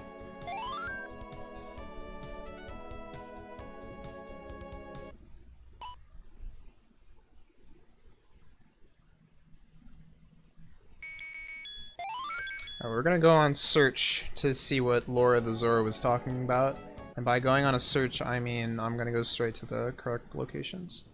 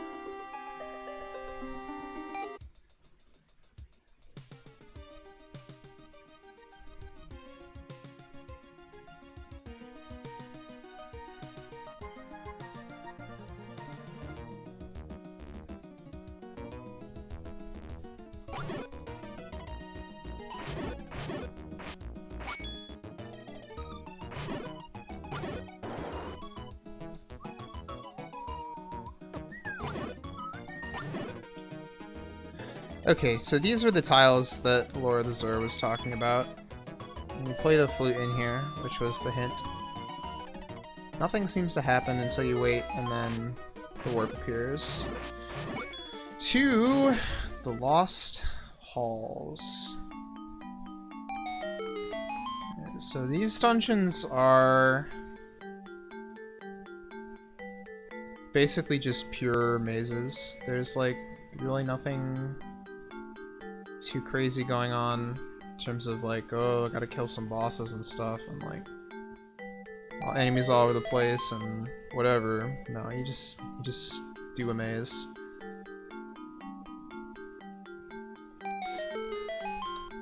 This particular one is pretty raft focused. These like raft things, when you hit the buttons here, it turns the path that you are able to take.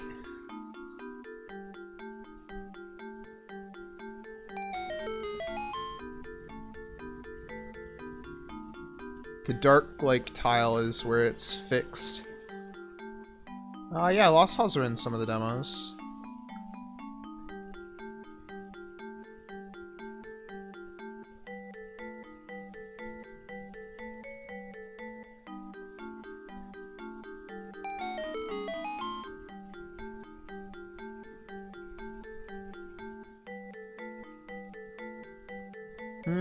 Not really. They just kind of have their own themes. I mean,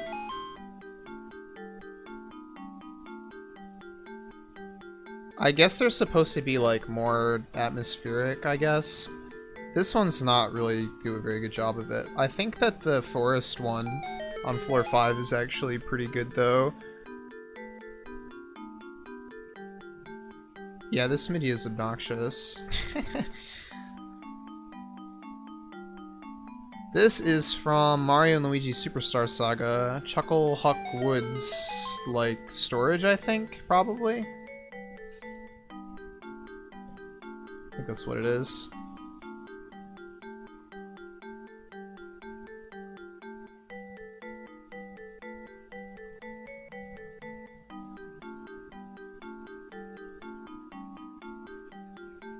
Dang.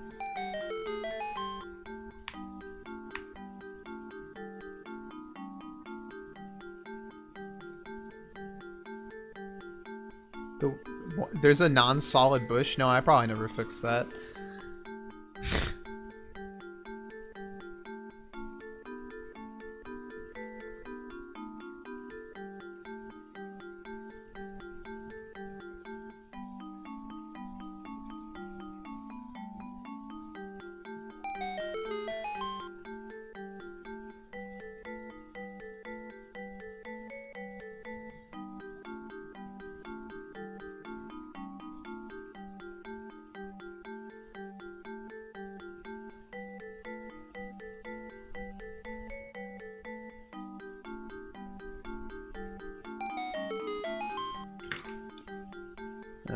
In this dungeon, like all the other ones, when I grew, I changed states. I'm actually warping between 2 duplicate maps, but I needed to be able to like handle the boss flags so that they would affect the proper like rooms in the dungeon, which can only be reached from certain states, which were often the like incorrect state.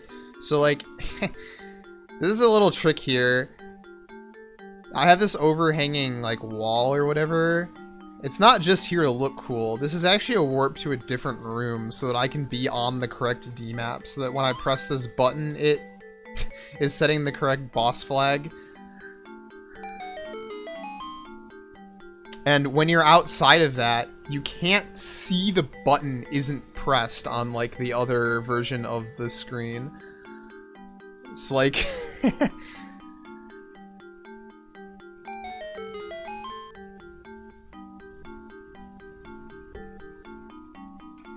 These are the kinds of tricks that I play all the time in this quest.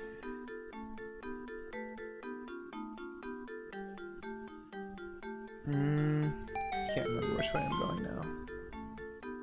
Okay.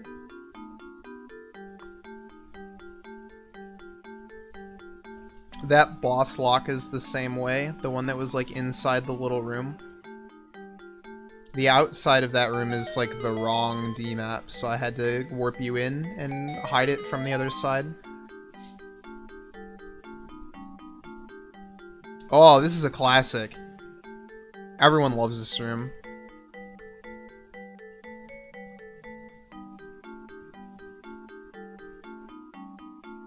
You touch these whirlpools, you'll get sucked back to the start of the floor. Am I walking on? It's shallow water. Or mud or something. Just everything here is grayscale, so...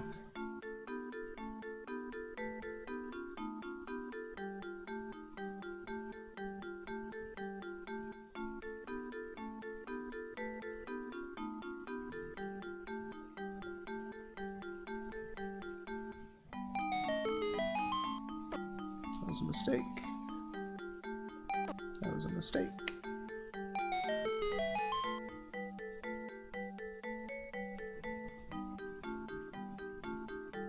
That'll do.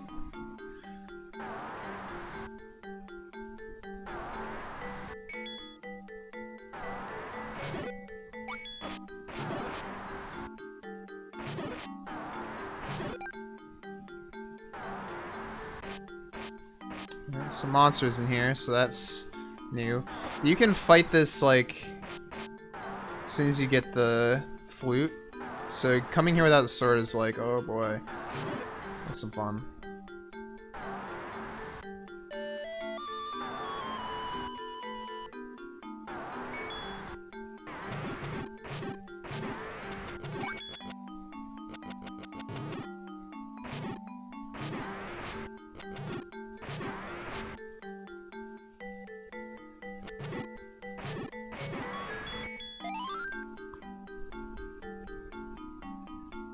Can you imagine trying to do this in reverse? I wonder if it's even possible.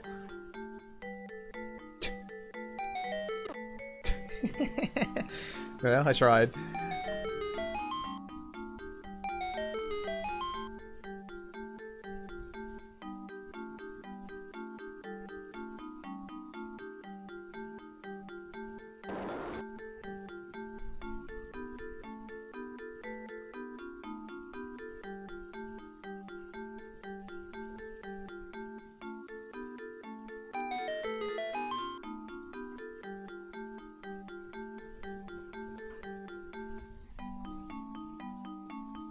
Oh, this is a puzzle, I guess. Follow the pattern and spot the missing switch. You'll see that the button is actually here. All these other ones deal damage to you.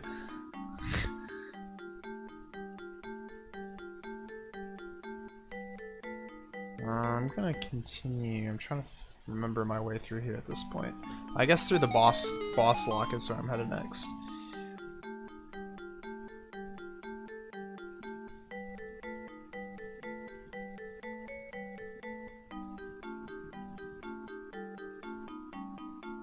You may be wondering what I'm even like doing here and what like is gonna be the lore for this place, but yeah, you just get you get some heart containers.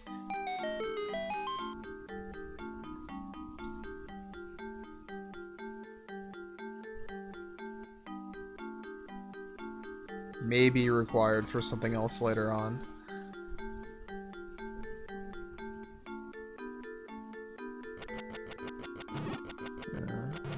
A theme in like all of the Lost Halls that follows that you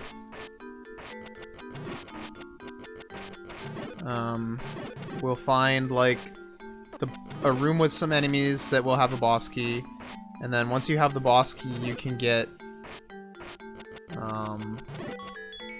a heart container for free, and then another heart container in a room with some invisible enemies. And that heart container in the room with the invisible enemies will always be hidden behind something. So, keep your eyes open for those 2 heart containers.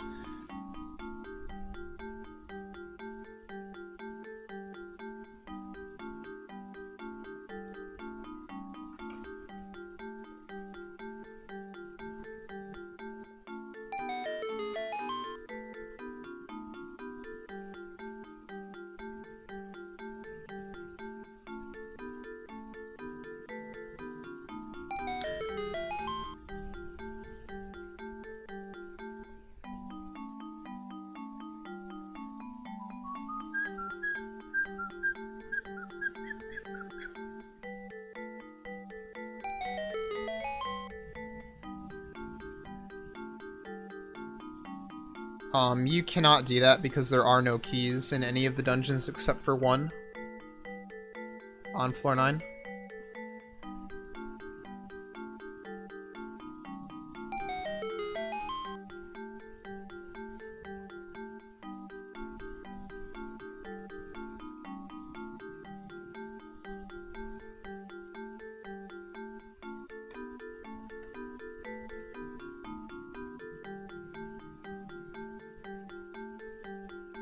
Yeah, it would have been a problem otherwise. Alright.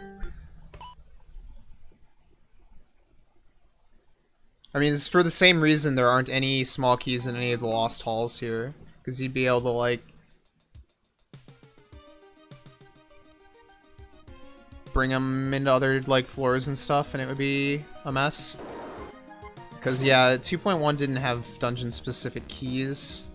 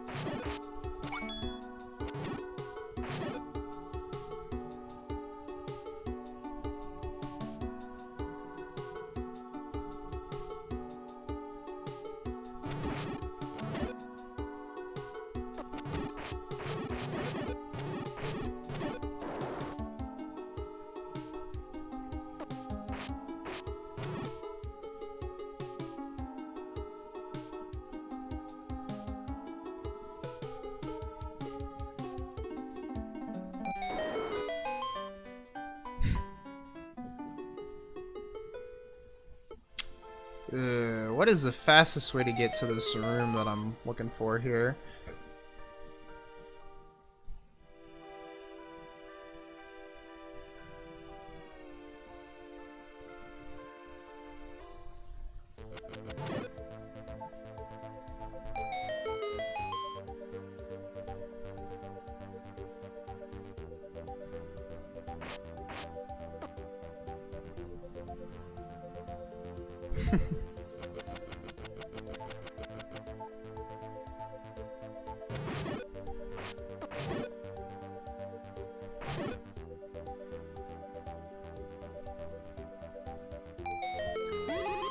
Ah, here they are.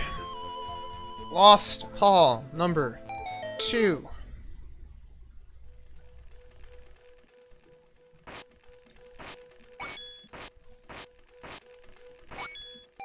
Song is from Ocarina of Time, Forest Temple.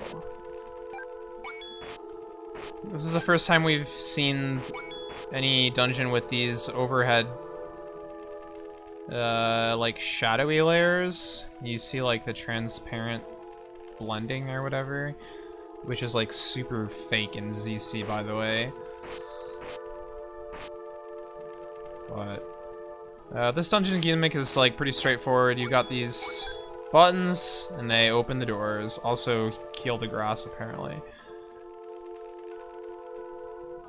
So another maze.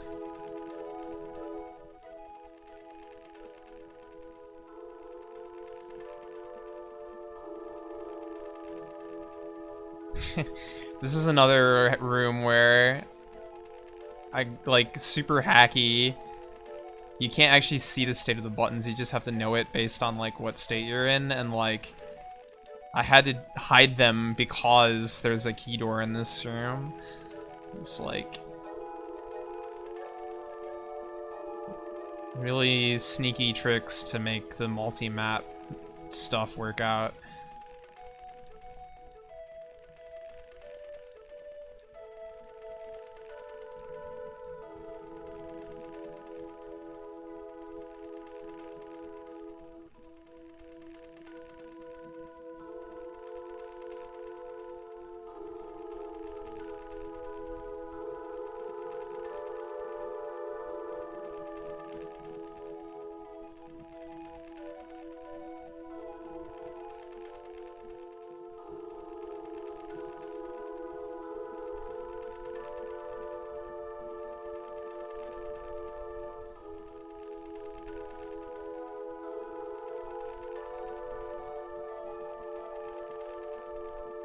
I made sure to make like all these rooms have, you know, be actually different so that you can tell them apart. You probably still get lost, but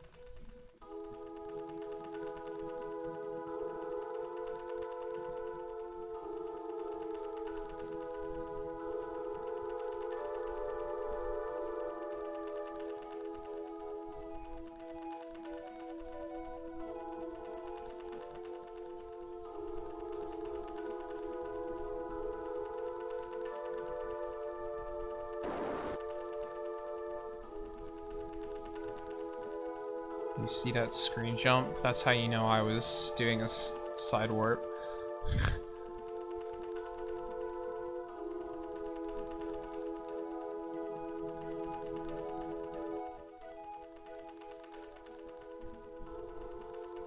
Okay.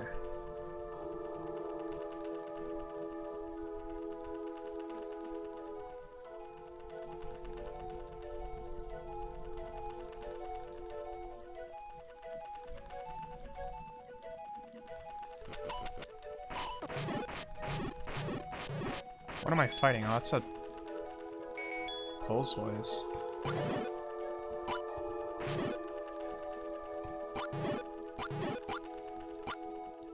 Crap.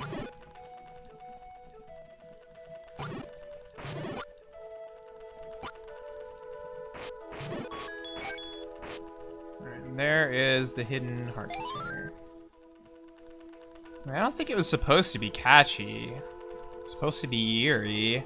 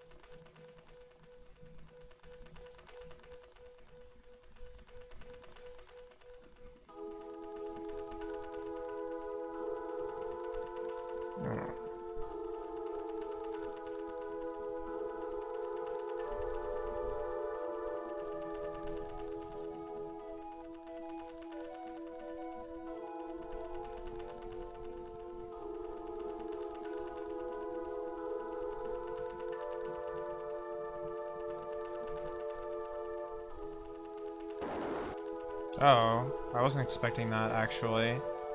Okay.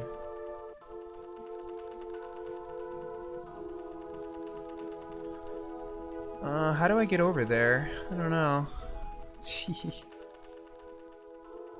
Might have to go all the way back around the entire map, question mark? Yeah. Okay.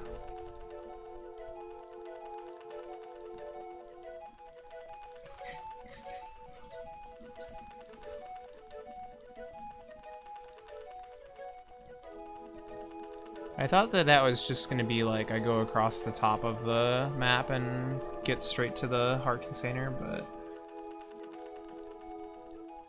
I guess I gotta like loop around here.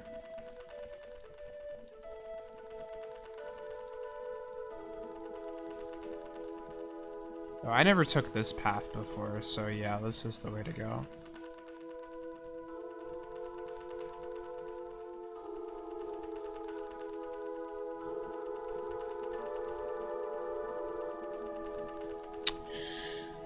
Alright.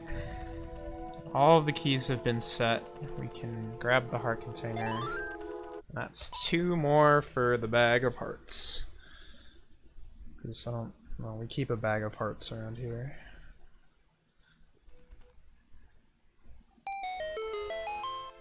How do I get out of this place?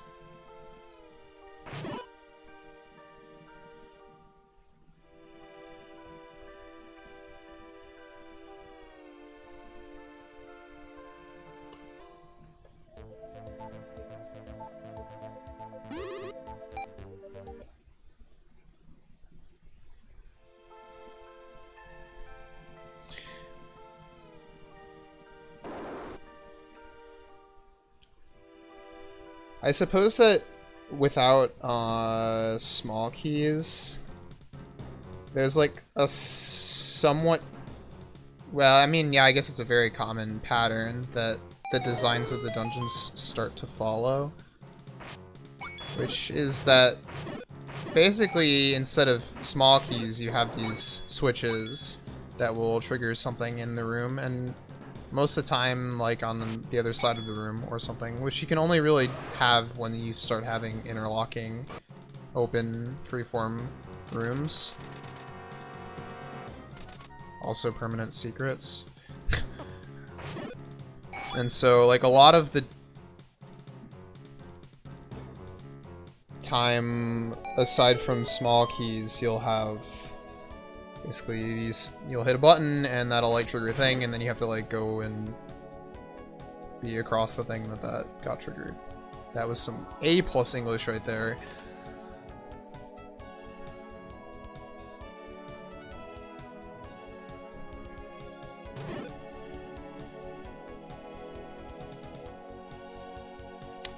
But effectively what's happening is you're swapping out small keys, which are, like, generic for specific one-time, I guess, small keys, or in this case, small switches,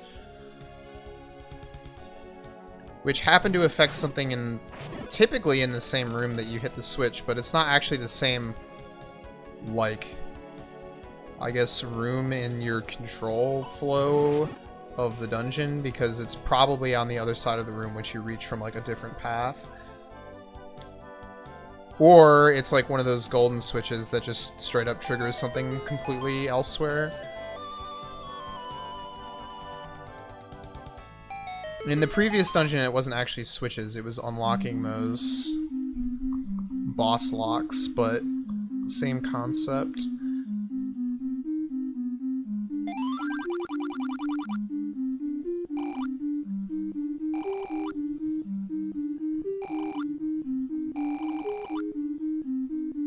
What's up, Almasha? So this is the secret shop. This is the one you want to find. It's got purchasable potions. Purchasable shield.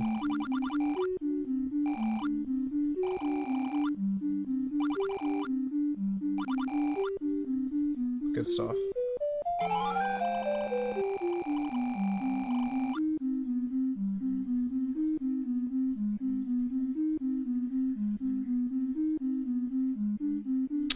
The song is from Link's Awakening. Another Zelda song. Face Shrine, level 6.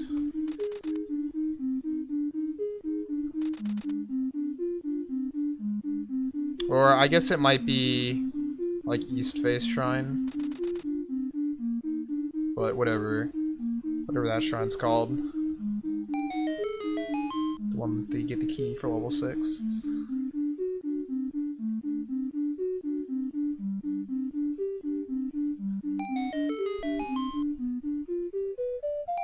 It is a face shrine. Okay, wasn't sure. I mean, I think they're like the same song, except one is just like slower. Yeah, okay.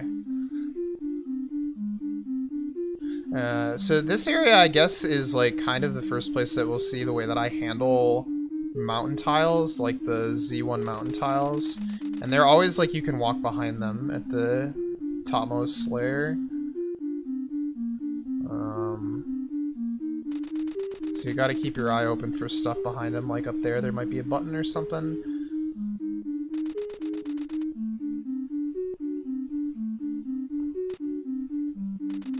Yeah, good night, Link. Thanks for watching.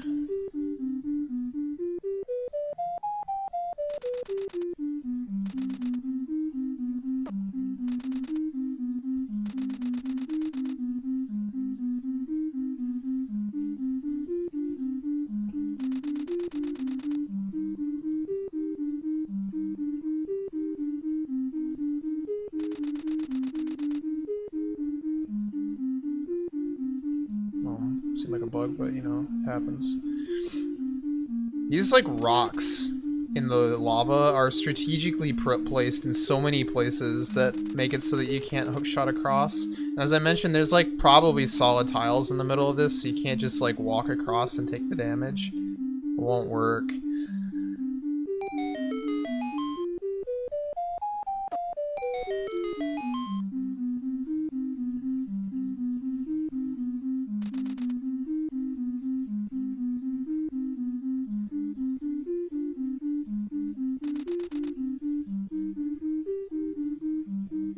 Gotta hit that button to get across the middle path. Also, this is where this combo cycling starts getting crazy.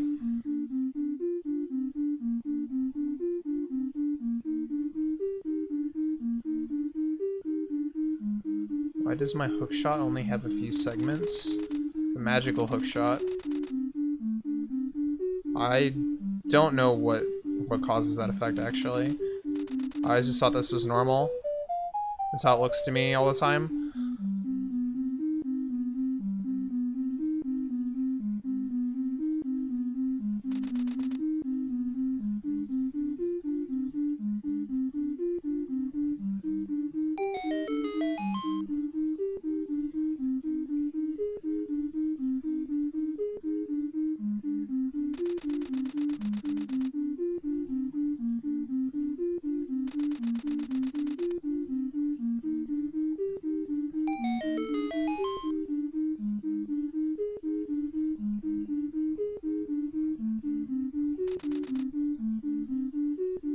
I'd say Lost Halls were pretty much just mazes, but this particular one is actually kind of dangerous.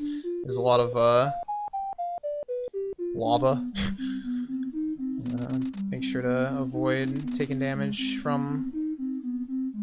And there's a lot of these kinds of. I don't even know what you call this, like, kind of room, but it's not really like a enemy fight, but it's definitely like dangerous because it's filled with hazards. Ah, shoot. Alright, whatever. Good enough. Take it.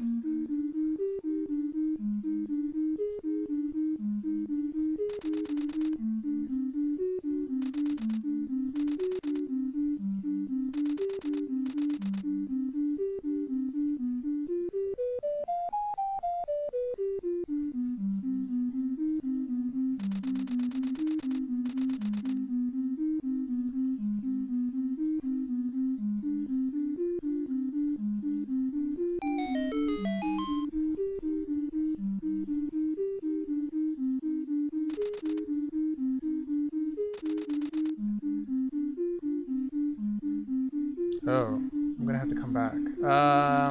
Shoot.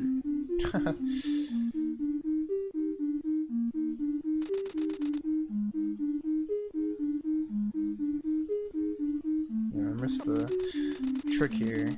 Shot all the way across from that spot. Alright, here we go. I've taken a lot of damage, which is unfortunate, because I think I'm going to have to fight something at the end of the line here. Like in all the other ones, in order to get the boss key, and it's probably going to be a bit more dangerous than the stuff that I've been up against so far. Well, I have a potion, I guess.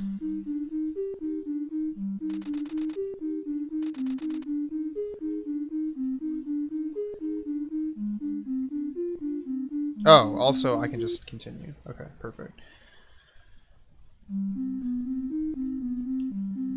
It was not the boss that was at the end of the line, it was the switch that opened the boss that was at the end of the line, which is much better, because now I can get my health back.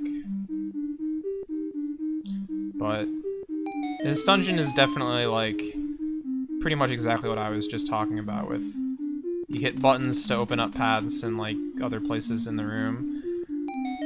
And it's, like, pretty much just do that. Okay. Over and over and over again until you've made your way through.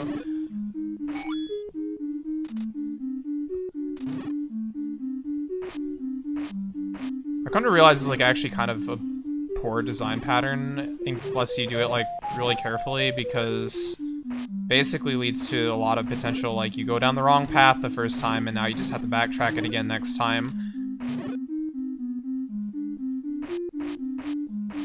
So you need to be careful. This quest, like, definitely falls into that trap, so lessons have been learned, I guess.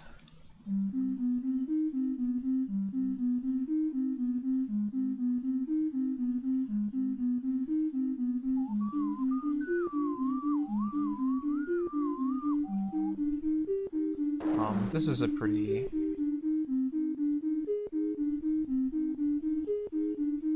notorious secret, actually.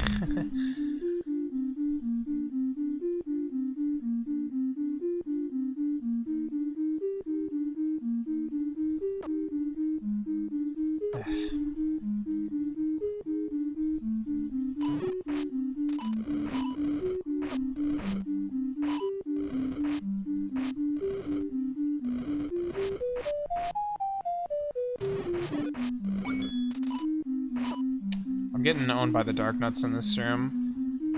It's a real problem.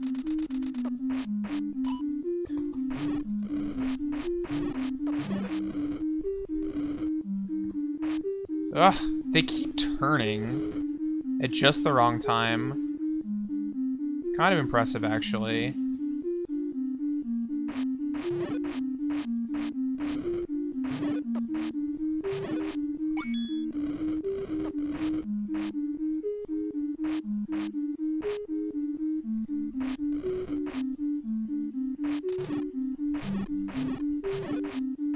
I was just saying a lot of the common design patterns are, like, you need to be careful with them. Because otherwise they can lead to, like, situations where if you just, like, kind of guess the wrong path, you pretty much are going to just have to walk that exact same path again without anything else having changed. I died. I think it was a bat that just killed me. It's, like, pretty lame. Probably should have just used a potion. You guys know me, I'm horrible at using potions. I hate using potions.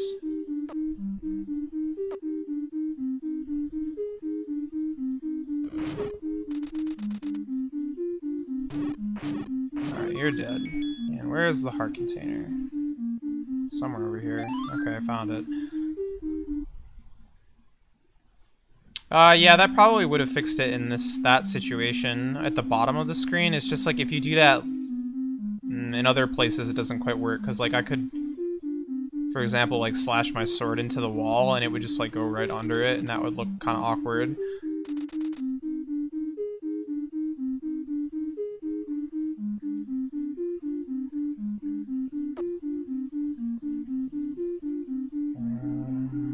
Where am I going now? I guess this way. I'm trying to find the not this way. Okay, I gotta hit that button, and then there's another button that I need to hit with the boss key, I guess.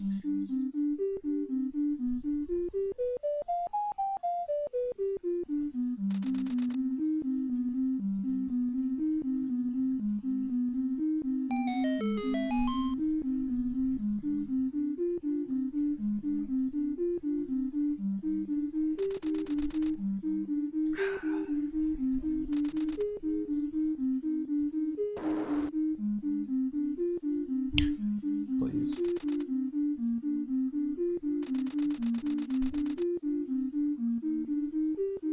Alright. One down.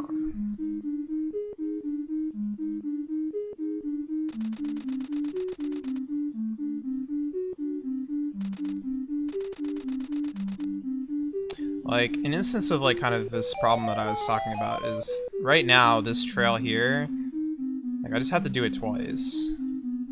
But that's not actually because of what I was saying. The thing that was because of what I was saying is this path up here leads to something that I can only do once I have the boss key, right? Since I did it without the boss key, that was effectively a mistake. I just wasted my time completely.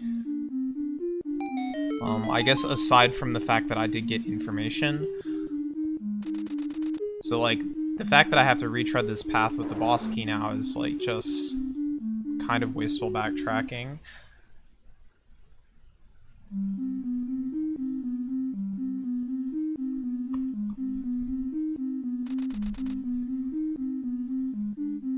At least that's what a lot of people will tell you. Tend to agree. Alright. There's our 2 heart containers from Lost Halls on floor 7.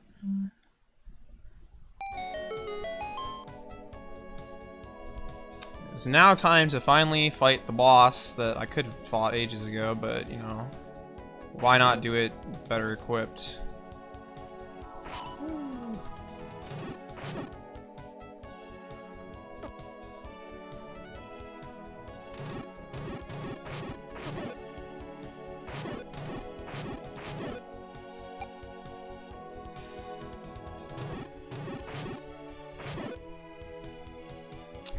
No, unfortunately, it uses the same boss music as all the other bosses.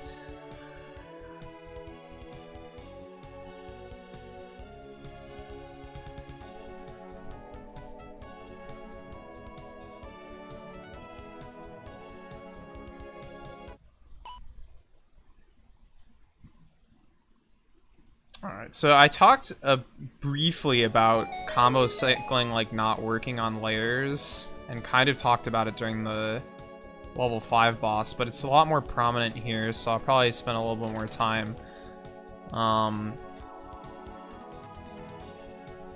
Basically, combo cycling only works on layer 0, and that's true. However, there are some things that you can put on layer 0 that will actually draw above layer 0. In fact, like, at Link's layer, between layers 2 and 3. And then there's also some things that you can put on layer 0 that will draw, I think, between layers 4 and 5. So there's something called an overhead combo type. Like, that's the type of the combo. And those just, even though they're on layer 0, they draw above, I think it's layer 4. But the other one that's, like, really sneaky is that push blocks appear between layers 2 and 3, even though they have to be on layer 0.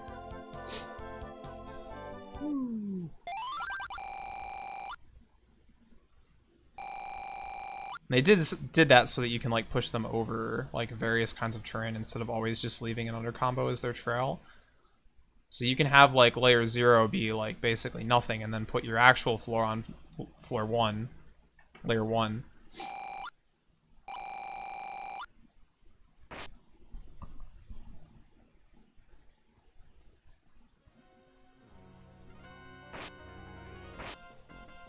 But when I say push block, I don't actually mean a push block. Like, it doesn't have to be a block. It just has to be anything that has a push block flag.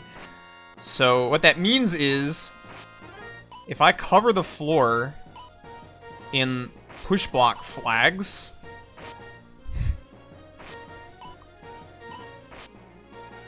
and then put on, like, layer 1 the ground that I want to draw.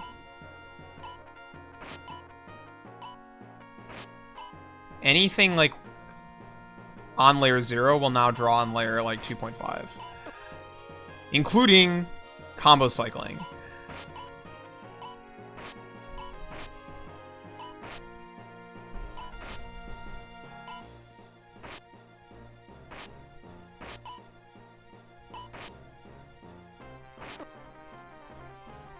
You have to be careful, of course, because now your combos are, like, covered in push block flags. You need to not actually be able to push those. So they need to either not be solid, or you need to put...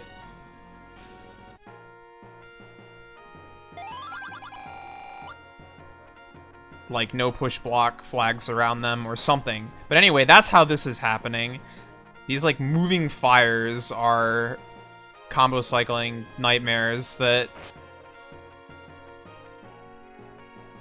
like, the ground is covered in push blocks. There's, like, 15 layers right now, even make this stupid thing work. And the reason it actually even matters is because these can damage you, right? If they weren't damage tiles, if they were just, like, cute animations, it wouldn't matter. I could put them anywhere, but...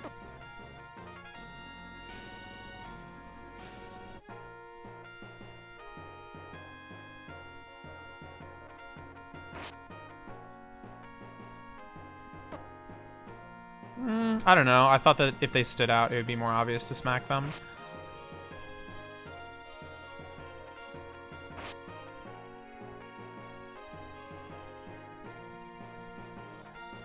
Speeds up. So also the combo cycling here, it's like each tile is...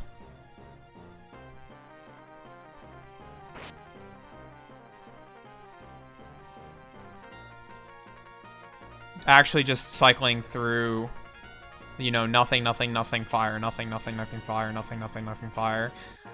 And then, like, those are offset appropriately. Yeah, transparency in ZC is fake. It's not like, it doesn't actually do a transparency calculation. Or it does kind of a transparency calculation. But then it picks the closest color that's actually in, like, the palette. So it has to use a color that's from the palette. So your palette is small, or I guess, like, not very color rich like it is in NES. You're missing a lot of colors, so it can't really do proper blending. And you'll get weird looking stuff all of the time. Alright, and so now we're using the overhead combos. Overhead type in order to make this work, because this has to be over Link. So this is combo cycling above Link, which is, like, even crazier than what I was talking about before.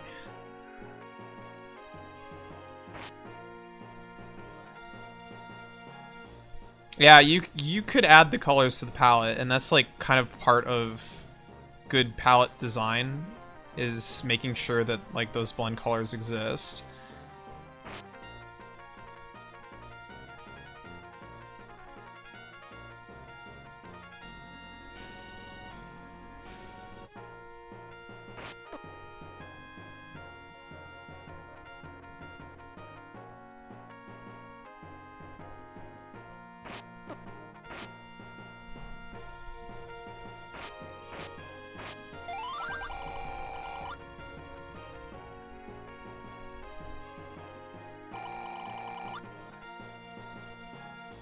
Nice ladder.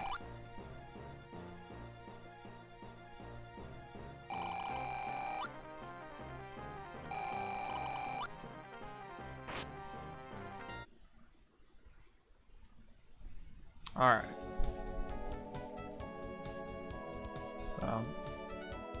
Boss is actually a technical nightmare. If you look at the screens, you're just like, what the heck is going on here?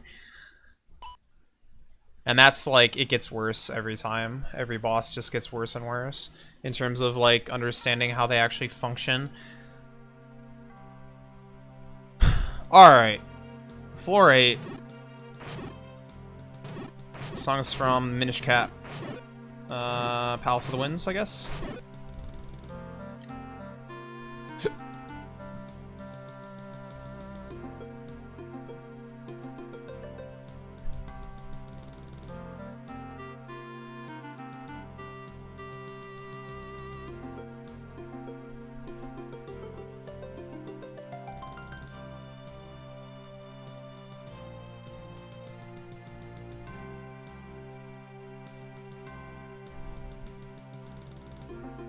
Yeah, typically.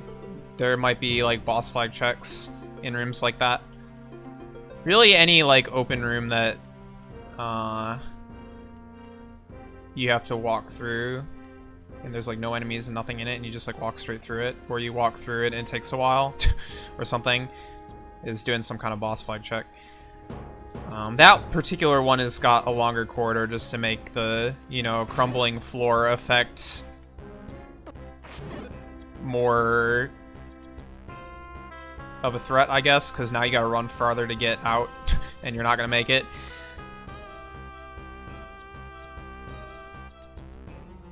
How to over-under ladder maze. You can actually jump off this and land on the ground. This is not two separate screens. Don't ask me exactly how that's set up, because I do not remember. Something from above gave loose. I don't know, you're fighting and stuff is happening, and then the water flows in, puts the lights out.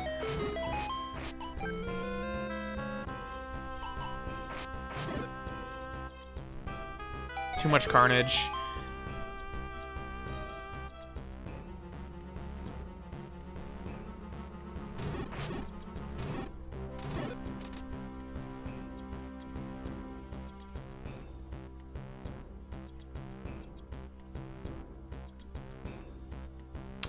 I actually really like this floor, or at least the way it looks. I think the design is pretty okay too. It's one of the better ones.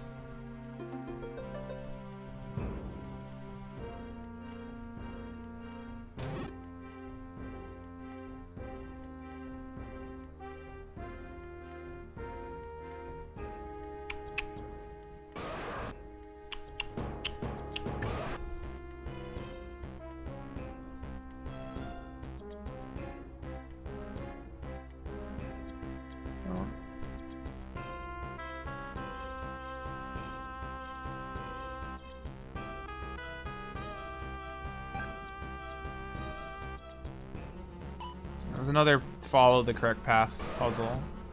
Should have been pretty easy to see what the correct path was, I hope.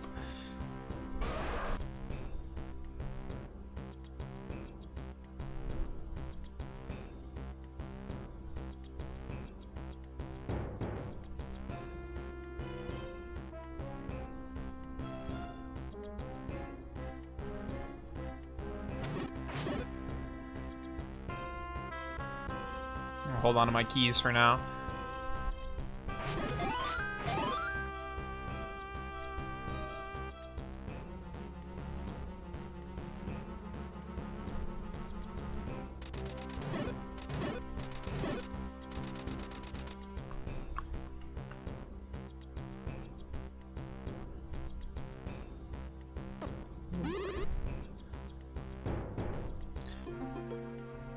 So the main goal of this floor, well, let me get to the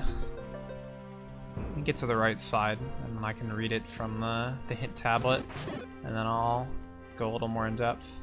I'm trying to remember how to get over there.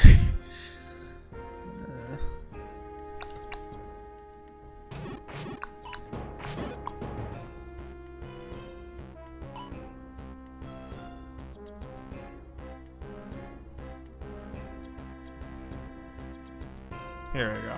This is the path I want.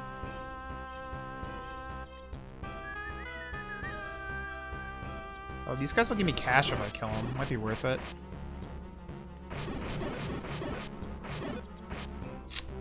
If they cooperate anyway.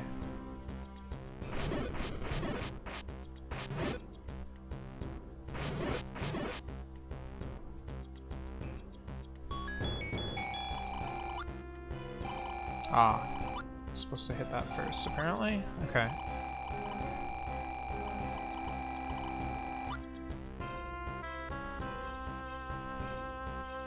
That's almost certainly a key.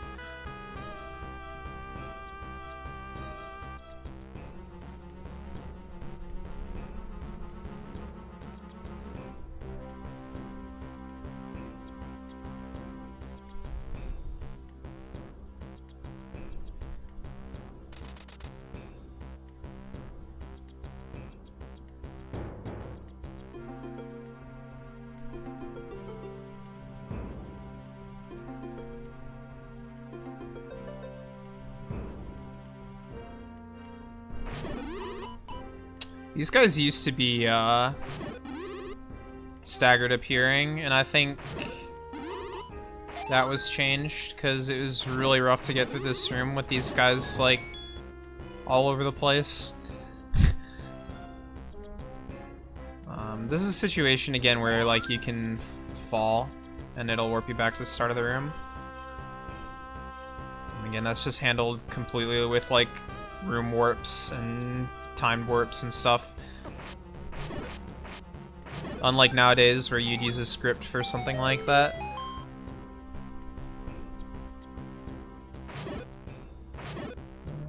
I believe I don't need to go this way.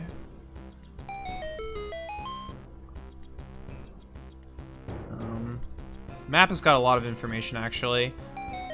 Those like eye symbols, those are going to be important.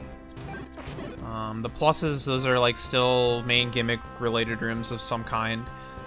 And the like dark little dots, those are keys. So this dungeon starts telling you where the keys are. How nice of it. However, it doesn't really give you a sense of the walls and connections and stuff, so I guess there was a different cartographer who worked on this floor.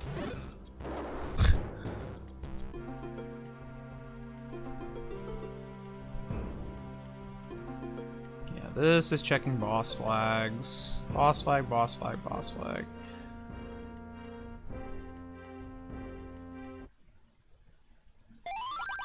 Alright.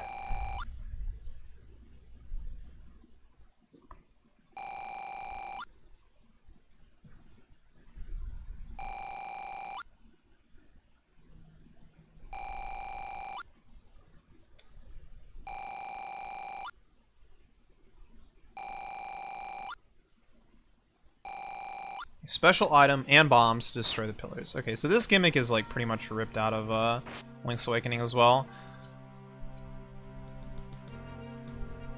You destroy the pillars in order to make the way to the next floor, or like bring the rest of the tower down on top of you.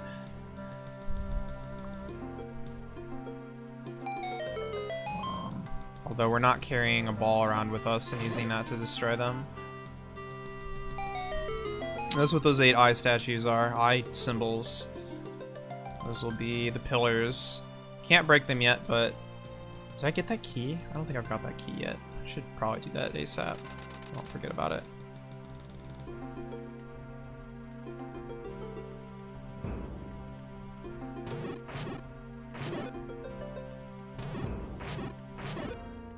This map is like a lot more open than some of the previous ones. Like you can get around to many of the rooms in multiple ways, especially once you have the hammer.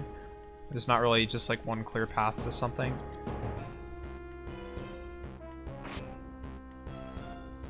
It's also more open in that we've got these gold blocks like we saw on floor 5. We've also got the item, the dungeon item, the hammer. And then we've got, like, on floor 4... There's a button behind this.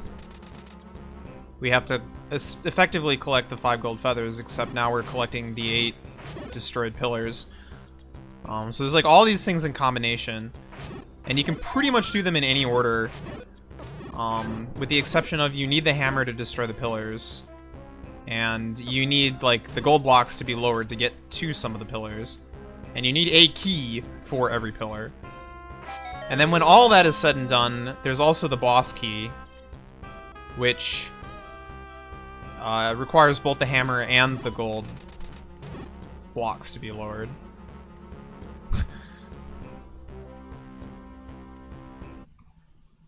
And the boss key gets you to one of the pillars, so you need it.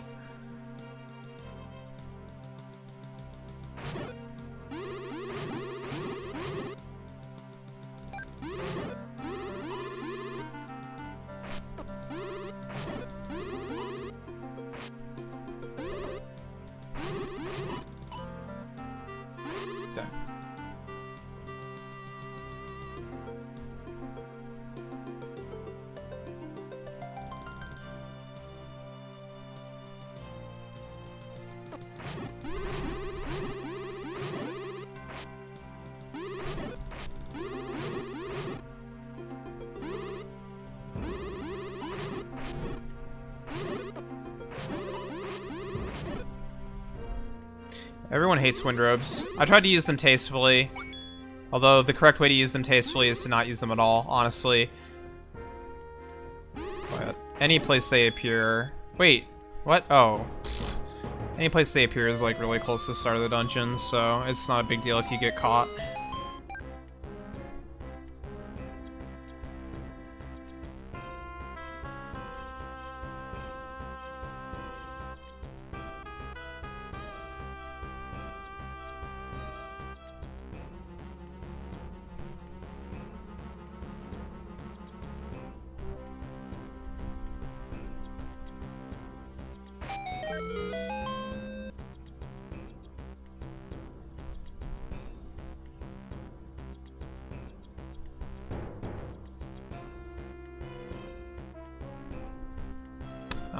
Don't remember. I never really worked with shadows.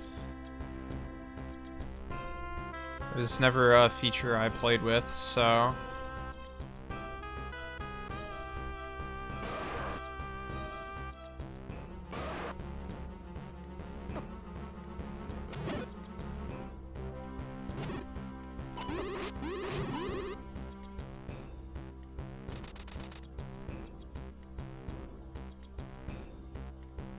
Alright, this room is pretty infamous, I think, also.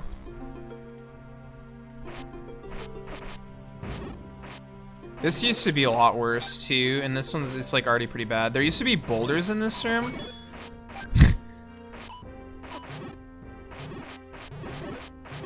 And more fireballs, and I think probably worse enemies. Maybe splitting dark nuts, or at least one splitting dark nut. Anyway, this gets us the hammer. Yes, camping in the doorway is the official correct strat to solve this room, just so you know. Heard it here first.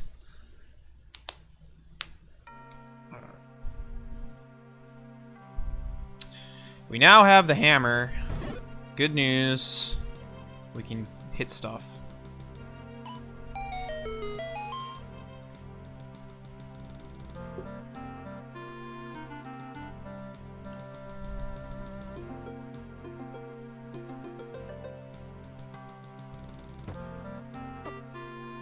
Ah, the hammer pegs, yes. The hammer pegs. Hammer pegs in this quest are vengeful and do not like being hit.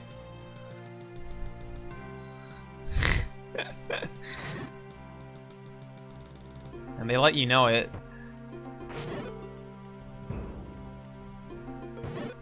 Boop. Just pop right back out, and yes, it does damage you.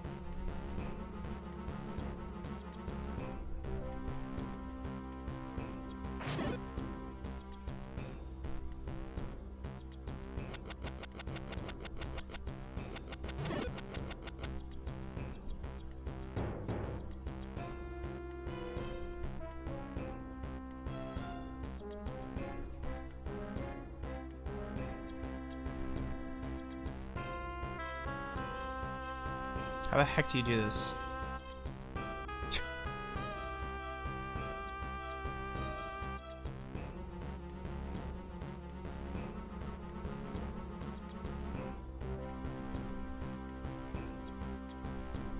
I like it how dead set you are on like the fact that I'm certainly making version 2 of To the Top when I'm almost certainly not.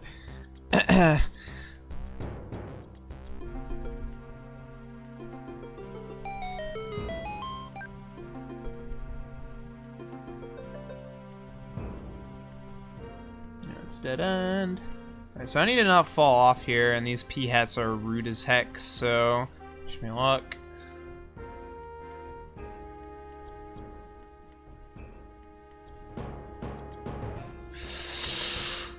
Whew.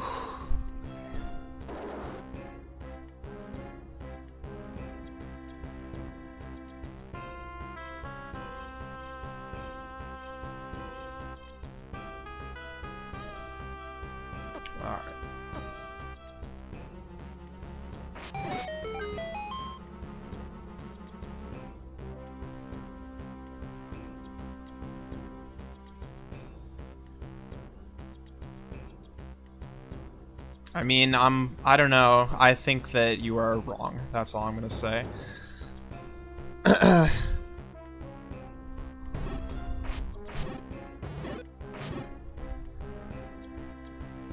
Like, these things are his size of Link. Of course that's not, like... They're hitting him in the feet, dude. Please.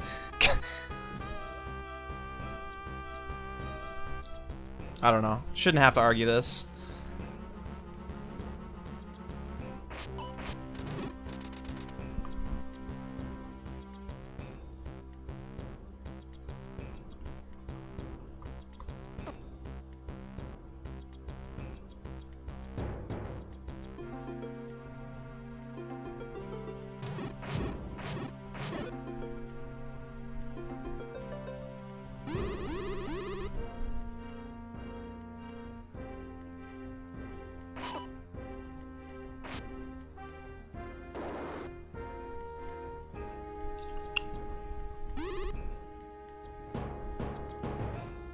Alright, gold blocks are down.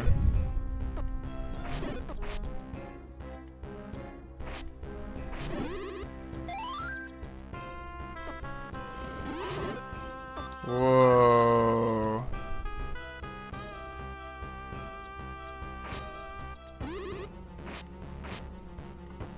We're gonna break a pillar.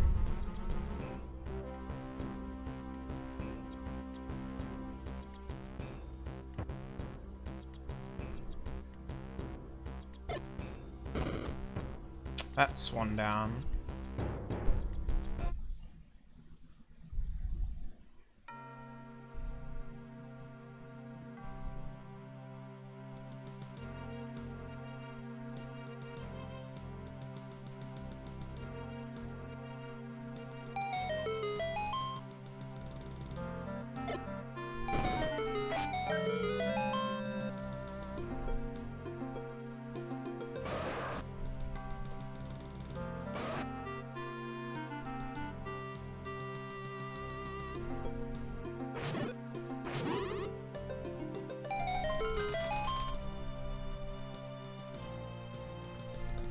Oh boy. The button race again. Got one behind the pillar, it looks like. Bombing the floor made the treasure chest appear. It's magic. Dang.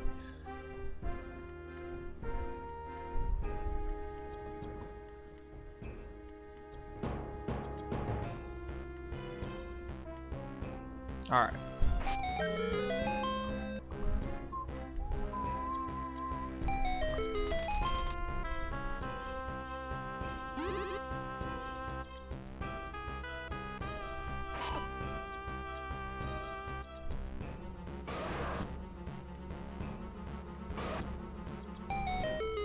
Treasure chest should have sunk. I'm not sure if it does or not. I think it's possible.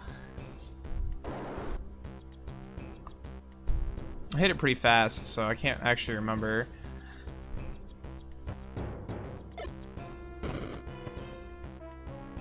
Hello. It's been a while since I played ZC. I used to do it all the time.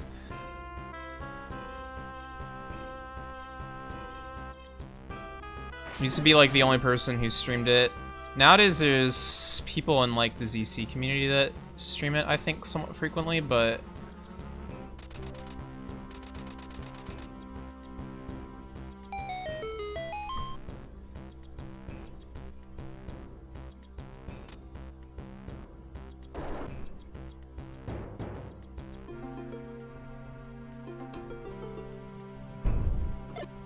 I see. Yeah, every time I do ZC, I get people coming back because they're like, oh, I miss ZC. I'm like, yeah.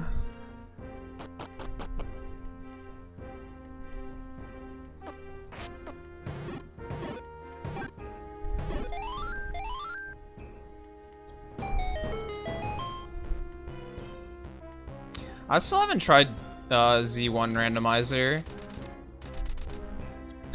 Hello.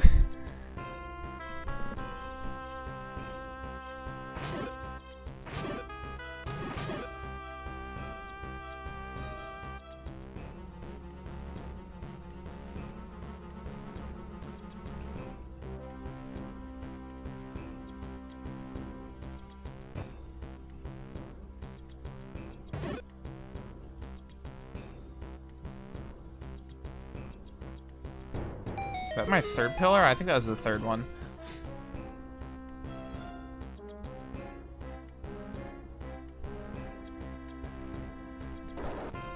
Quickly running through my keys, though.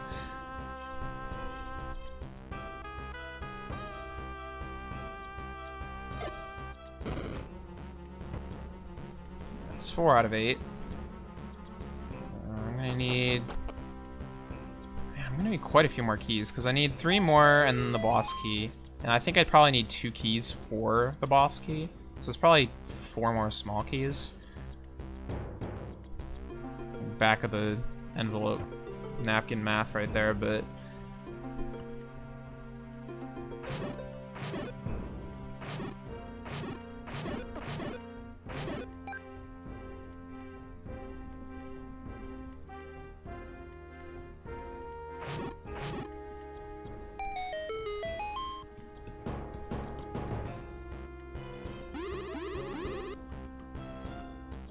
Oh, this puzzle.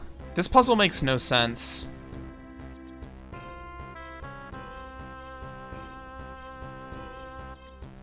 Wait. I don't remember this at all. Did I change this? I must have changed this. What is going on? I guess we're playing whack-a-mole. That's cute. Okay, there's one. I have to hit him again. Hit him again. Okay.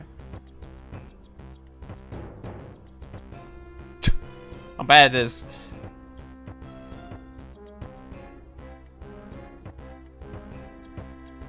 Well, okay, this room definitely got changed from the original, because I think the original puzzle was, like, completely broken.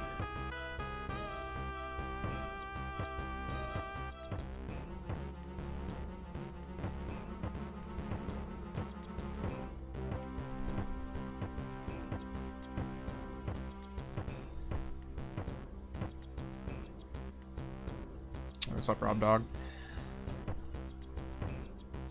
Yeah, I don't think that's uncommon, actually.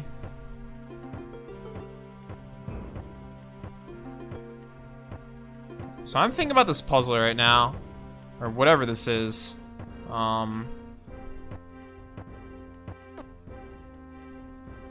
What's going on here is these guys are combo cycling between not being anything and then being something. That something is a pound combo.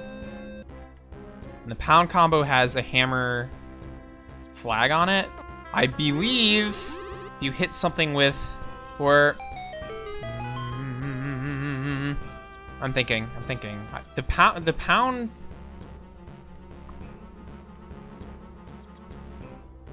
Something to do with the pound combo type, and something to do with hammer flags. Those are like the 2 different ways that I'm hitting that with a hammer.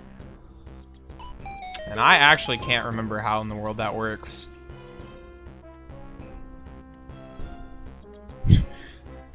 So we'll leave that one as the mystery, because I actually don't even remember, like, making that.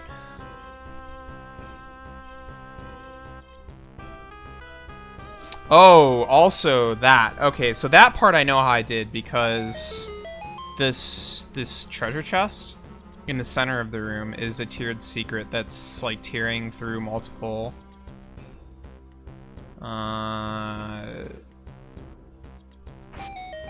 like, empty... Can I walk up the bottom here? Multiple empty tiles, and then eventually once you've hit, like, 8 secrets, it finally, that empty tile tiers over to the treasure chest.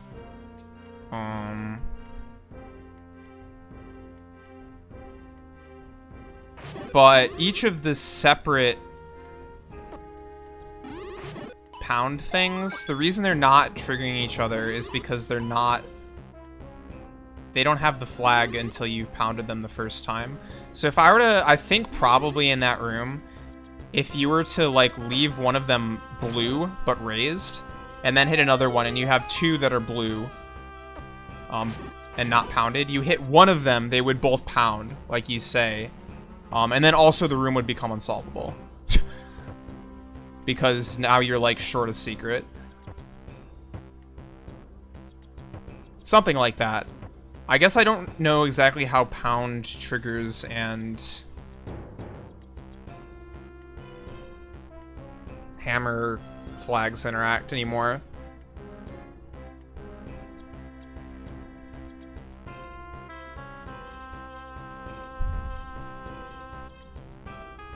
Alright, this one's gonna take me a while, pretty sure.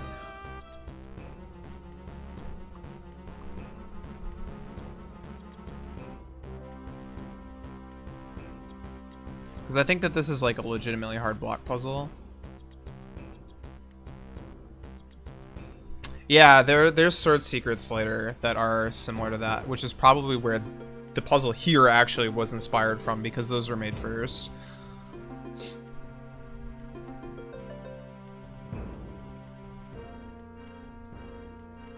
Okay, this is definitely a destination for one of those blocks. Oh no, it's not. Never mind.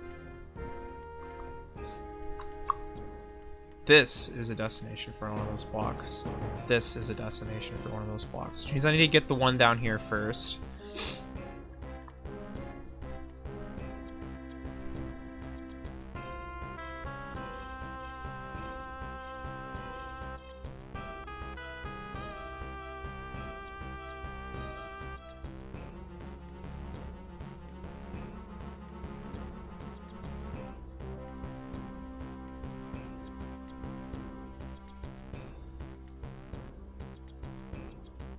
I feel like I kind of have to push this, but I don't know if I want to.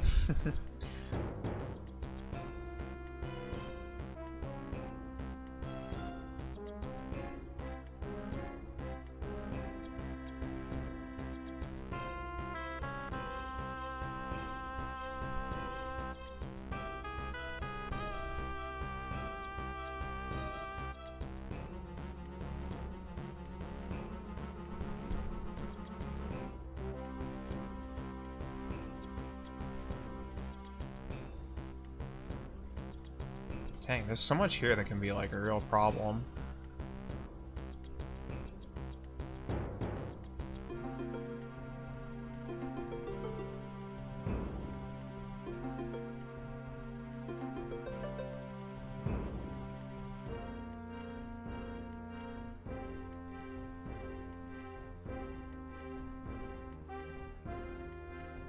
Well, let's just try stuff. I'm not getting anywhere staring at this at the moment.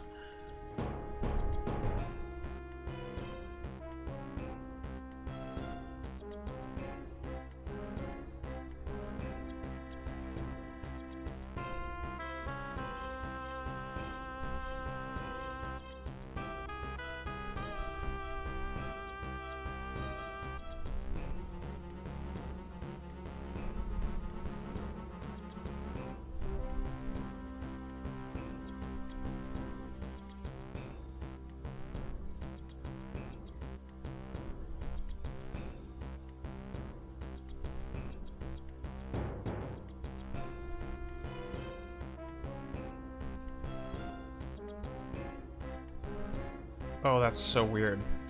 I can't push this anymore, can I? I can't.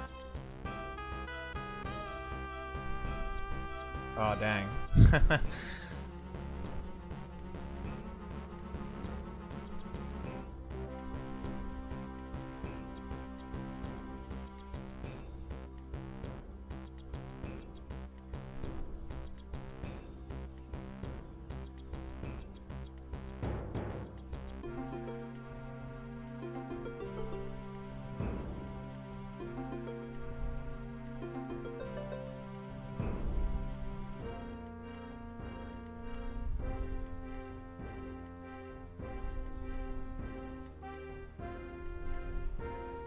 Okay, but I already pushed this. Oh, I'm screwed.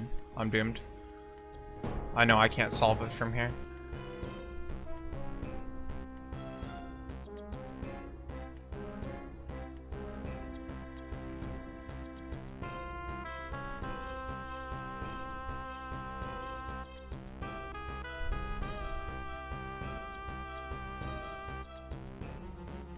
Got pretty close, but the problem is that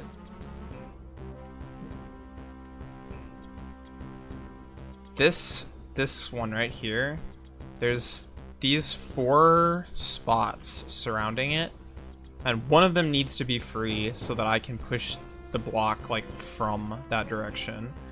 And it can't be the one below it, because this one I have to push a block down. So, like, this one needs to come here first. No matter what.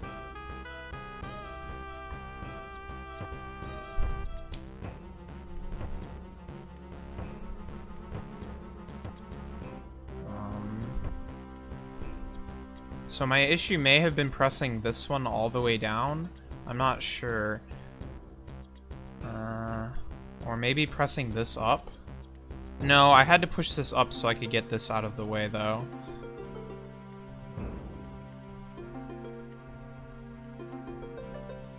Unless there's a way to get one of these 4-way blocks around the bottom here, instead of going through the center. And that would probably solve it, I guess.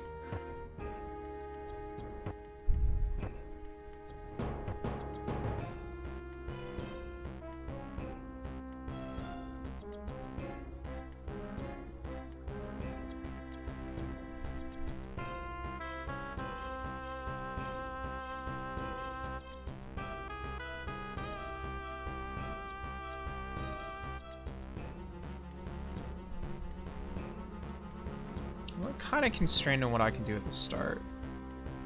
Which is nice in a way, but...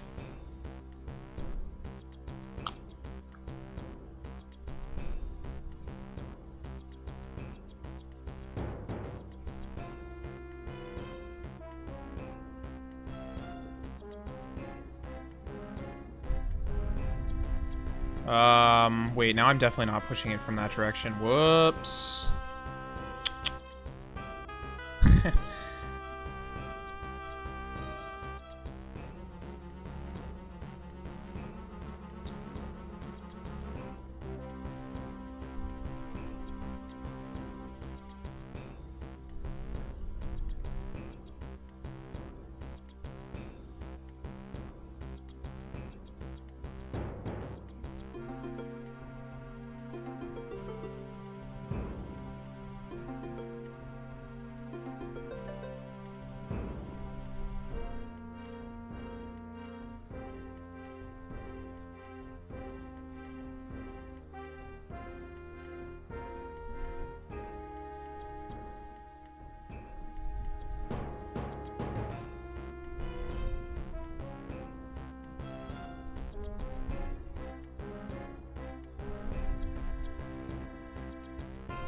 Oh my gosh. Sneak that through there. The sneakiest moves.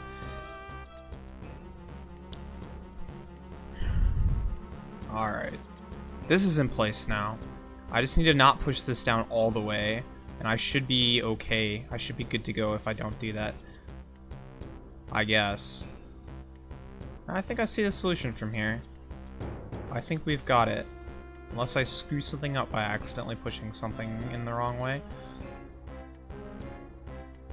Really, I think the crux of this is only pushing this block down once instead of all the way here, so that you can still get the 4-way onto the center thing there. And solved. Alright. God dang.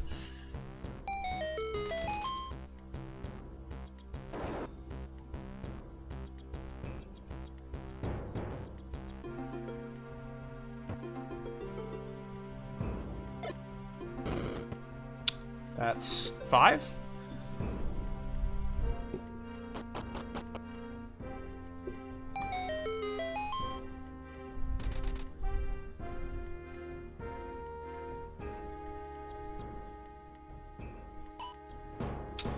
Alright.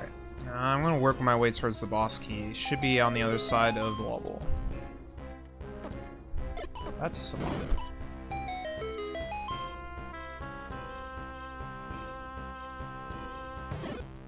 That's where that plus sign is in the bottom left, actually.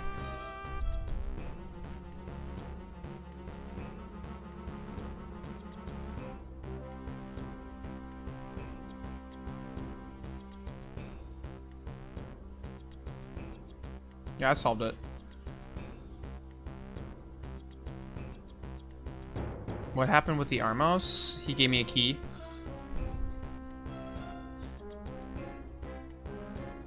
I have the Armos give keys in this dungeon instead of like treasure chests that are underneath those grates, and I'm trying to remember why the reason for that is.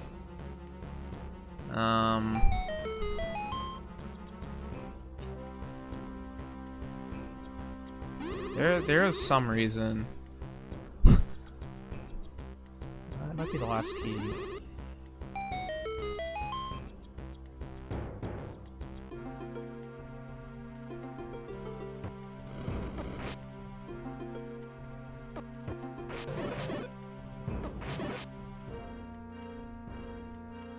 Oh, I think the reason was that...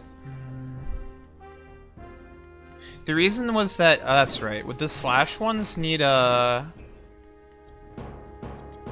I think they need a secret flag on them or something so that you can... Man, I can't remember. I want to say the reason is that one of them uses an under combo and the other one doesn't. Is like kind of the short answer, but I don't remember the specifics. And I needed to be able to use an under combo because I was already starved for secret flags at that point. How do I get out of here? Here we go.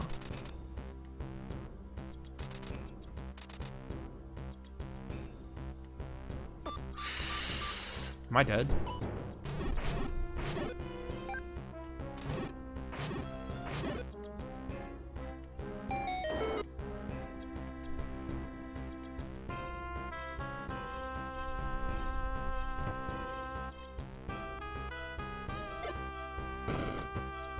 That is 6 out of 8.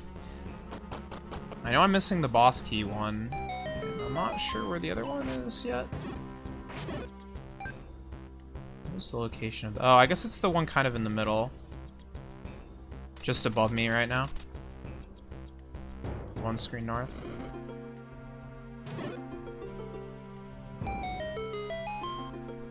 Is there a button here, or...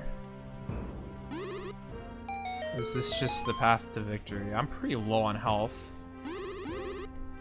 Okay, no, this is perfect.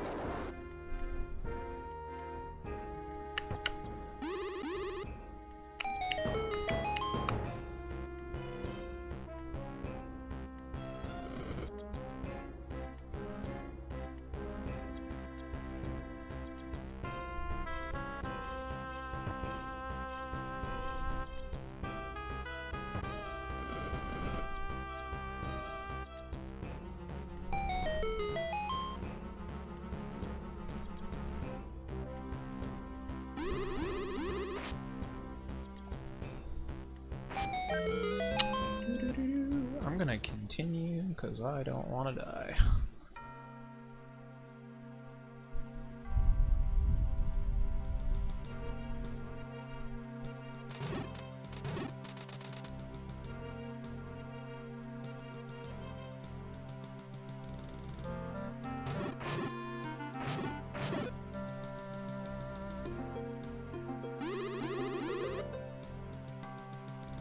Oh, that's the path I'm supposed to be taking.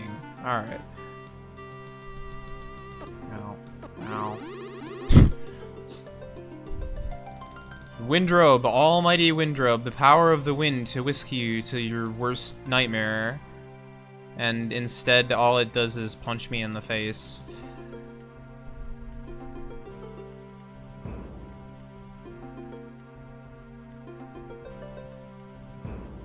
I could take a punch from a Windrobe.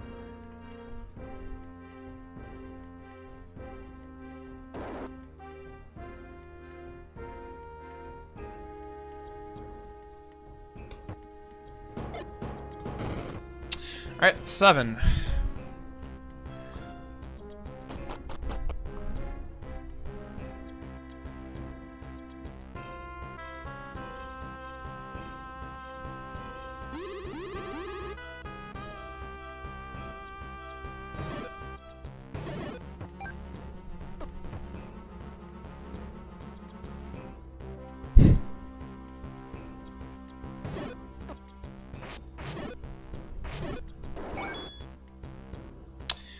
Okay, one more puzzle, and I should be done. May as well push this all the way.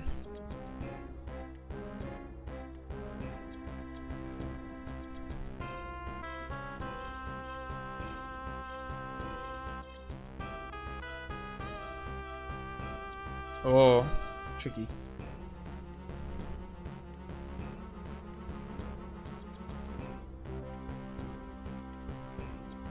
Push it back. Okay.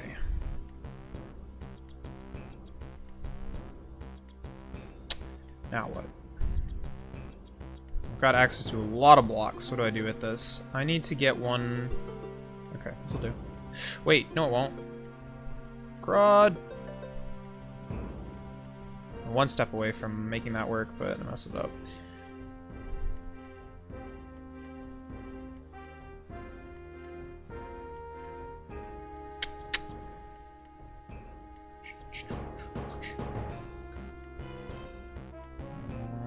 There we go. I'll stagger those a little bit so that this one has a spot that I can push it from.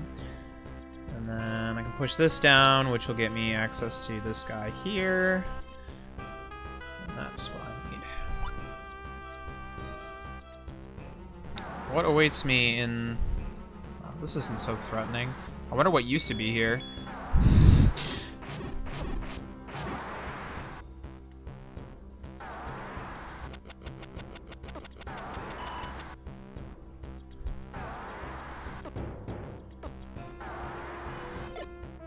Patra 2? I don't think I would have stooped that low. There may have been a Patra, though.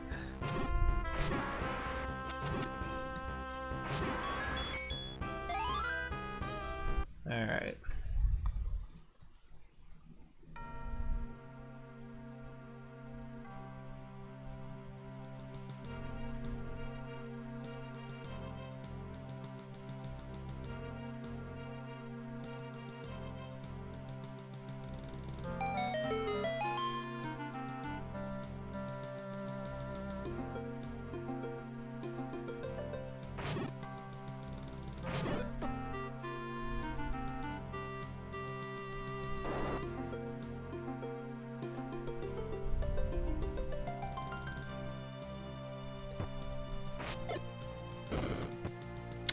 That is 8 pillars for 8 floors, and we are off to floor 9.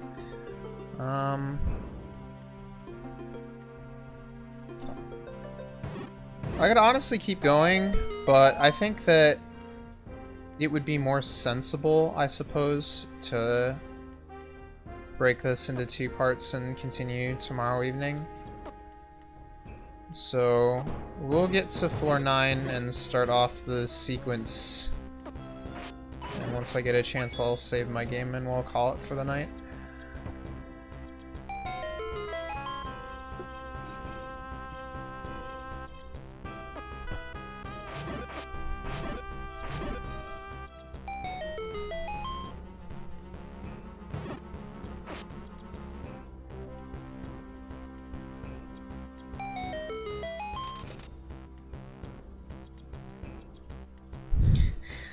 How did the crash from floor 9 falling down not hurt anything?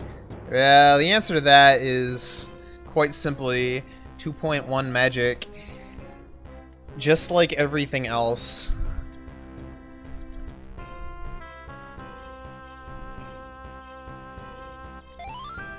Alright.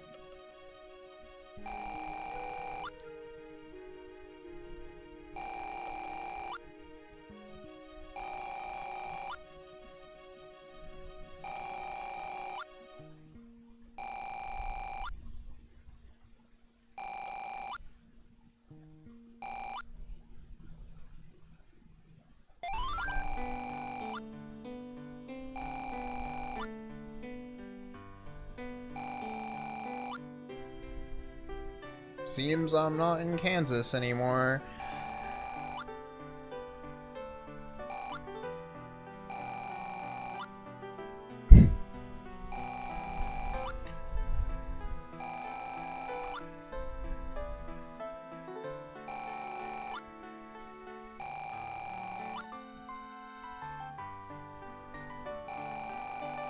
A minute walk.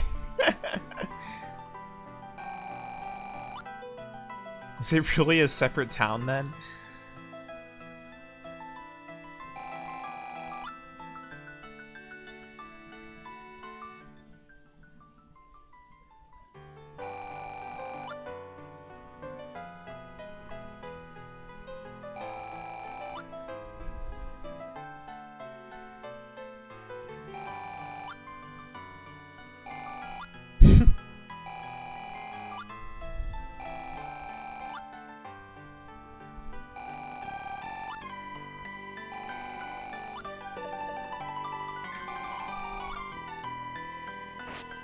Alright, so Floor 9 is a quest within a quest.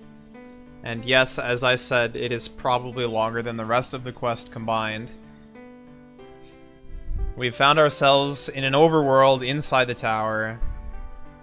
We're currently trapped in a town because the bridge is out, the guards won't let me into the forest, and you know, those are the only ways out of town. So